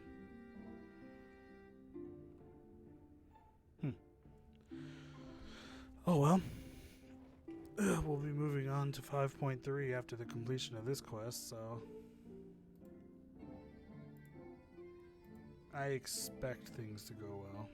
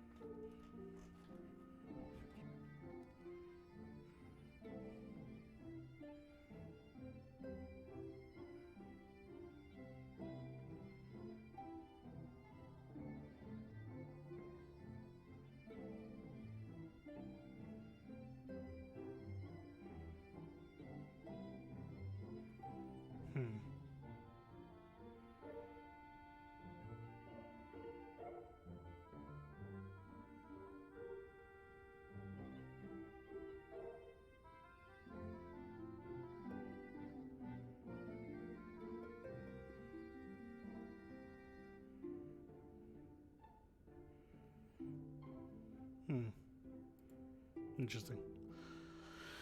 Oh, sorry about that. I was just reading some stuff, which makes a good, interesting point. The amount of HP that a tank has now, it's kind of a pain in the butt. This is the reason for why I said a while ago that you should have a macro for Living Dead or a Super Bolide, for instance, because it seems very obvious. Like, you need to tell people, hey, I'm Living Deaded, yada yada yada, or I activated Living Dead, be ready to heal, or some shit like that. Because one of the issues is that there's only one healer who can straight 0 to 100% heal you, or 1% to 100%, and that's the White Mage with Benediction. But the Benediction also has a long cooldown, so if they had to use it prior, there might be the issue that the Dark Knight uses Living Dead after a Benediction is still on cooldown, which is unfortunate. Because I don't know. I think right now I'm sitting at what, like 156,000 HP right now, because they gave Dark Knights like a decent big pool of health. But I can't ignore the fact that, let's be real, out of all the invulnerability skills, I talked about this like a couple streams back, where out of all the invuln skills, the Dark Knight's Living Dead is the worst. Because unlike with all three of the others, it's not, oh yeah, you're invulned for this amount of time until, the time is up, and then every damage you take afterwards is just, you're done. But in that time, you could be healed up to completely full HP and everything would be fine. Like, for instance, Super Bolide goes out, and then the tank is invulnerable for the duration of that time, so they can be literally healed to full.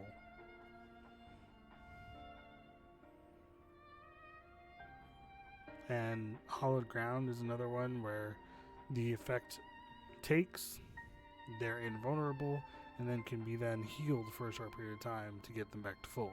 Home Gang, as far as I know, Home Gang, on the other hand, doesn't make you invulnerable. Or maybe the Home Gang and Hallowed Ground don't do that, but I know for sure Home Gang doesn't make you invulnerable. It just makes it so that your health can't go below 1. And that's the issue, because Living Dead's the same way. It doesn't make you invulnerable, it makes you unable to go below 1 HP. Which makes it that you have to hit 100% of your health before your time limit is up. You can't die during the time limit, but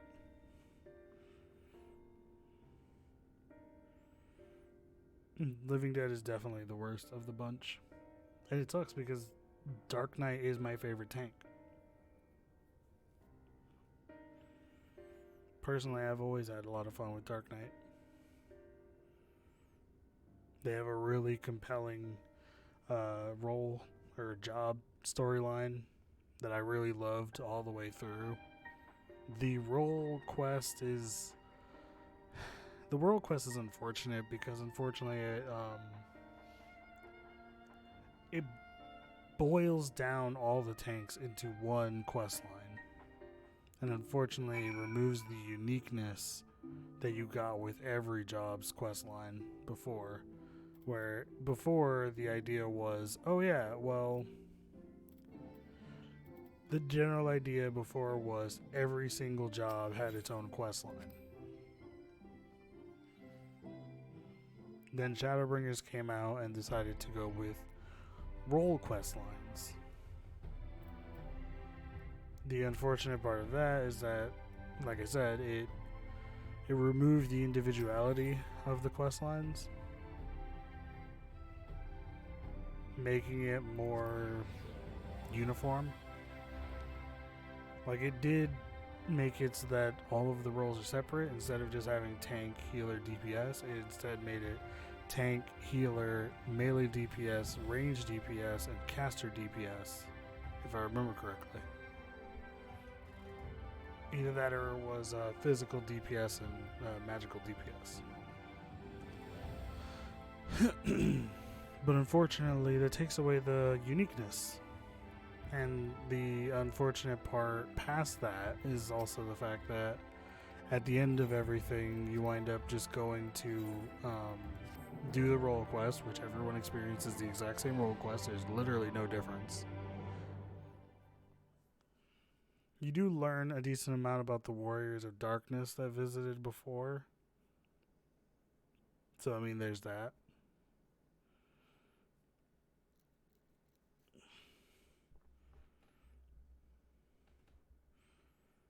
But past that, it's kind of like whatever.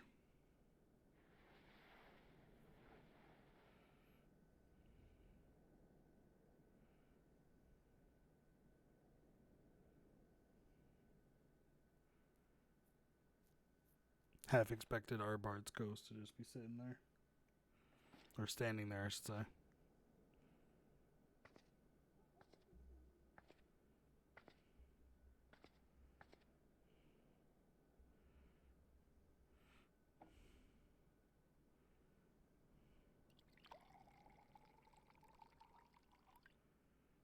This is an interesting cutscene.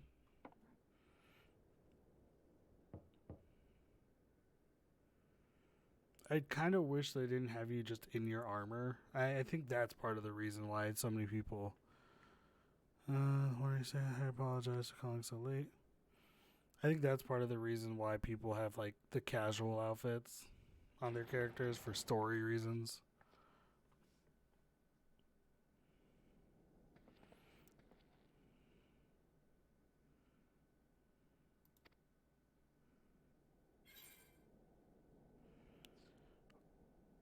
Oh, shit.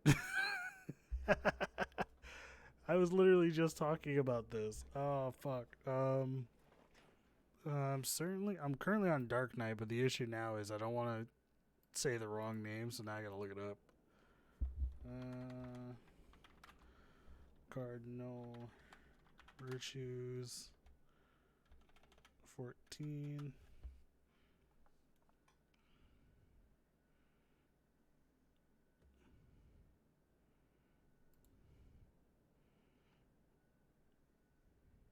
I gotta remember which one's which, because I actually did all of them. Because I used the Machinist for the ranged DPS. I had my Dark Knight for the tank stuff. I did Scholar for healer. And Summoner for magical DPS.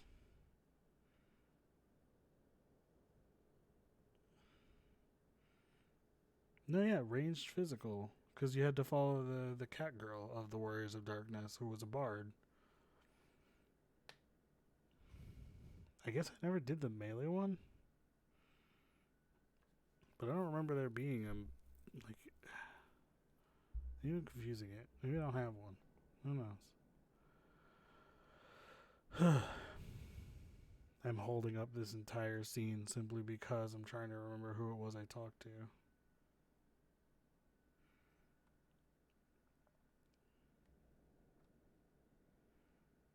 Okay, yada yada yada. That's not what I wanted. Hold on, it'll be easier to do this.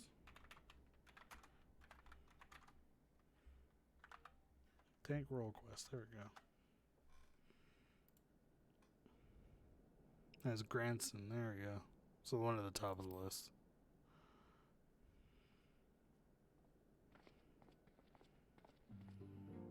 What's up, dude?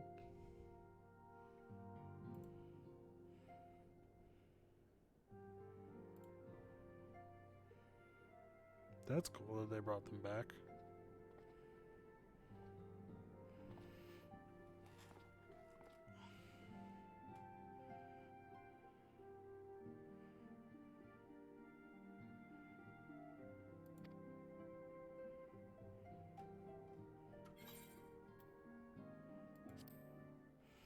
Okay, I'm just going to stop that real quick because I wanted to say, I literally was just talking about the particular role quest.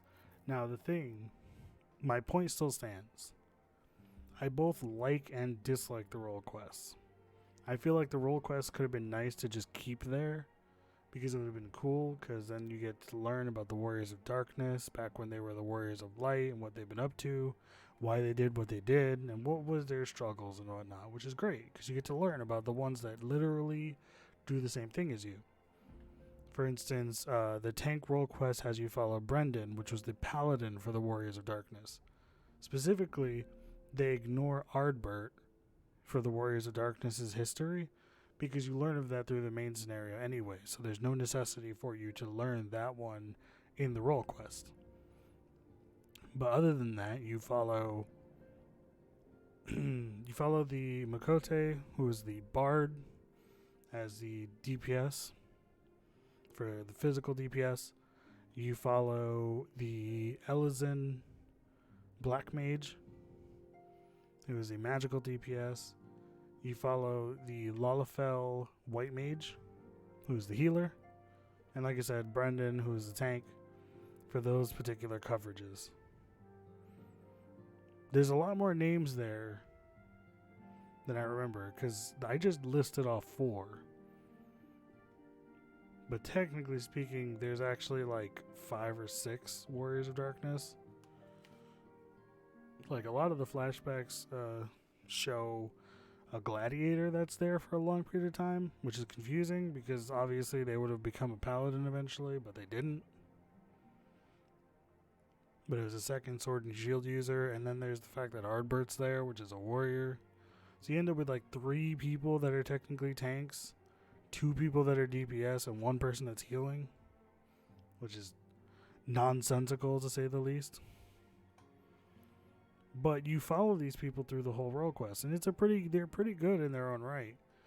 But like I said earlier, I didn't like the fact that they changed them over to role quest, because I liked the uniqueness that your role quest gave you throughout the entirety of playing through the other expansions. I understand kind of why they did it, because obviously your teacher from the source isn't going to be in the shard, and you don't even get access to go back home right away. Like, eventually, like, obviously it's waved away that you can just teleport back and forth if you want to.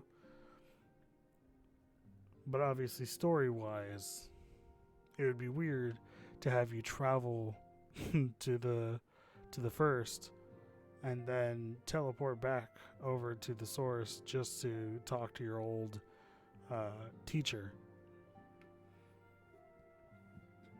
So a lot of the time, the easier option was to do the role quest, which they did make it a little interesting by having you have a level 80 quest at the very end, where if you go back to your original teacher who taught you last time, you'll have 1 more quest left that's level 80, and you'll get materia for it, which is nice.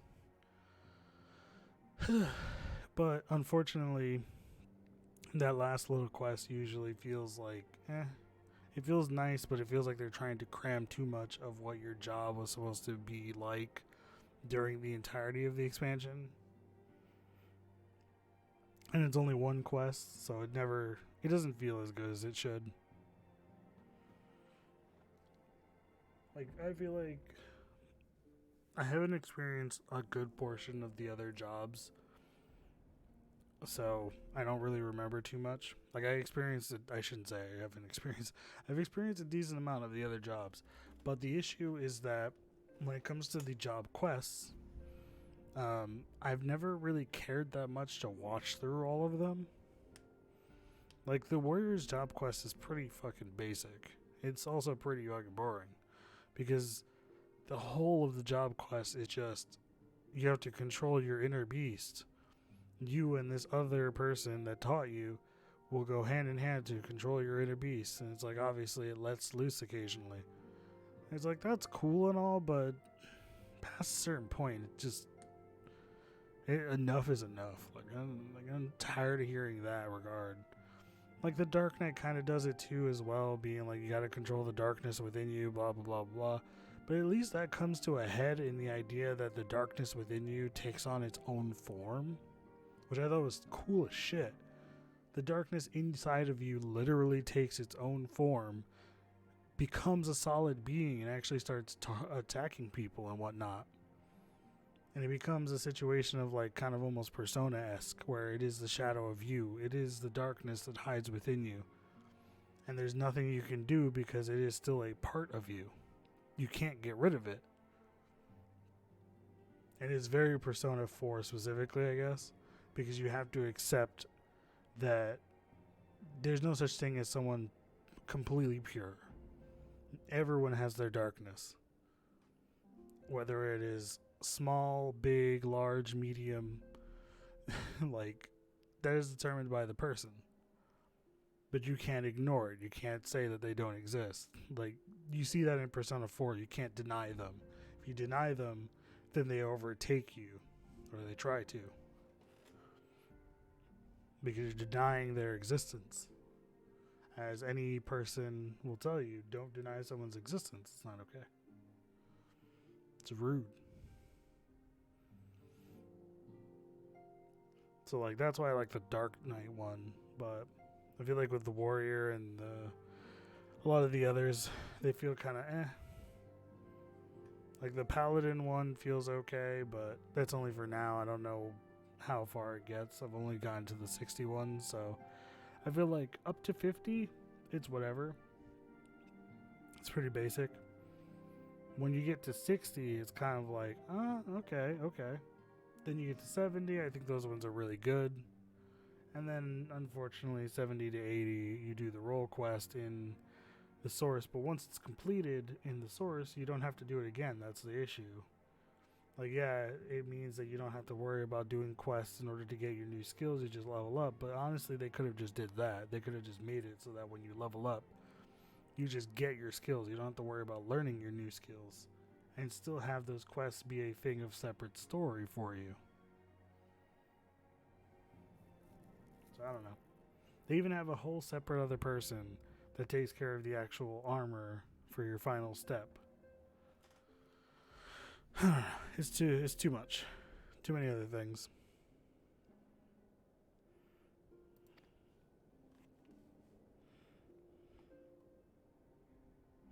I do like the fact that they brought them back. I think that's great. And specifically the idea that if you main one particular job, for instance, obviously you'll only have that one name. Unless it gives you all the choices no matter what.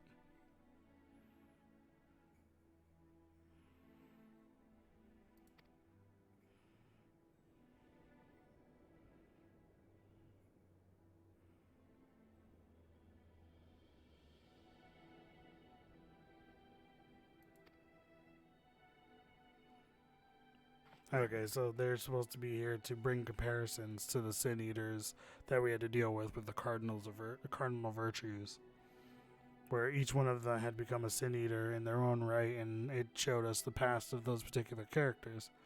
And eventually you learned that they were never evil. Not once. They were just trying to be the heroes, and Ardbert brought all of them together. Eventually, they did become the heroes, but unfortunately, they fell from grace when an Ascian told them to do a thing, and they followed along with it. Not because he was an Ascian, but because, obviously, you were tricked. Because that's the thing. The Warriors of Darkness, when they originally appear in the story, you're not told who they are or what they are. They just introduce themselves as the Warriors of Darkness, and that's pretty much it. You fight them, you defeat them, and you're like, oh, well, they're just like anybody else, right? Except they were more organized, obviously, because they had an actual squad. But it's only when Shadowbringers comes about that you find out more about them, because you're going to the place where they resided originally. You get to experience their memories. And all of their sadnesses. Like, the white mage of the group left her village, knowing full well that she'd never be allowed back, in order to find a cure for a disease that was plaguing their entire family, or their entire clan. Knowing full well that she'd be exiled for the rest of her life. and that she'd never be able to see her friends or family ever again, she still left to find the cure. And then when she finally did, she brought it back as she said she would. But the clan leaders told her, no, you're not welcome here, you left, blah blah. And eventually it led to a bunch of people. They were also saying oh, you should never remove your mask or whatever the fuck. That was the other thing. They're not supposed to remove their masks for any reason. It disgraces them. And she dealt with that the whole time, knowing full well that she'd never be able to go back home proper. That she'd always have to live somewhere else. The tank literally was like a good paladin already. But then he was disgraced when someone he was supposed to protect got injured and died. He took it upon himself to retrain, only to find out towards the end of his journey that the person that had killed this person way back when was a traitor to the throne. He had been blaming himself for so long over something that wasn't his fault. The bard, the Magote, believed herself a great hunter. Eventually tried to hunt something that was legendary, which led to 2 of her best friends being killed. She let her pride control her actions, and unfortunately survived this encounter. It was from then on she chose not to have anyone be close to her or anyone join her on any of these hunts, as to not have to worry about the risk of someone else dying because of her mistakes. And it's only at the end of her journey, quote unquote, that she realizes that friends aren't there to be a hindrance. Friends are there to help. She tries to hunt the same creature again when it makes itself known, but this time she has Ardbert and the rest to help her, as they've all become friends. These are the stories of the Warriors of Darkness. And the role quests are great to let you know all of this stuff. But it is something you have to sit there, read, and watch. Because if you don't, it's a whole story that you're just not getting. It makes the impact that they sacrifice their souls after death to stop the flood from progressing. It makes it have less weight. And it pretty much solidifies the idea that the Warriors of Darkness did nothing more than be evil if you did that.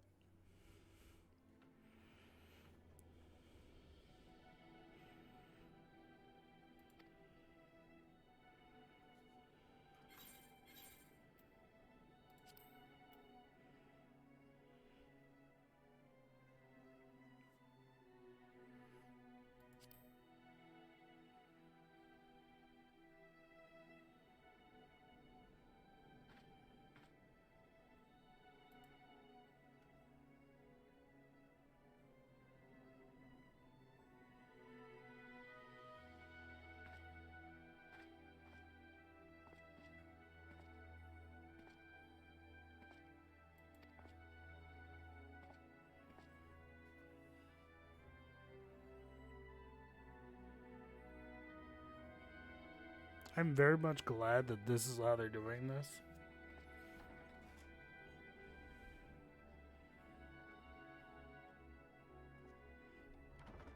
The whole door opening by itself thing is still weird.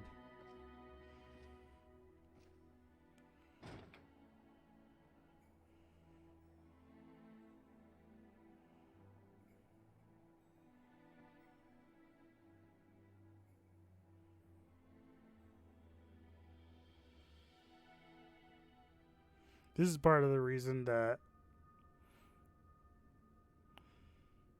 I could never do this stuff on content release, because the weight would kill me.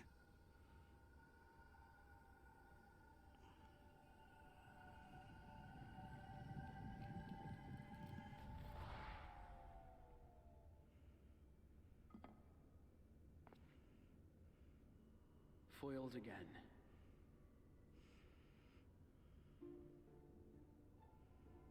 If I cannot imbue the infernal thing with my power via magical means, we may need to devise a way to infuse the vessel with my blood after all.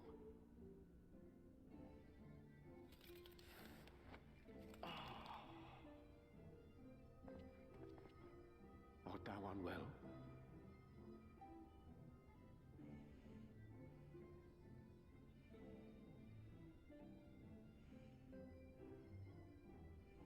Or perhaps a brief respite? It wouldn't do to overtax yourself.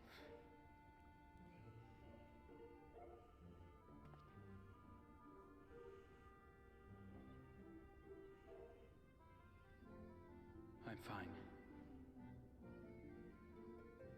And given to stubbornness, I'm afraid. Especially when I have a stake in the outcome.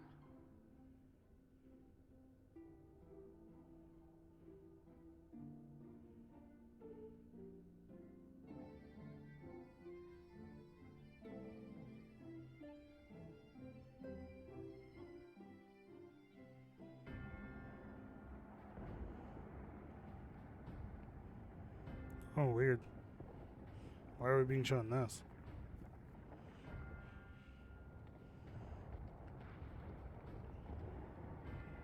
Hello?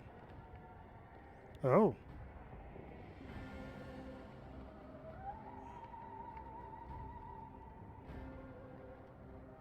That's, interesting.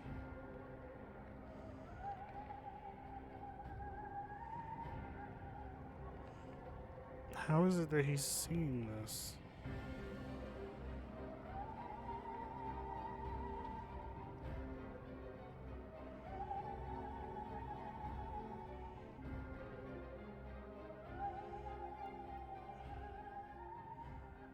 I mean, that kind of explains in the trailer why he's like sitting there in that new outfit. I was like, oh god, he got a new outfit? Cool.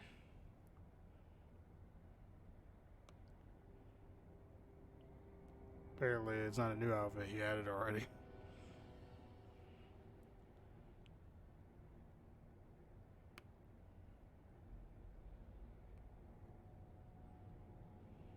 A recurring dream. They do so fascinate me. Might I trouble you for the details? Is this not just what's his face? I have always dreamed of it. Fire falling from the heavens, and the city, nay, the whole world ablaze.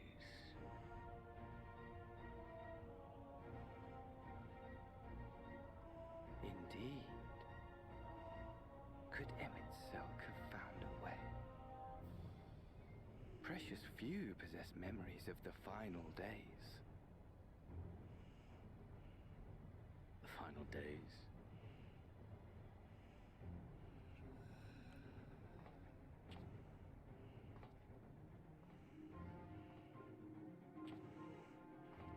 Why, yes. Admittedly, my knowledge is mostly second-hand, but if you are interested, I will gladly tell you the tale.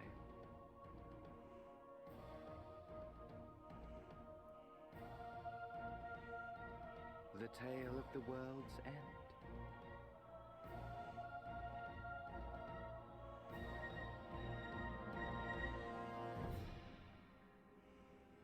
Is that not the dude from Stormblood who's being a shit during the Stormblood patch story? I was pretty sure of it.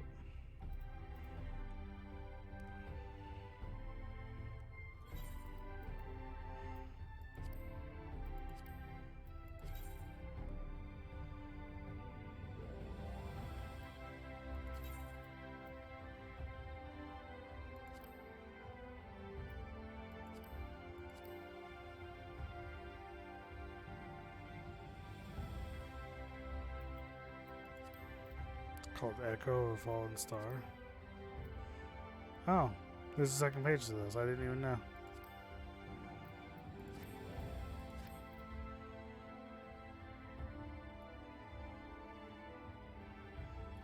Alright. It's now 2:30.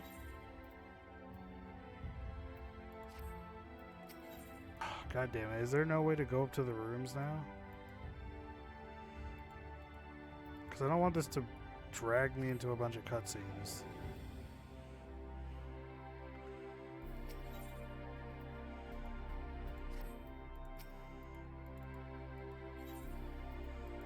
I don't have a choice in the matter.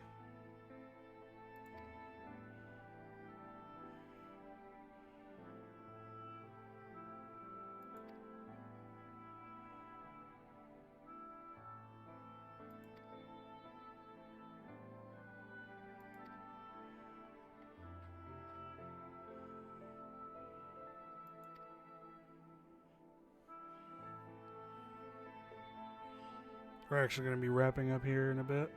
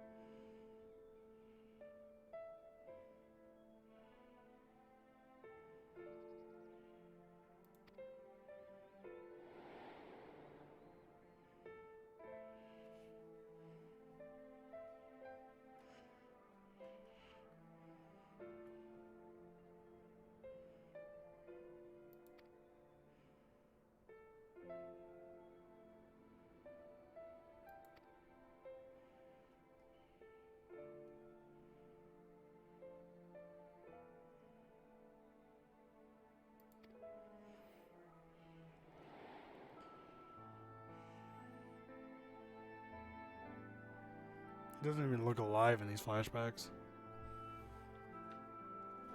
Oh, God.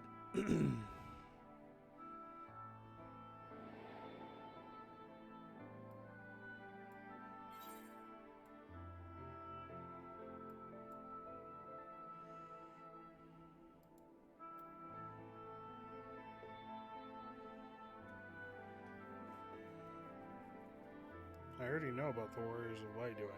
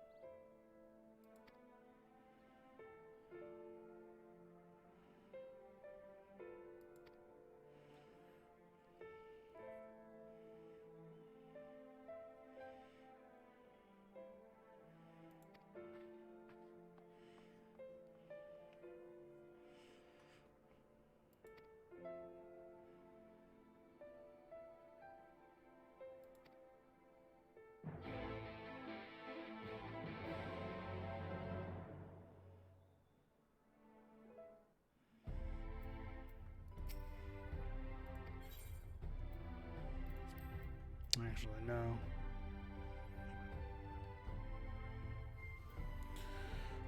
I need to make a fucking decision. Do I want to level up another tank?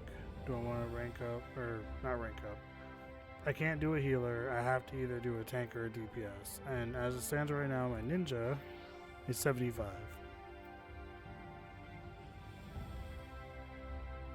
The problem is that's already like 2:30 in the morning, and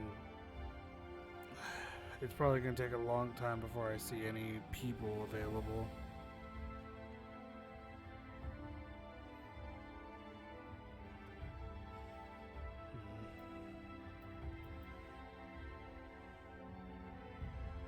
I do kind of want to see about doing Bard, because I had a lot of fun with Machinist.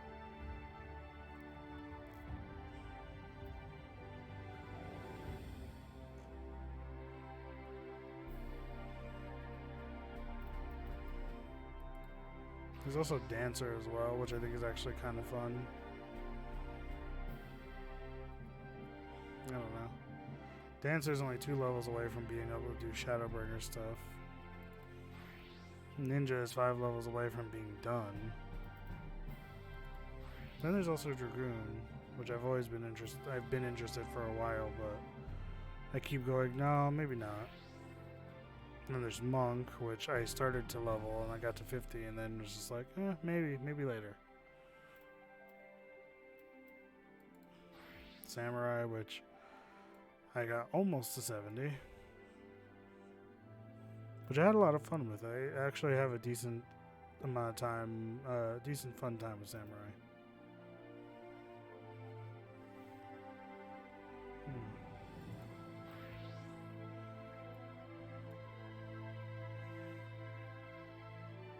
I think Bard would be interesting. Because I do like ranged physical DPS. Because I mean, there's mages obviously. I have Black Mage at 75, I have Red Mage at 70. I have to work on getting Blue Mage up, but that's not for normal stuff. Like roulettes.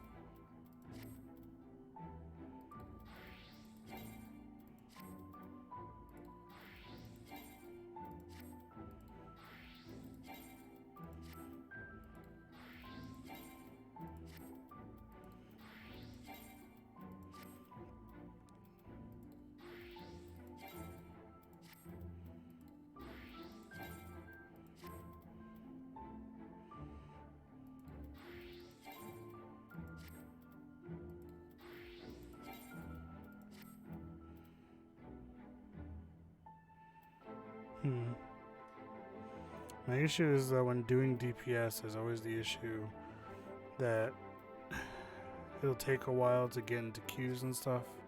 Whereas doing a tank or a healer takes less time. Tank not so much, healer not at all. But DPS always takes a while. It's the reason why I don't have a lot of DPS at max. Like literally I have 2 DPS at max level, that's it. And that's only because Summoner happens to coincide with Scholar's level, and Machinist I actually went super ham trying to get it to max. I did that partially with Black Mage, but then I started like splitting it between Black Mage and Ninja, and that's where I fucked up.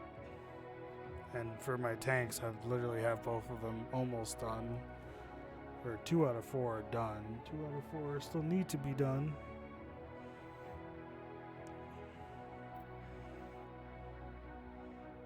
But do I like melee DPS, physical range DPS, or magical more?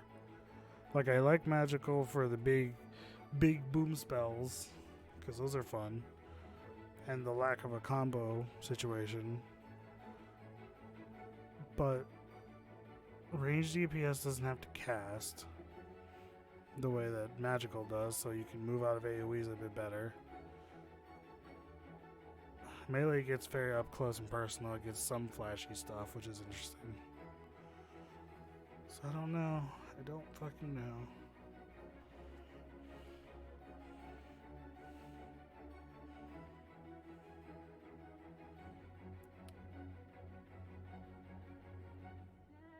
What's up?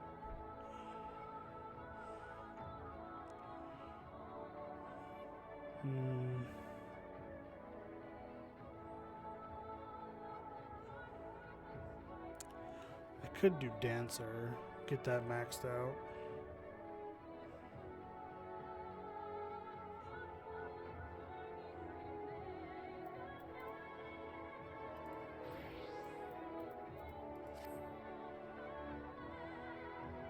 Yeah, I might do that.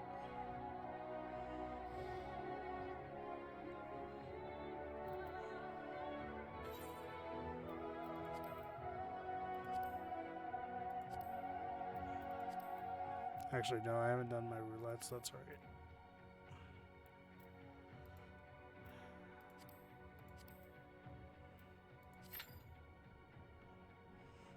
Alliance has need of DPS.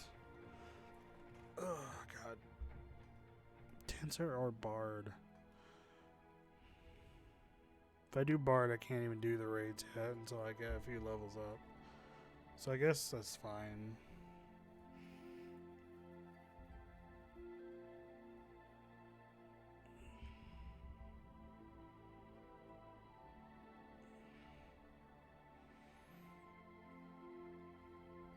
It's still gonna take a while for the queue to pop though, unfortunately.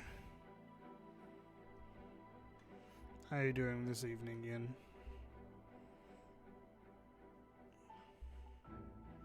Yes, I am a Viera. Honestly, I had to be fair. Not a big fan of the Hrothgar as much. Don't dislike them, they're just not my style.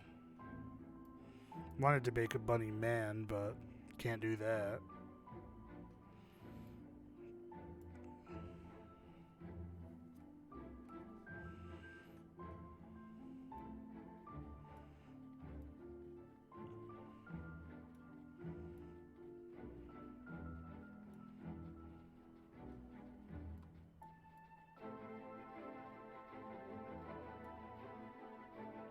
It didn't say they weren't.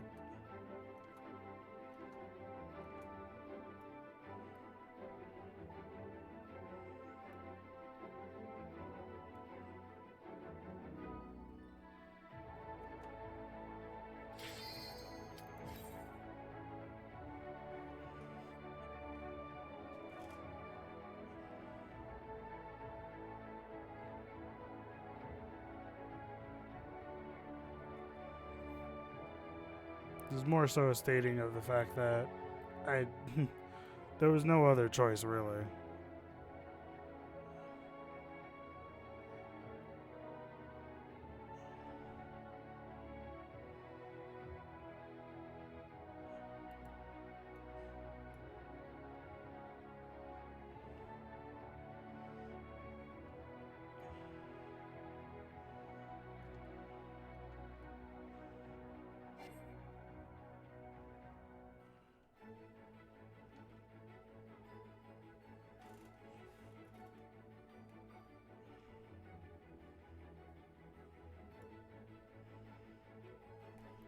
Oh, that didn't take too long. 3 minutes of waiting?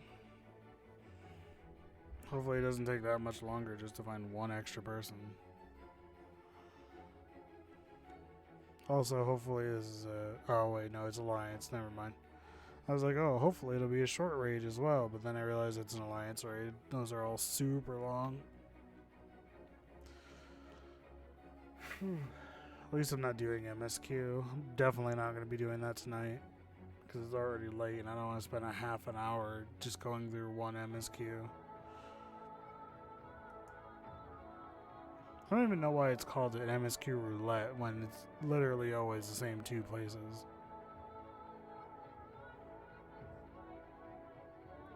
It's more like a MSQ flip. Because it's a flip of the coin. Do you get heads or do you get tails? Do you get Praetorium or do you get Castrum? You'll find out at the opening cutscene. Castrum at least is somewhat shorter than Praetorium, but goddamn, they're both still very long and very annoying. Apparently I spoke too soon. We're now up to 4 minutes.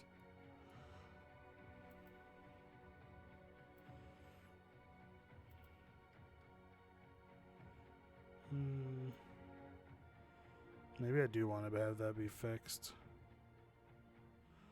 Because if I use it here, it blocks any of my gauges that are on that side.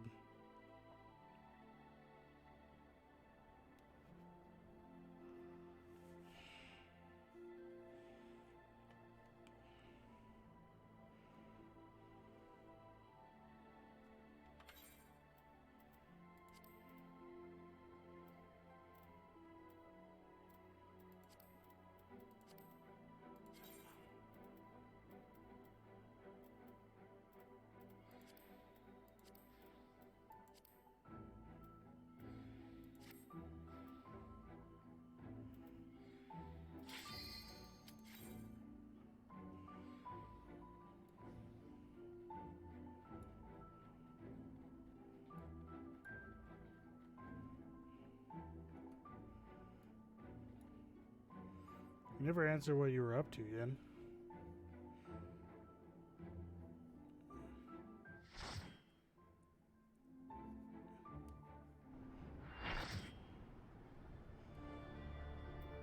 Oh, cool. I can actually do this. Oh, I have a Diansa.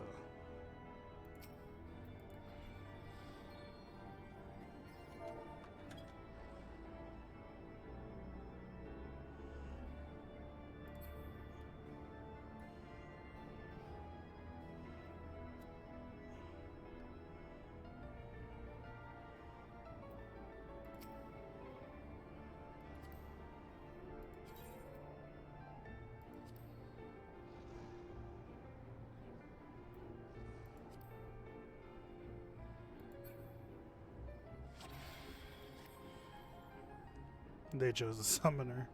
So the bard just can go fuck themselves, apparently.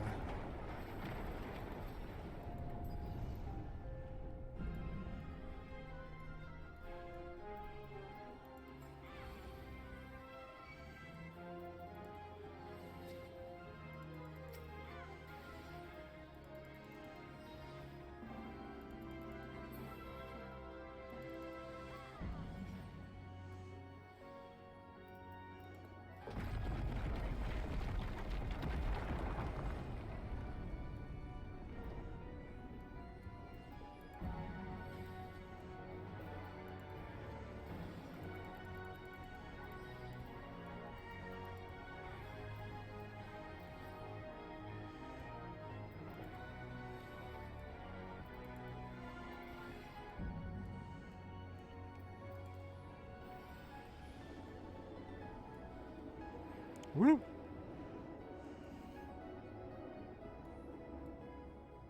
What is this, the Void Arc? Yeah.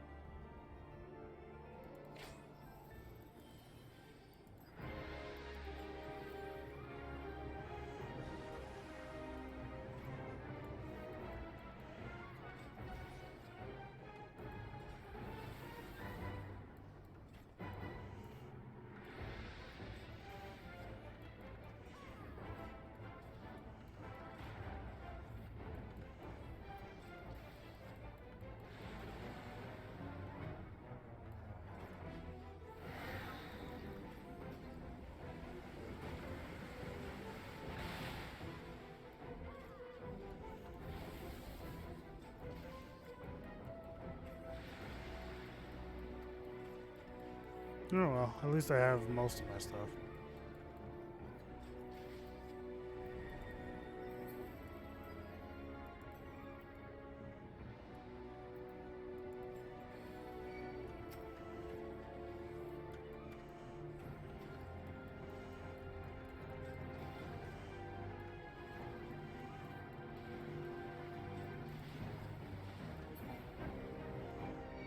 I would have loved it if my tank could, you know, have taken the aggro off of me immediately as opposed to never.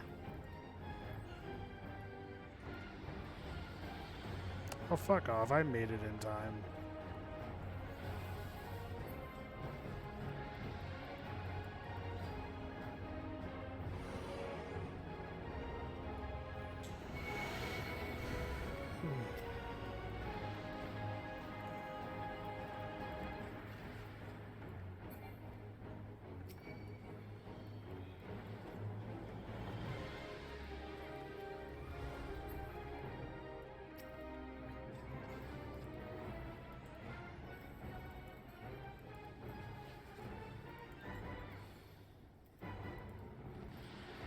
That I was definitely not inside of. Fuck that one up real bad. Mostly because I wasn't paying attention. Not focused on this.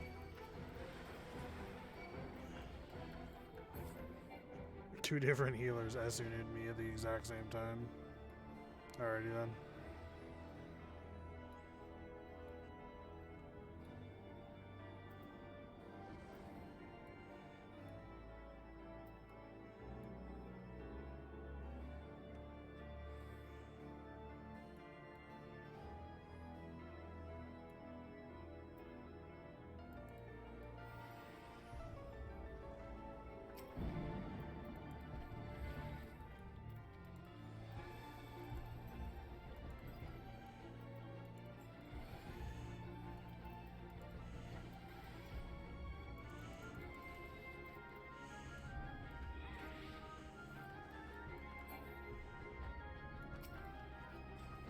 Yeah, you know what? This was a good choice. I do like Dancer a lot, so I will definitely level Dancer next. That's what I'm gonna do. I need to solidify the idea, otherwise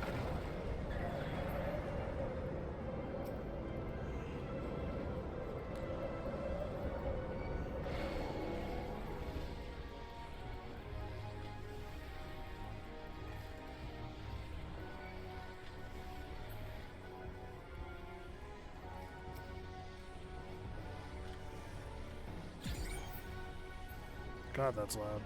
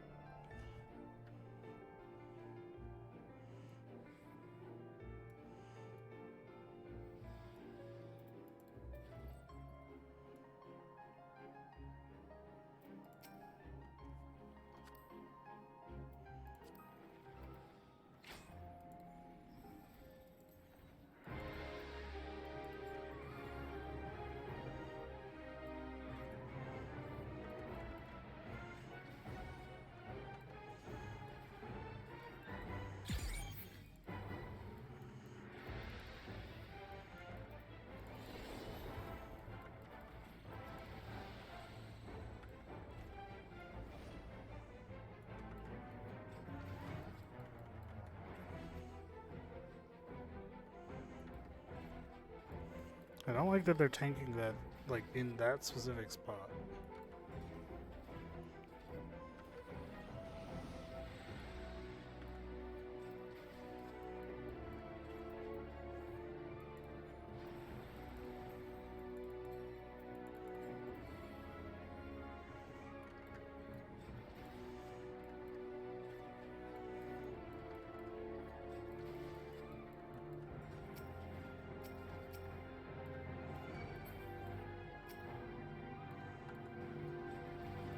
Dun, dun, dun, dun. Oh. Almost did not turn away in time for that.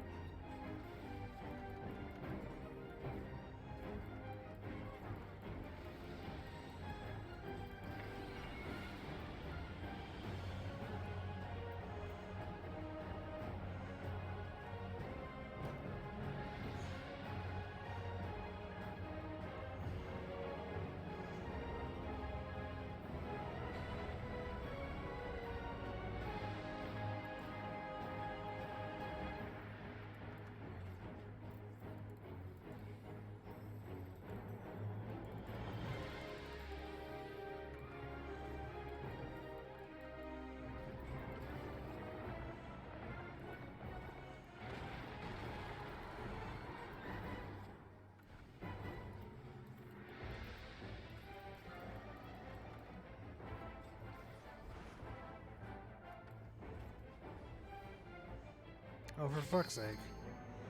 Man's literally moved just close enough to get me.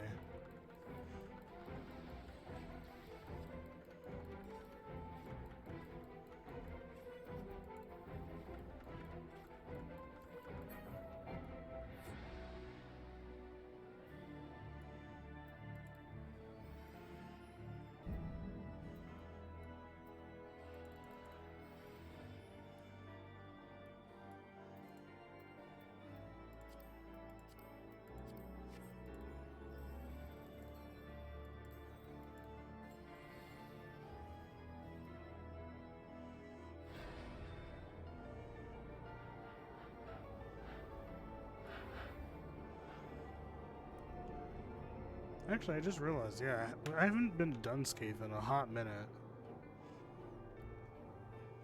I've literally gotten this alliance raid almost every single time.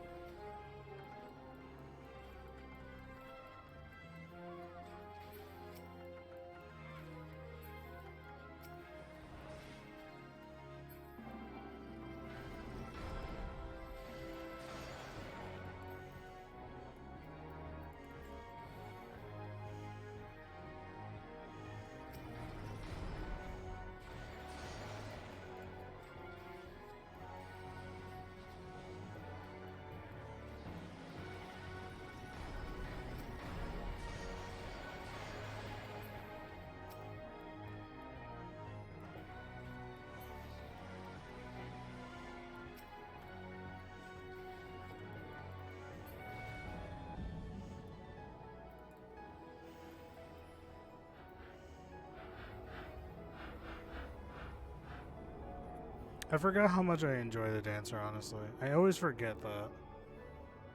Ever since they were revealed, I was like, not sure if I want another RNG-based job. And then I forget that actually the RNG of dancer isn't too bad. It's mostly just, do you get your 3 and 4 all that often? Do you get your 7 and 8? Or, well, for me, it's 7 and 8. It's pretty much Fountain Fall and Reverse Cascade. How often do you get that when you're doing your single combos? How often do you get Blood Shower and Rising Windmill on your AoE?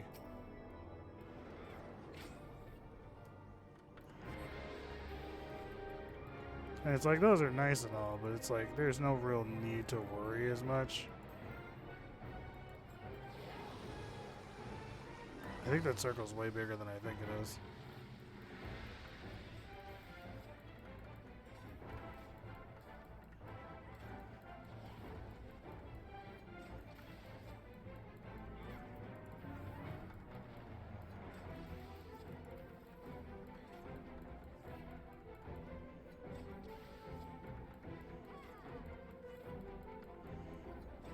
I just realized, like, my entire alliance is over here. All of my casters in my alliance are over here.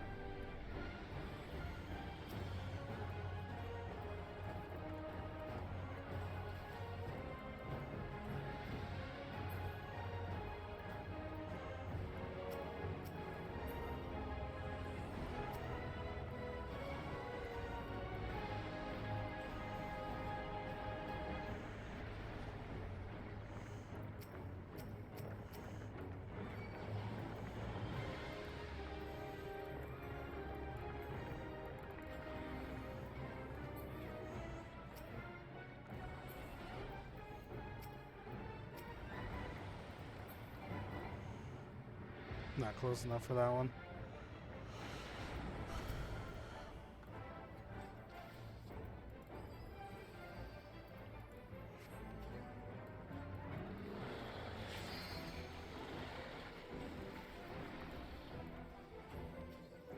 Probably should have used that a bit sooner.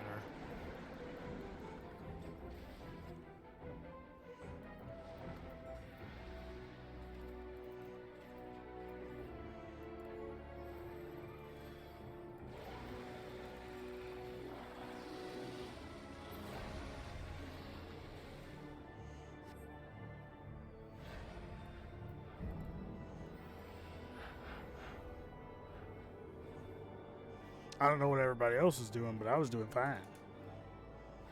It's like literally the worst way to look at it, but you know, not inaccurate.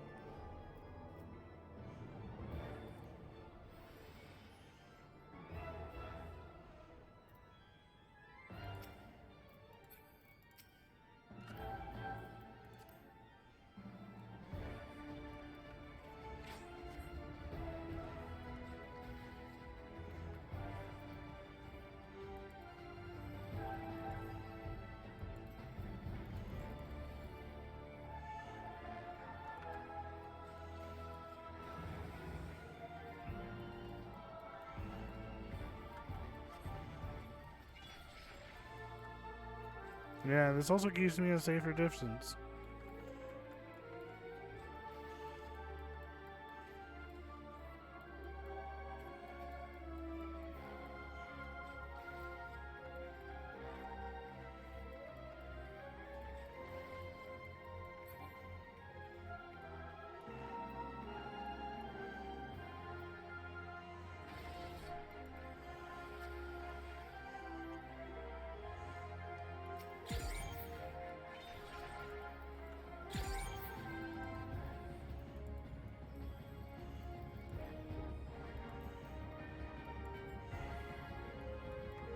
That would have actually been a good time for Shield Samba, but mine wasn't up yet.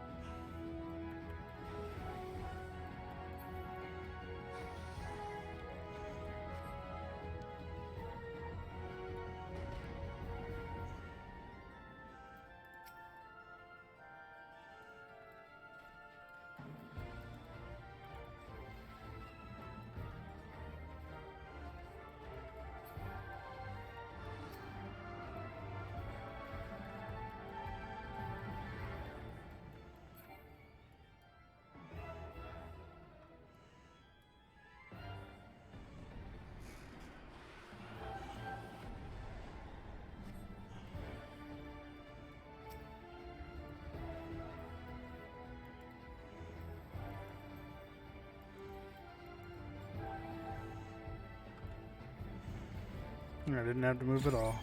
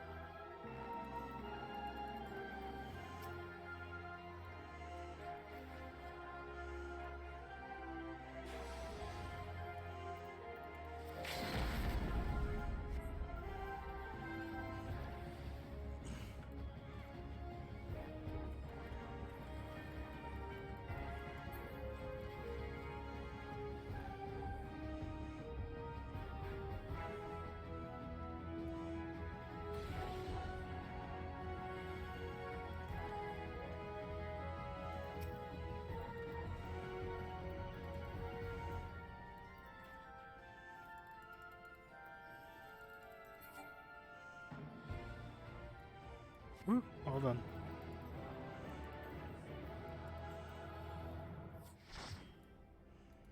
I don't think I need anything from this. That was actually pretty fun. It's not super stressful, but I guess... Okay, let me think. What did I actually lose? I think I lost... Fandance 3 wasn't available. Yeah, because that's 66. And Defilement was also not there because that's 62. But pretty much everything else is available to me.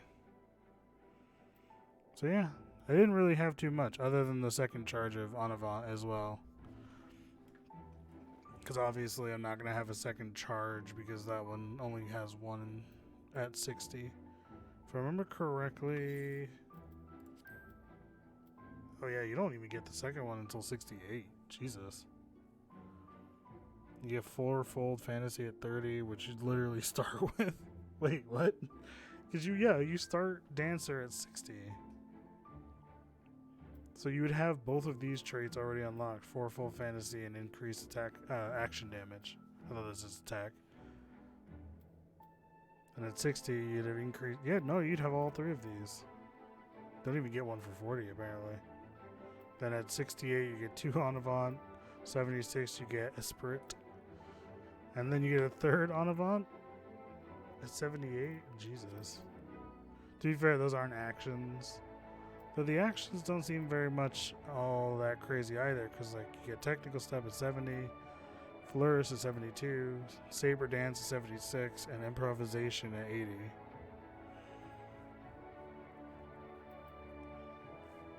So, I don't know. Weird.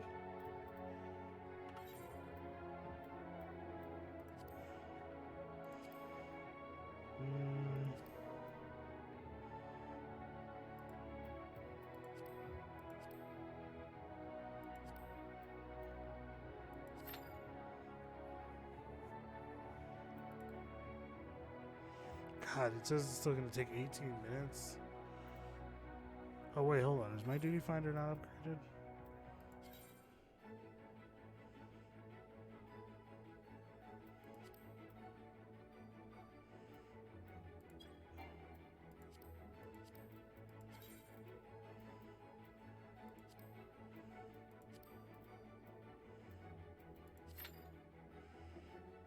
So it'll take 14 minutes. We're leveling, so...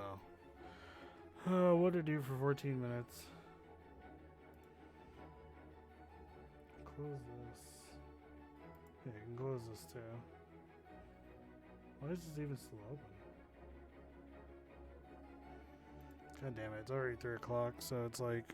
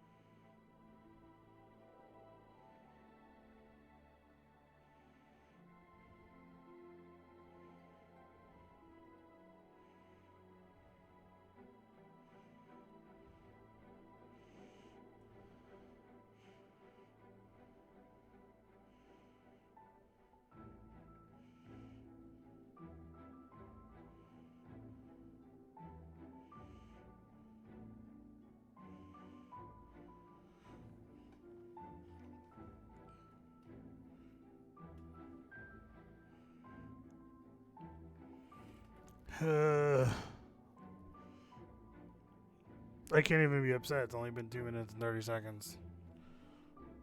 Almost 3 minutes.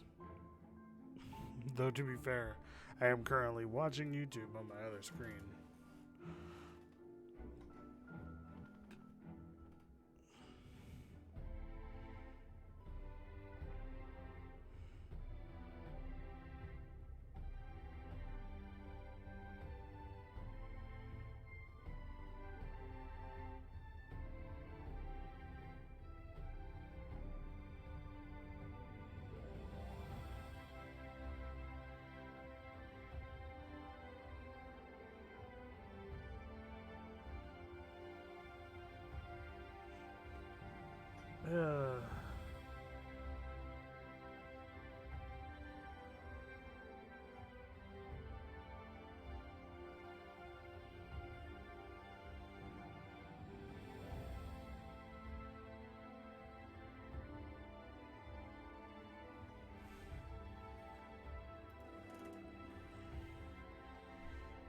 Oh, our freaking thing went up.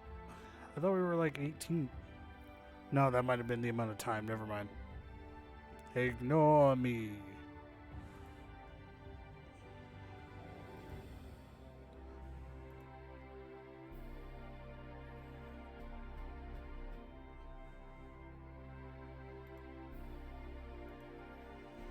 What do we do?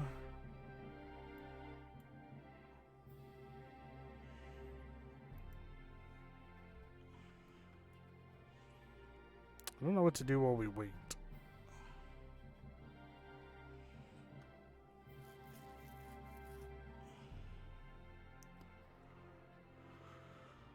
I mean, I could go complete the Gunbreaker stuff. I was thinking like, oh, we could just switch to Blue Mage and do the Fates real quick to try to see if we can get more of the memories we need in order to upgrade another one of our weapons, or relic weapons. But then I realized, like, no, that's probably not a great idea. Only because of the fact that almost every single time I've done it in the past, it's fucked up midway through a Fate. I'll be mid-combat, and I'll have to get out of the combat, get out of the Fate, to then have to switch to the job that I'm actually supposed to be, to then accept the roulette or whatever.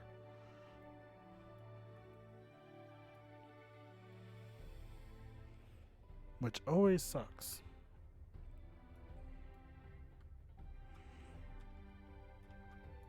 God, I'm also upset because I could be streaming Apex as well if it wasn't for the fact that EA has this really, really dumb setup of like, hey, by the way, you have to log in with your EA account into Apex, but we're never going to cross-save. We're never going to make sure that all of your information is there on the other systems if you ever do switch.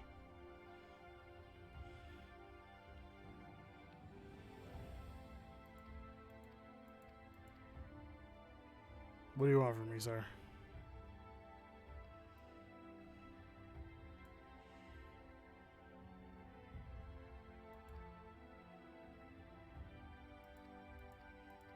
Oh, are you just a sightseeing person?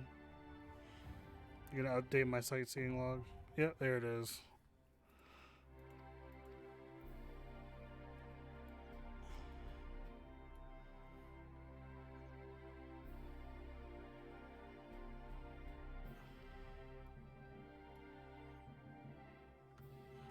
Damn, was it even worth it?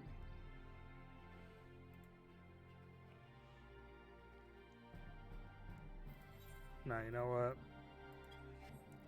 We're 14th and it's still going to take us like 16 minutes. I'm not going to bother. It's too late. It's 3 a.m. and I really don't want to wait like a half an hour plus just to get roulettes done. Like, I could switch to my paladin and do it really quickly, but then I'm losing all that. Oh, damn it. No, because either way I'm going to lose that bonus experience. I either give it to something that could use it and do it that way, or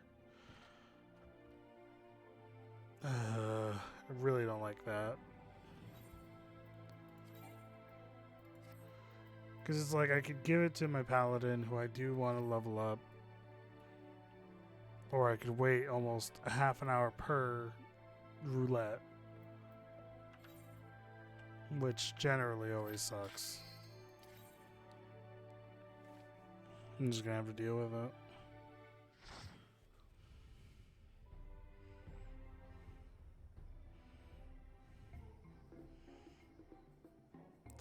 Did I not just set up the fucking roulette to go to... Oh, for fuck's sake. I was pretty sure I literally had just set up the roulette to only go within 8 levels of me. And this is 34. I'm 60 fucking 5 or 66.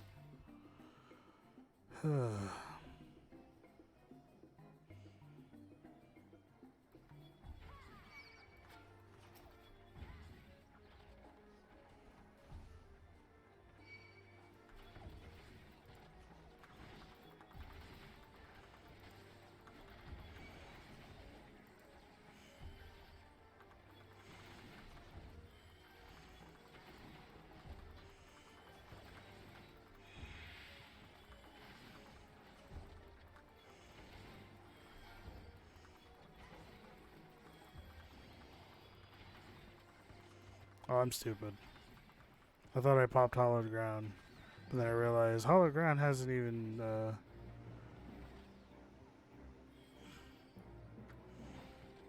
I completely forgot this monkey also stays all the way the fuck back here. It's literally the only one that does it, and I hate it.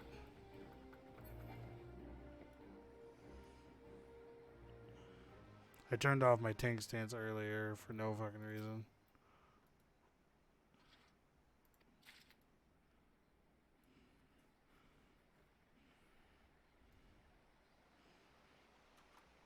I'm a dumb.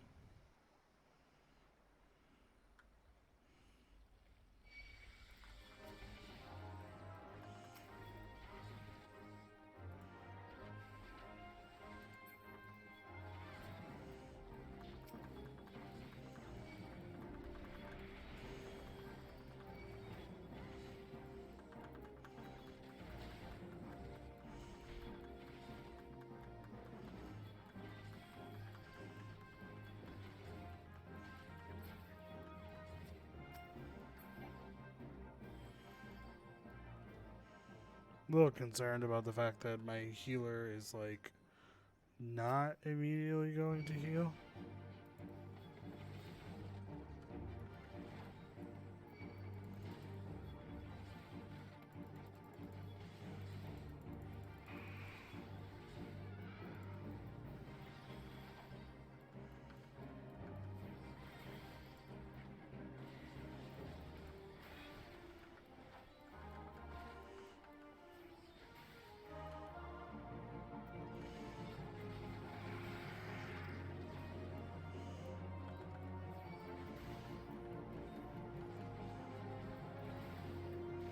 I don't have either of my dots because of this.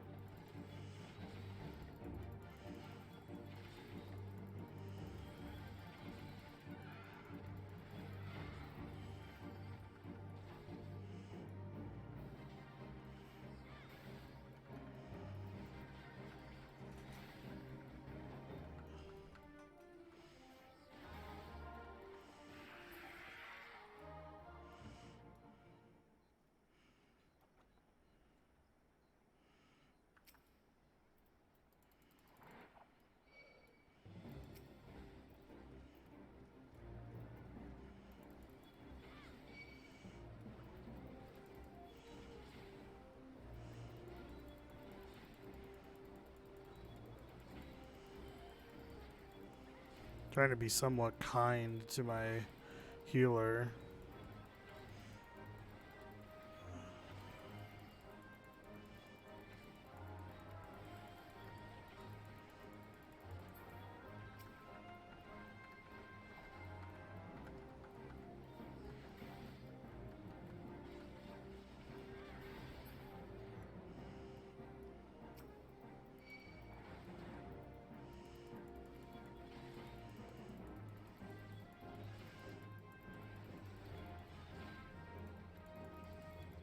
At least they have AoE, because there are some dungeons where AoE is just not a thing you even have in some cases.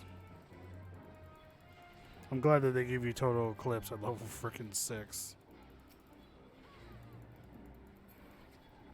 Because I kind of think it sucks that the only thing you have as a warrior is overpower and it's a cone. Personally don't love it. There's no point to cure me there. We're outside of combat. My health will just regen.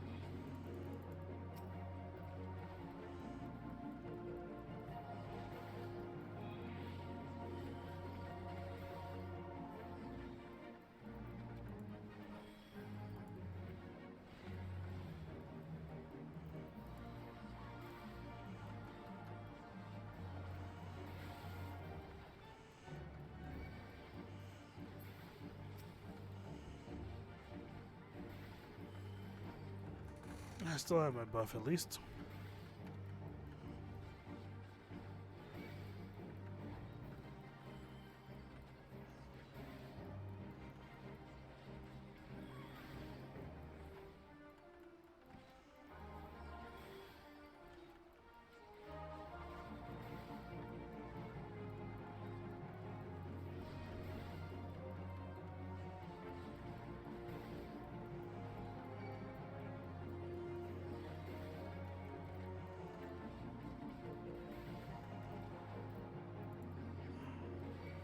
I literally can't do anything about that little switch in aggro because it's not even a change in aggro as much as it is just part of the fight.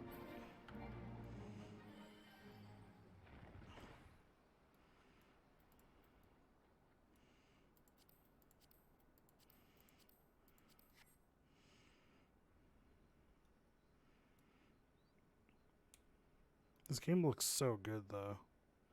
Like at max settings, this looks amazing. Like, to be fair, on the PS4, it also doesn't look like bad by any regard. It's just one of those situations where like it feels weird to see it at like this FPS and whatnot, considering the PS4's limitations.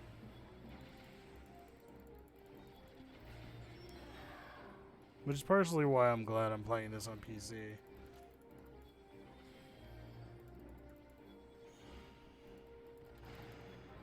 I'm glad that I was able to not only get a PC that can handle this, but also that, you know, I got all my expansions back and whatnot.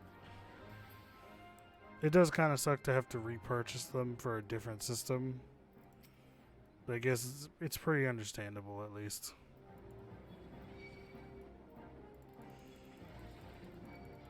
Like, at least it makes sense.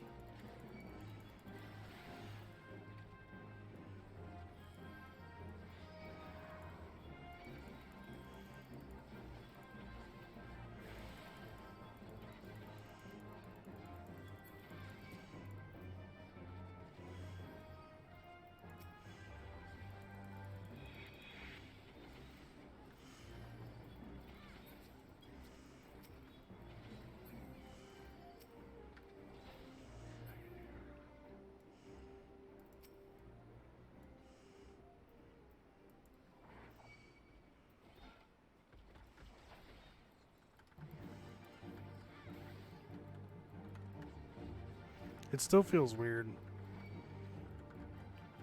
Like, I can say to date, it still feels odd to be playing like pretty much everything on PC.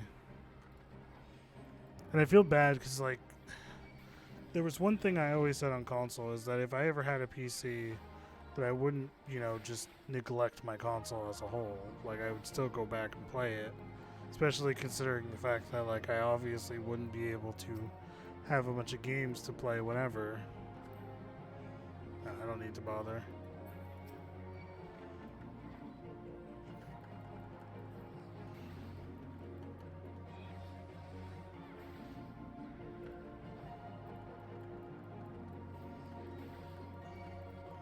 I feel bad because I did say that, and now here we are a couple weeks after me getting my PC. And I can honestly say I have not, that's not true. I have actually played my PC quite a few times. Or, not my PC. I have played my console quite a few times actually since I've gotten my PC.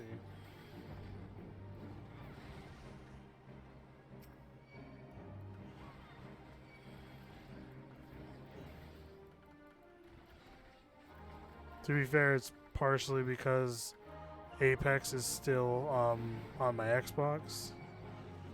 Like, I have it for Steam or whatever, but it doesn't matter because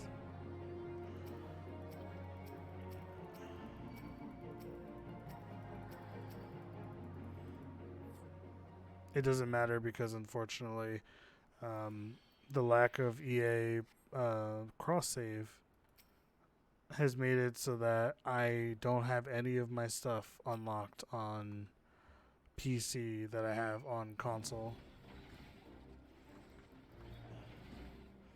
which kind of sucks because it's like I want to play on PC, though I know like it's gonna suck for a while for me because I'm obviously gonna be bad at it for a little while. Because first-person shooters are one of those things where it's like you have to have like really good reflexes for, and like on console I'm okay. I'm not terrible, but I'm not like amazing either.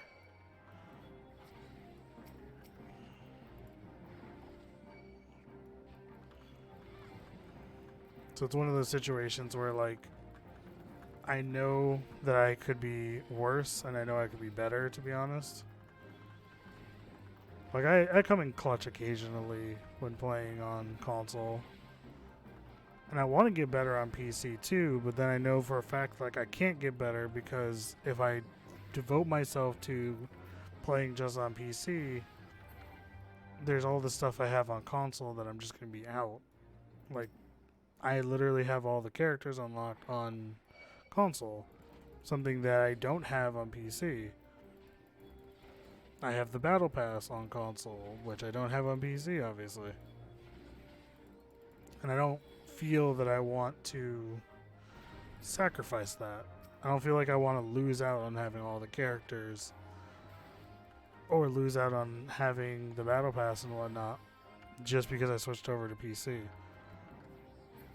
Like, these are things I feel like should be account bound, not system bound, which I think is generally pretty stupid.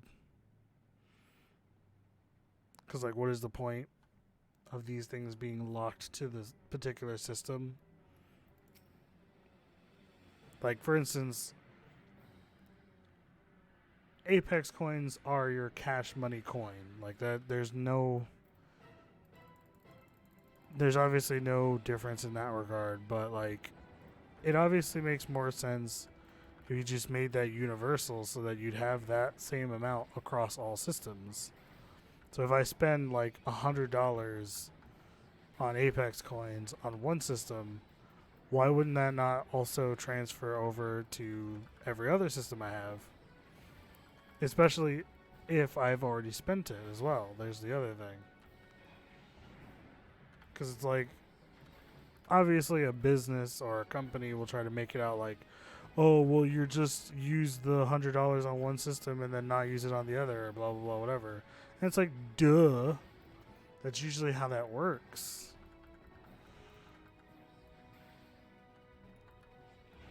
Like, why do you think so many people love buying things on Steam rather than the Epic Game Store in a lot of cases? It's because, like, on Steam, there's a shit ton of sales. So every time you open up Steam, you're gonna find something that's, like, on sale that you're gonna like, and it's gonna be great.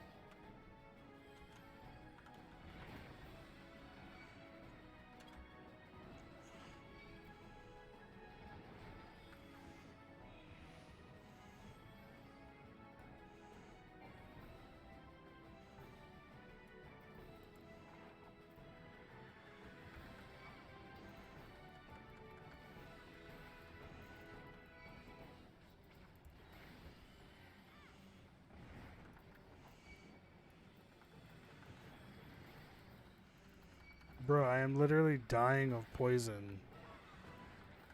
I have 4 stacks of poison.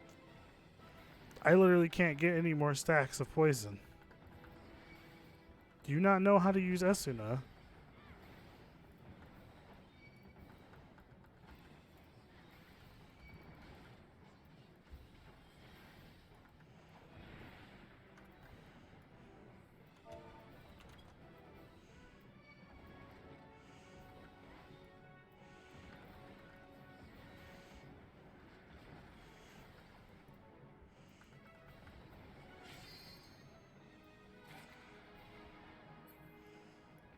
I literally almost died to poison.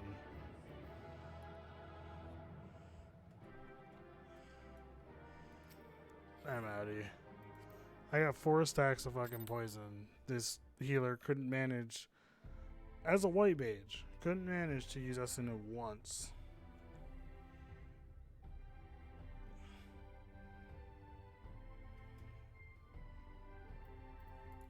And just as a fucking point of reference, just in case,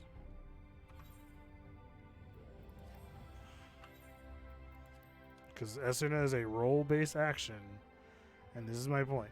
Like, oh, maybe they didn't have it yet. And it's like, no, Esuna, you literally can get it as a role action at level 10. So meaning if you have White Mage unlocked, meaning you're at level 30 minimum, and in that dungeon, it sinks you down to 34 max, you would have Repose, Esuna, Swift Cast, and Lucid Dreaming. Meaning that by the time you hit level 30, you should be able to Swift Cast Raise, for 1. And 2, you should be able to Esuna people when they get poisons and stuff. But the whole time, throughout the whole freaking time that I was fighting that boss, the only point in the game, or the only point in this dungeon, where Esuna is useful, because you keep getting stacks of poison, and it makes your healing less effective because you're constantly having to deal with poison. This man's let me get to 4 stacks of poison and didn't just remove it. Like, I'm thinking about it now. It's like, potentially, yes. You could leave it and let it stack up to 4. Then Esuna it. Because then it goes back to 0 and then you don't have to worry about it as much.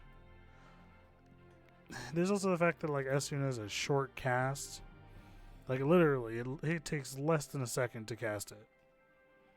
Like, yes, all your stuff is going to be on its recast timer of 241 as per the usual.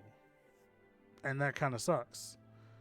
But fucking get rid of the poison that's literally killing your tank. It's not going to kill you. It should be helpful to your tank.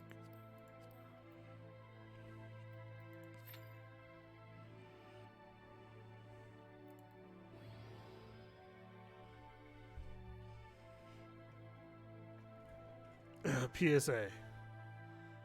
Be nice to your tank. Please and thank you.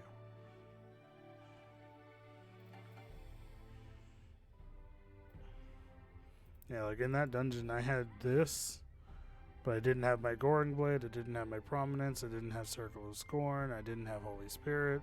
None of these, obviously. Almost none of my defensive cooldowns, except Rampart. Though Divine Veil is not really a defensive cooldown, and neither is Clemency, because they're more for other things.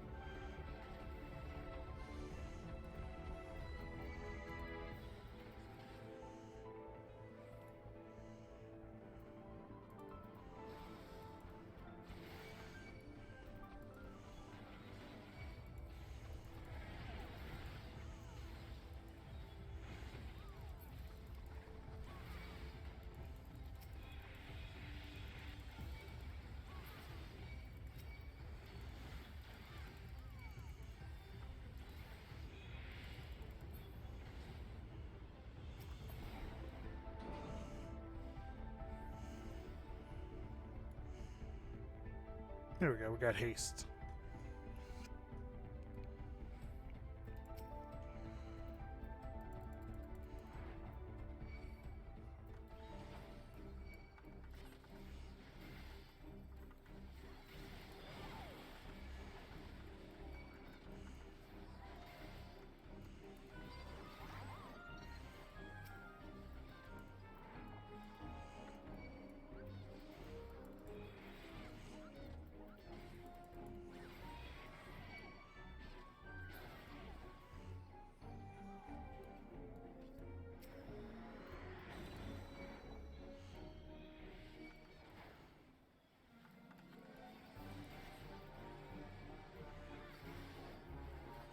Guys, the Mughals.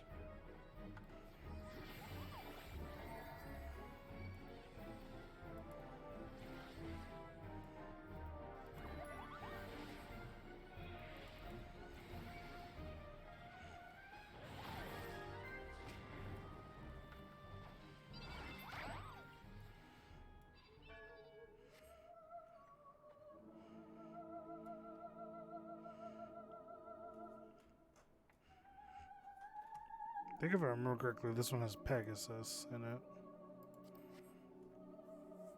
I don't literally need anything from here. It's level 60. So everything would be not worth it.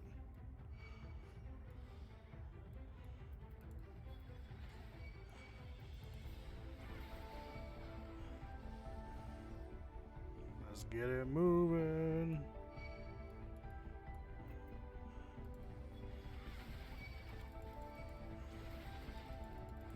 I can only hit like a few of them.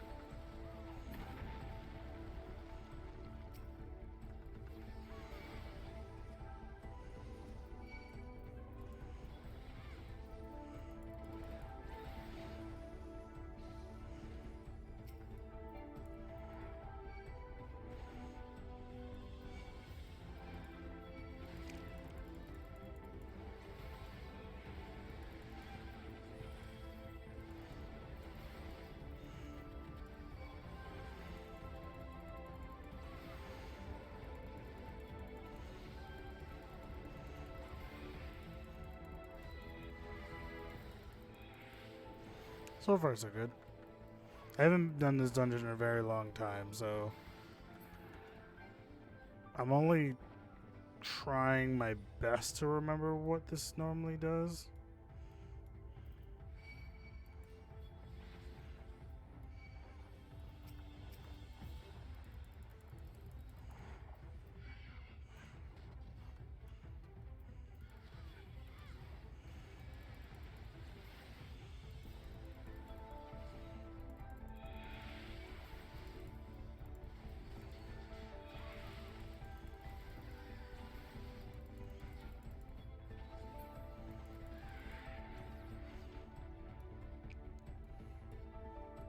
But I'm pretty sure that's the Pegasus up there.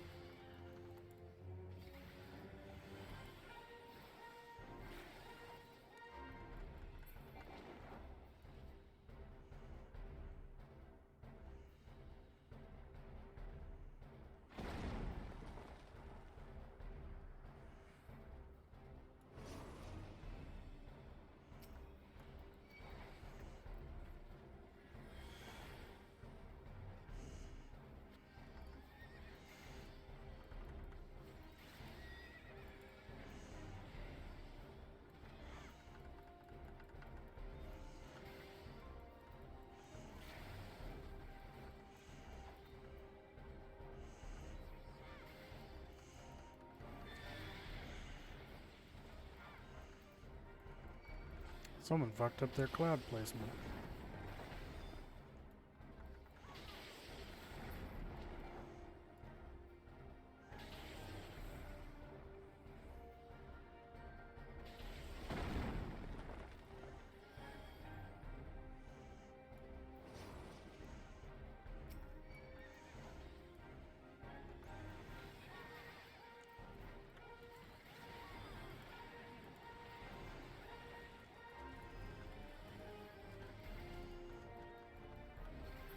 I guess it really doesn't matter.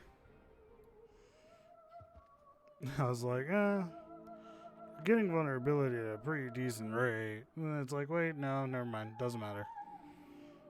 I keep forgetting that, technically speaking, there's no telling, like... Okay, yeah, like, our white mage is through the roof on fucking 80s across the board and whatnot. So, it's kind of what I mean by, like, you don't know. And it's like, yeah, there's no telling that all of these guys could be, like, high levels and whatnot, so...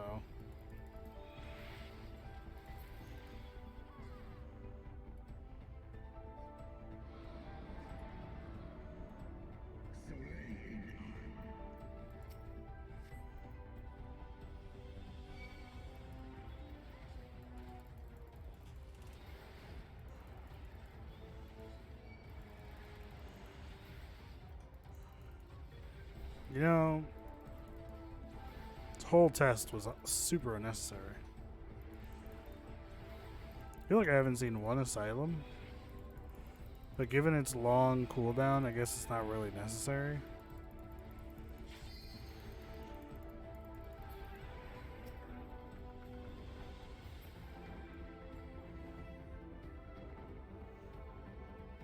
That's gonna probably hurt, huh?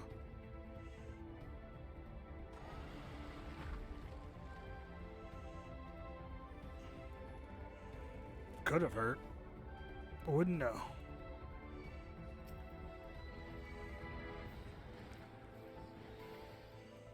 Is there anything actually up there?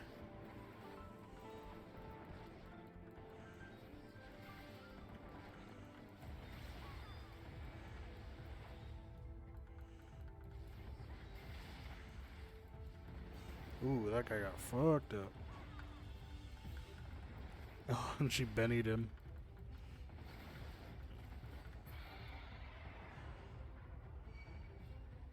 Where are we headed? Oh, we're going this way. I was like, where are we going? And then I was like, oh, the thing is this way.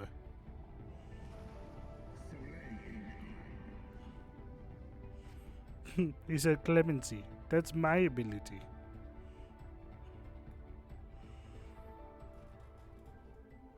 Ugh.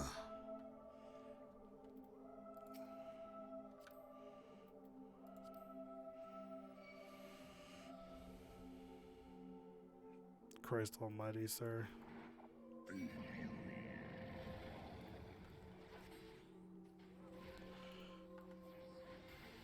Does this person have positionals? Better not. 'Cause that'd be fucking weird.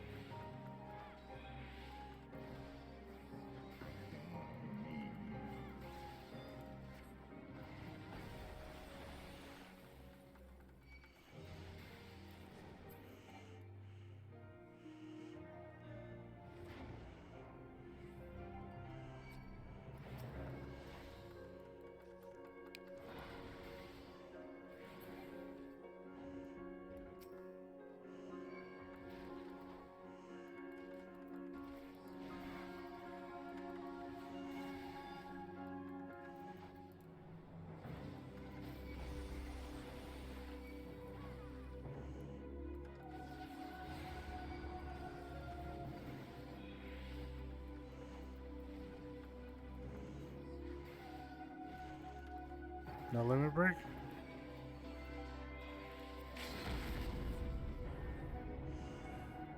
No one else is gonna use it, I'm gonna use it.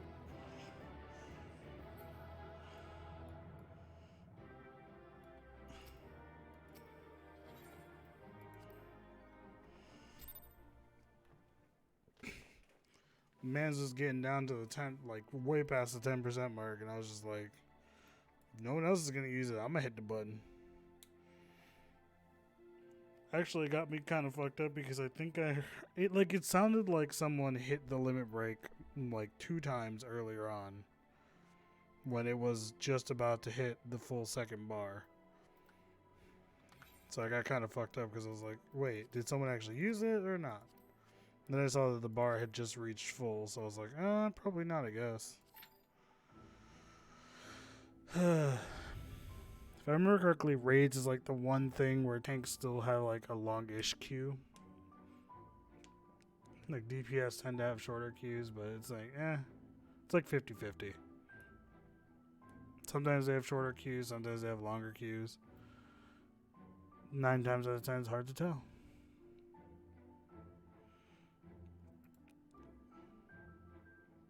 God, it's almost 4 a.m.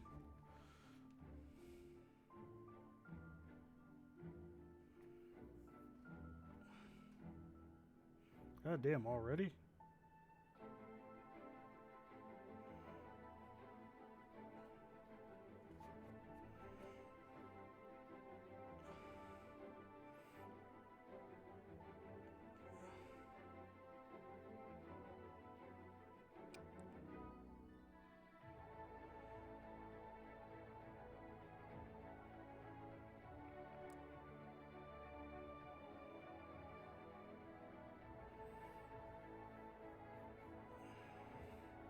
Oh, there's a new Tales of game. That's cool.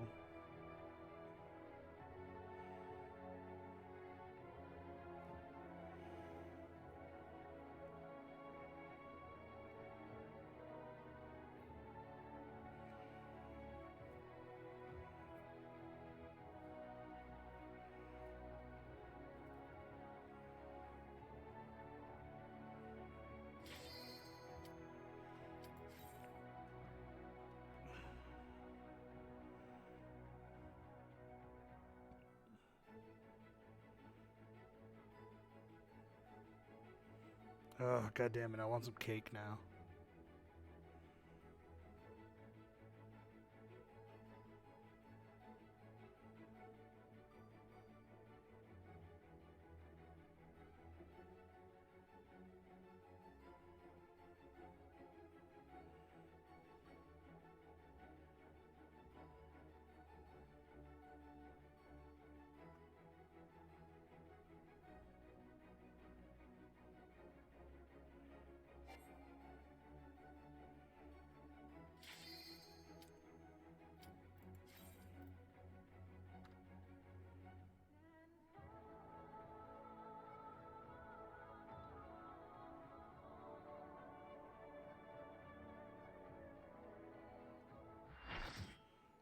Oh, thank goodness. Oh, for fuck's sake.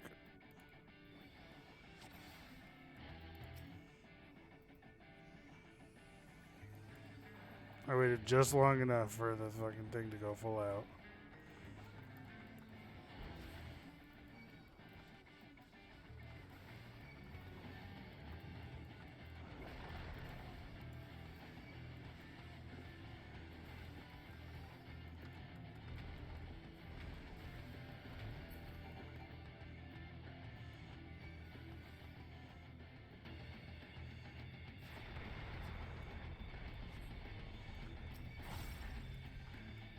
Wait, is someone using Titan? Yeah, they're using the Titan Eggy.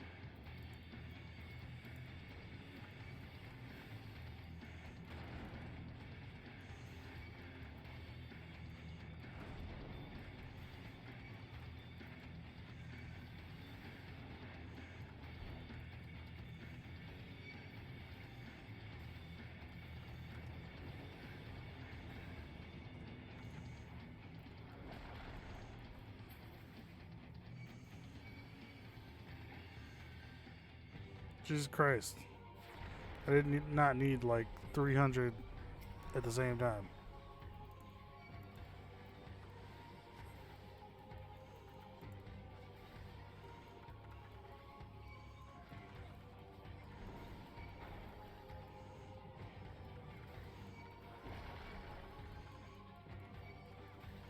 Why do I keep getting less traits?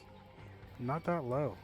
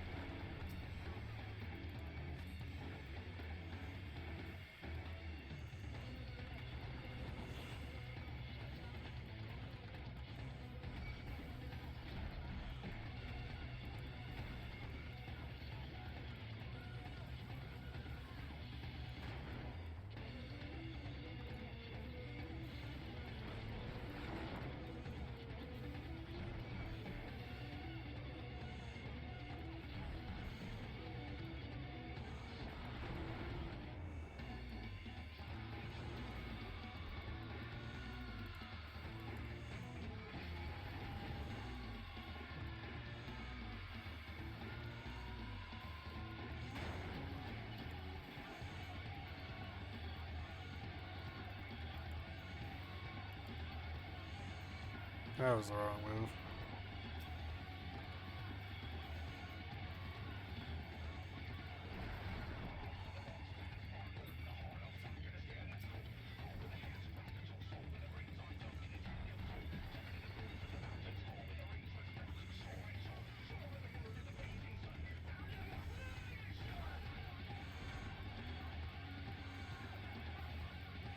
This music is still good.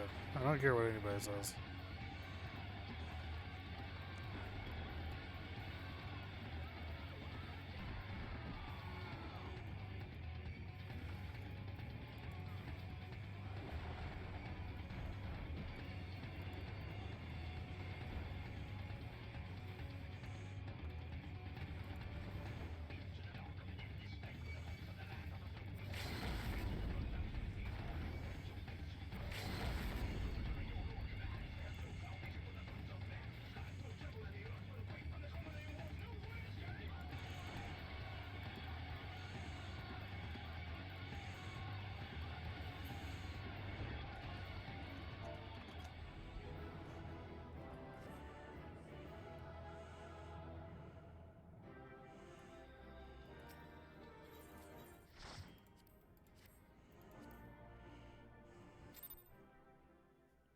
The healer did a pretty good job, though I didn't need that many lustrates. Could have probably held off on using so many of those. Alright. All that's really left is normal raid, main scenario, and guild hast, which I'm not doing main scenario. It'll take a half an hour tonight, and it's like 4 in the morning already. Guild hast is mostly for lower level stuff, so I tend to hold that off on like my normal stuff. Like I would say probably switch to Dragoon or even the Bard that I was leveling or wanting to level would be a better option. Normal raid wouldn't take too long, but I like doing DPS when I do normal raid. So yeah, fuck it, let's do this. See how long it'll take. It says less than 5, but that's not entirely true always. See what happens. Our food both almost ran out.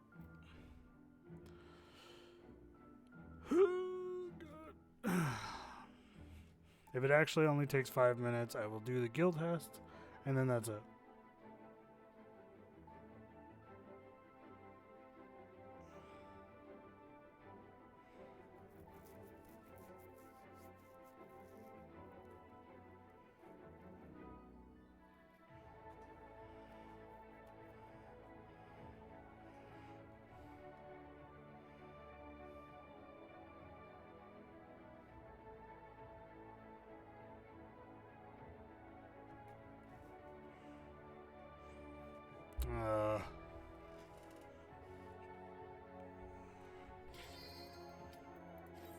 No, that didn't take 5 minutes.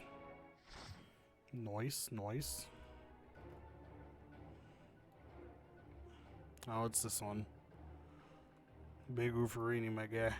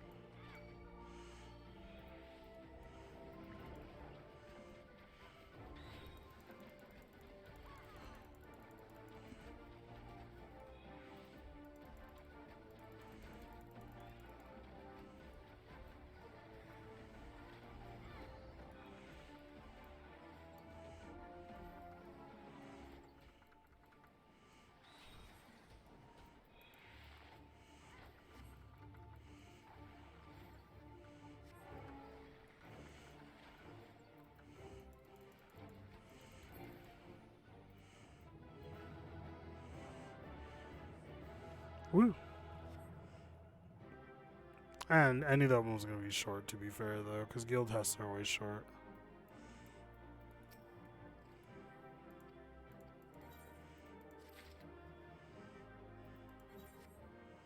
Oop. Kicked me out before I was able to exit. Alright. So what did I say left? There was main scenario. We already did all of these ones. We did alliance. All that's left is normal. Let's see if we get lucky.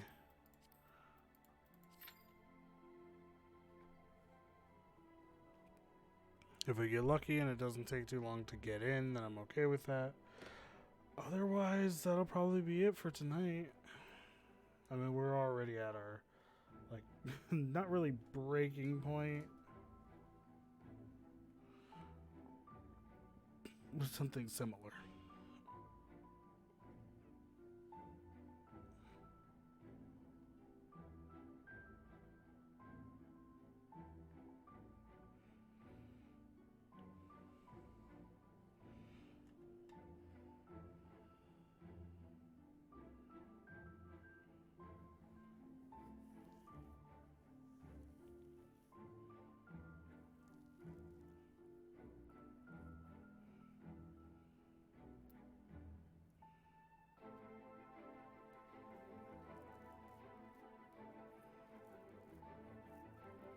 One of these days, I'm gonna freaking get on there and do that.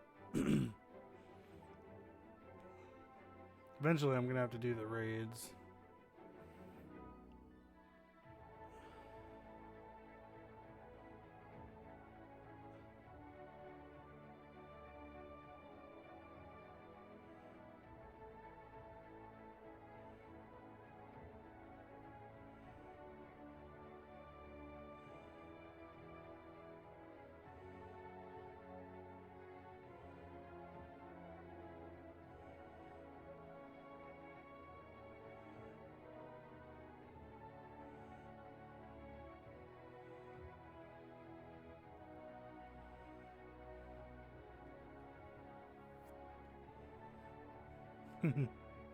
I do plan on watching that.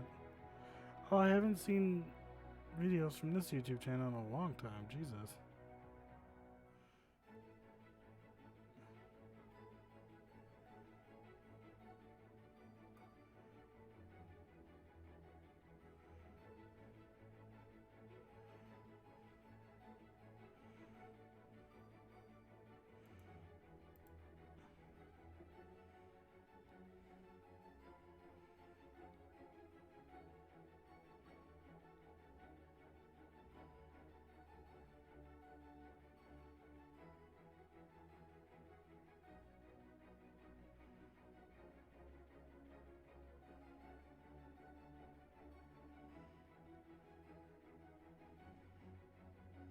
Jesus, everyone.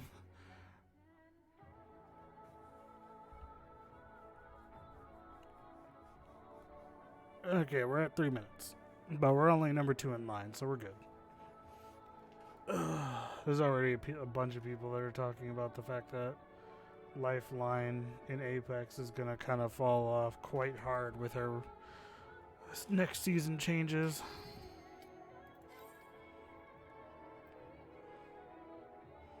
And they're right, to be fair. She will fall off still. I still like Lifeline. To be fair, I think I liked her if I remember correctly, I played her even before the revive change where she could just do that. For a while I played her back when she just put up the shield and she did the revive herself.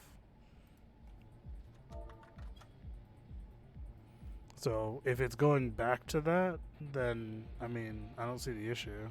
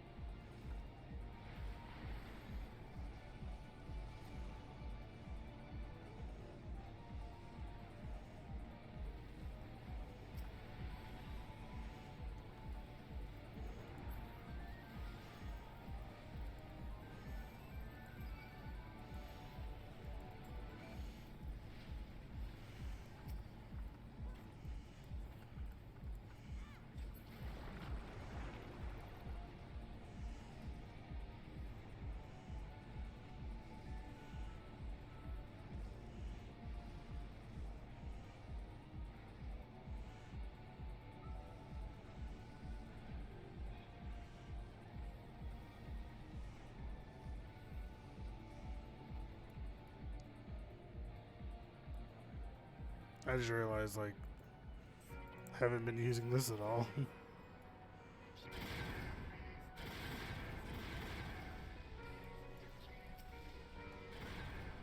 Oh, wait. Fuck, I just realized I clicked them, but I was too far away to actually attack, so thank God.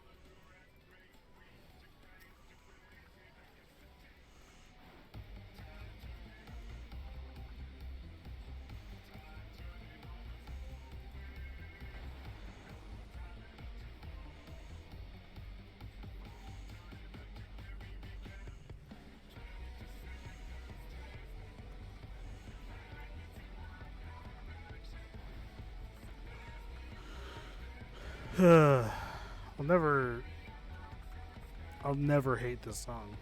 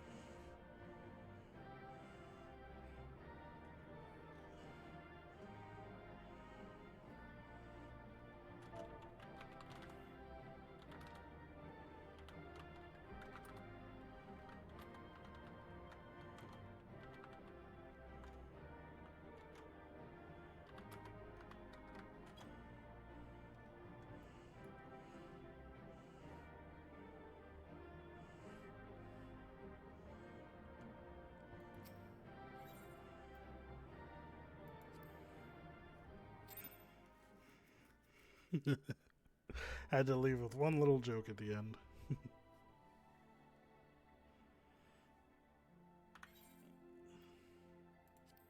Alright, so we did normal, we did guild, we did everything except main scenario, which takes too long, so we're not doing it. But that means it's that one. That means we can start logging out. So, as I get to the inn room and put my character to sleep, I'd like to thank everybody for stopping by the stream. I very much appreciate it, as I always do. Thank you for spending some time tonight, especially if you stayed up through the whole stream. We are 7 hours in, and we've been streaming practically all a good portion of the night. We did a late night stream, mostly because of the fact that I got on kind of late, unfortunately, so apologies for that, everybody. But as I said, thank you for those of you that stopped by. Thanks for those that left messages. Feel free to leave a follow. If you like what you saw, like what you heard, maybe I was just like your podcast in the background, I can do that for you. No problems. But that'll be it for today. Tomorrow, I have a game in the middle of the day that I run, and I'm not quite sure, but I feel like I might stream it. I don't know. There's not much that happens on the actual screen, so it'll be kind of like a just chatting stream. We'll find out. I do also want to let my players know as well, just in case, as all of this happens through Discord and Roll20, so maybe we'll actually have something going on there. But there's a lot that's not really shown throughout the game, so like dice rolls and stuff will be on. So who knows? We'll see. If that doesn't pan out, or either the game doesn't happen because no one's around, or people aren't too comfortable with it, whichever one happens, that probably won't happen. So it'll probably be another late night stream, though tomorrow is Saturday, so I might... it's kind of up in the air on what we play. I'm going to try to stick to streaming Final Fantasy on Fridays, as our Friday night FinFan is going to become our new thing. Wednesday is going to become just a Warframe day for streams. Thursday, I do have a game later on in the evening, so Thursday is kind of an up-in-the-air situation. I may not stream at all on those days. Tuesday as well feels... Tuesday is currently Couples Day in my book. Monday, I also have a game, so whether or not I stream earlier on in the day is kind of up in the air. Sunday, I said a while ago that was going to be Star Wars Day, so we're doing KOTOR on that day. So look forward to more of that. I did fuck up last week by not playing KOTOR at all, and not even streaming, I think, if I remember correctly. Yeah, we didn't even stream. So yeah, from now on, Sunday is always going to be KOTOR, at least until we finish it. Monday, whether or not we stream is completely up in the air, as things are already scheduled for that day. Tuesday is Couples Day, so if I stream anything, it'll usually be in tandem with girlfriend conversating in the background. If that, chances are not going to happen. So Monday, Tuesday, don't expect streams unless I decide to or something comes up that I want to really badly. Wednesday is entirely going to be a Warframe day, so if I stream, it'll be a Warframe. Thursday is another up in the air day, so Monday, Tuesday, Thursday specifically are going to be days where I may not stream at all. It may not happen, but if I do, it'll be a random game out of nowhere. Friday will be Final Fantasy Day, and Saturday, if we can make it work, I want to stream my campaign that I have going on Saturday, because at least for the most part, it's a fun game with nonsense and fun people, and I think it'll be great. Like, yes, there may be background noise from certain people or whatever, but who knows? I want to have a lot of fun with it, so we'll see. Like, I also have my game on Mondays, which I thought about streaming, but there's a decent amount of campaign that's already happened there, so it'd be kind of weird to drop the entire audience on the middle of a campaign like that. A lot of explaining that has to go on beforehand. And my Thursday game feels like the perfect one to stream because there's so many people there on average, and I don't have to talk as much. But that one, it's like close to the end of the campaign, so that one makes more sense to just wait until the next one starts, and even then might take months and months before that happens. So we'll see. Tomorrow, depending on what happens, we'll either be streaming a random game or not streaming at all, or we'll be streaming our actual campaign. It's either going to be probably the campaign, which is, I do run it about 6 hours long, so it may leave me a little exhausted on the talking and thinking part, so I may not stream at all because of it. But I'll talk it over with my players, and we'll see if maybe we'll stream it as like a just chatting podcast situation for everyone. You don't have to actually watch the visual if you don't want to. There's not too much that happens there, but like dice rolls and whatnot are visible there. But besides that, thanks to everyone for tuning in and listening to my rambling at the end here. Appreciate it. I'm going to try to put up a schedule on my Twitch channel for this kind of stuff. The unfortunate part is I can't put times on the schedule because I always stream at weird times, and I feel like if I try to hold myself to a very particular schedule, I will fuck it up and I'll not do it as I did before. But since currently we're only set to like 3 days, Sunday, Wednesday, Friday, and maybe Saturday, so maybe 4 days of streaming per week should be fine. Fingers crossed. But yeah, look forward to a possible stream tomorrow of maybe some tabletop stuff. It'll be interesting. It'll be easy to get into because then I could just quickly go over everyone's character in the early bits for anyone wondering. So I can do that in the meantime, at least in the beginning parts. Give a quick little overview of what happened, because I do a recap at the beginning of every one of my campaigns. Every week that we get together, I do generally do a recap. Though it's been a couple of weeks since this particular game has gotten together, so the recap will be a little weird because I'll have to remember everything that's happened in the meantime. But I'm gonna stop rambling. Thanks to everyone for tuning in. Check back in tomorrow as we might have an actual stream to go. If not, check back on Sunday when we do some more KOTOR streaming if you're into Knights of the Old Republic, especially with KOTOR 2 specifically. That's what we're doing with the restored content mod. If not, maybe Wednesday will be more your thing. You'll be more into Warframe. I do apologize in advance for anyone that gets motion tick on that one, so that will be a little all over the place. But thanks to everyone that tuned in. Thanks to anyone that chatted. Thanks to anyone that decides they want to follow either in the middle of the night or after the stream's over. These things do happen. And just remember, have a good night or good morning or good day, wherever you might be. And remember that I appreciate you, every single one of you. And have a good rest of your day, evening, night. Bye, everybody.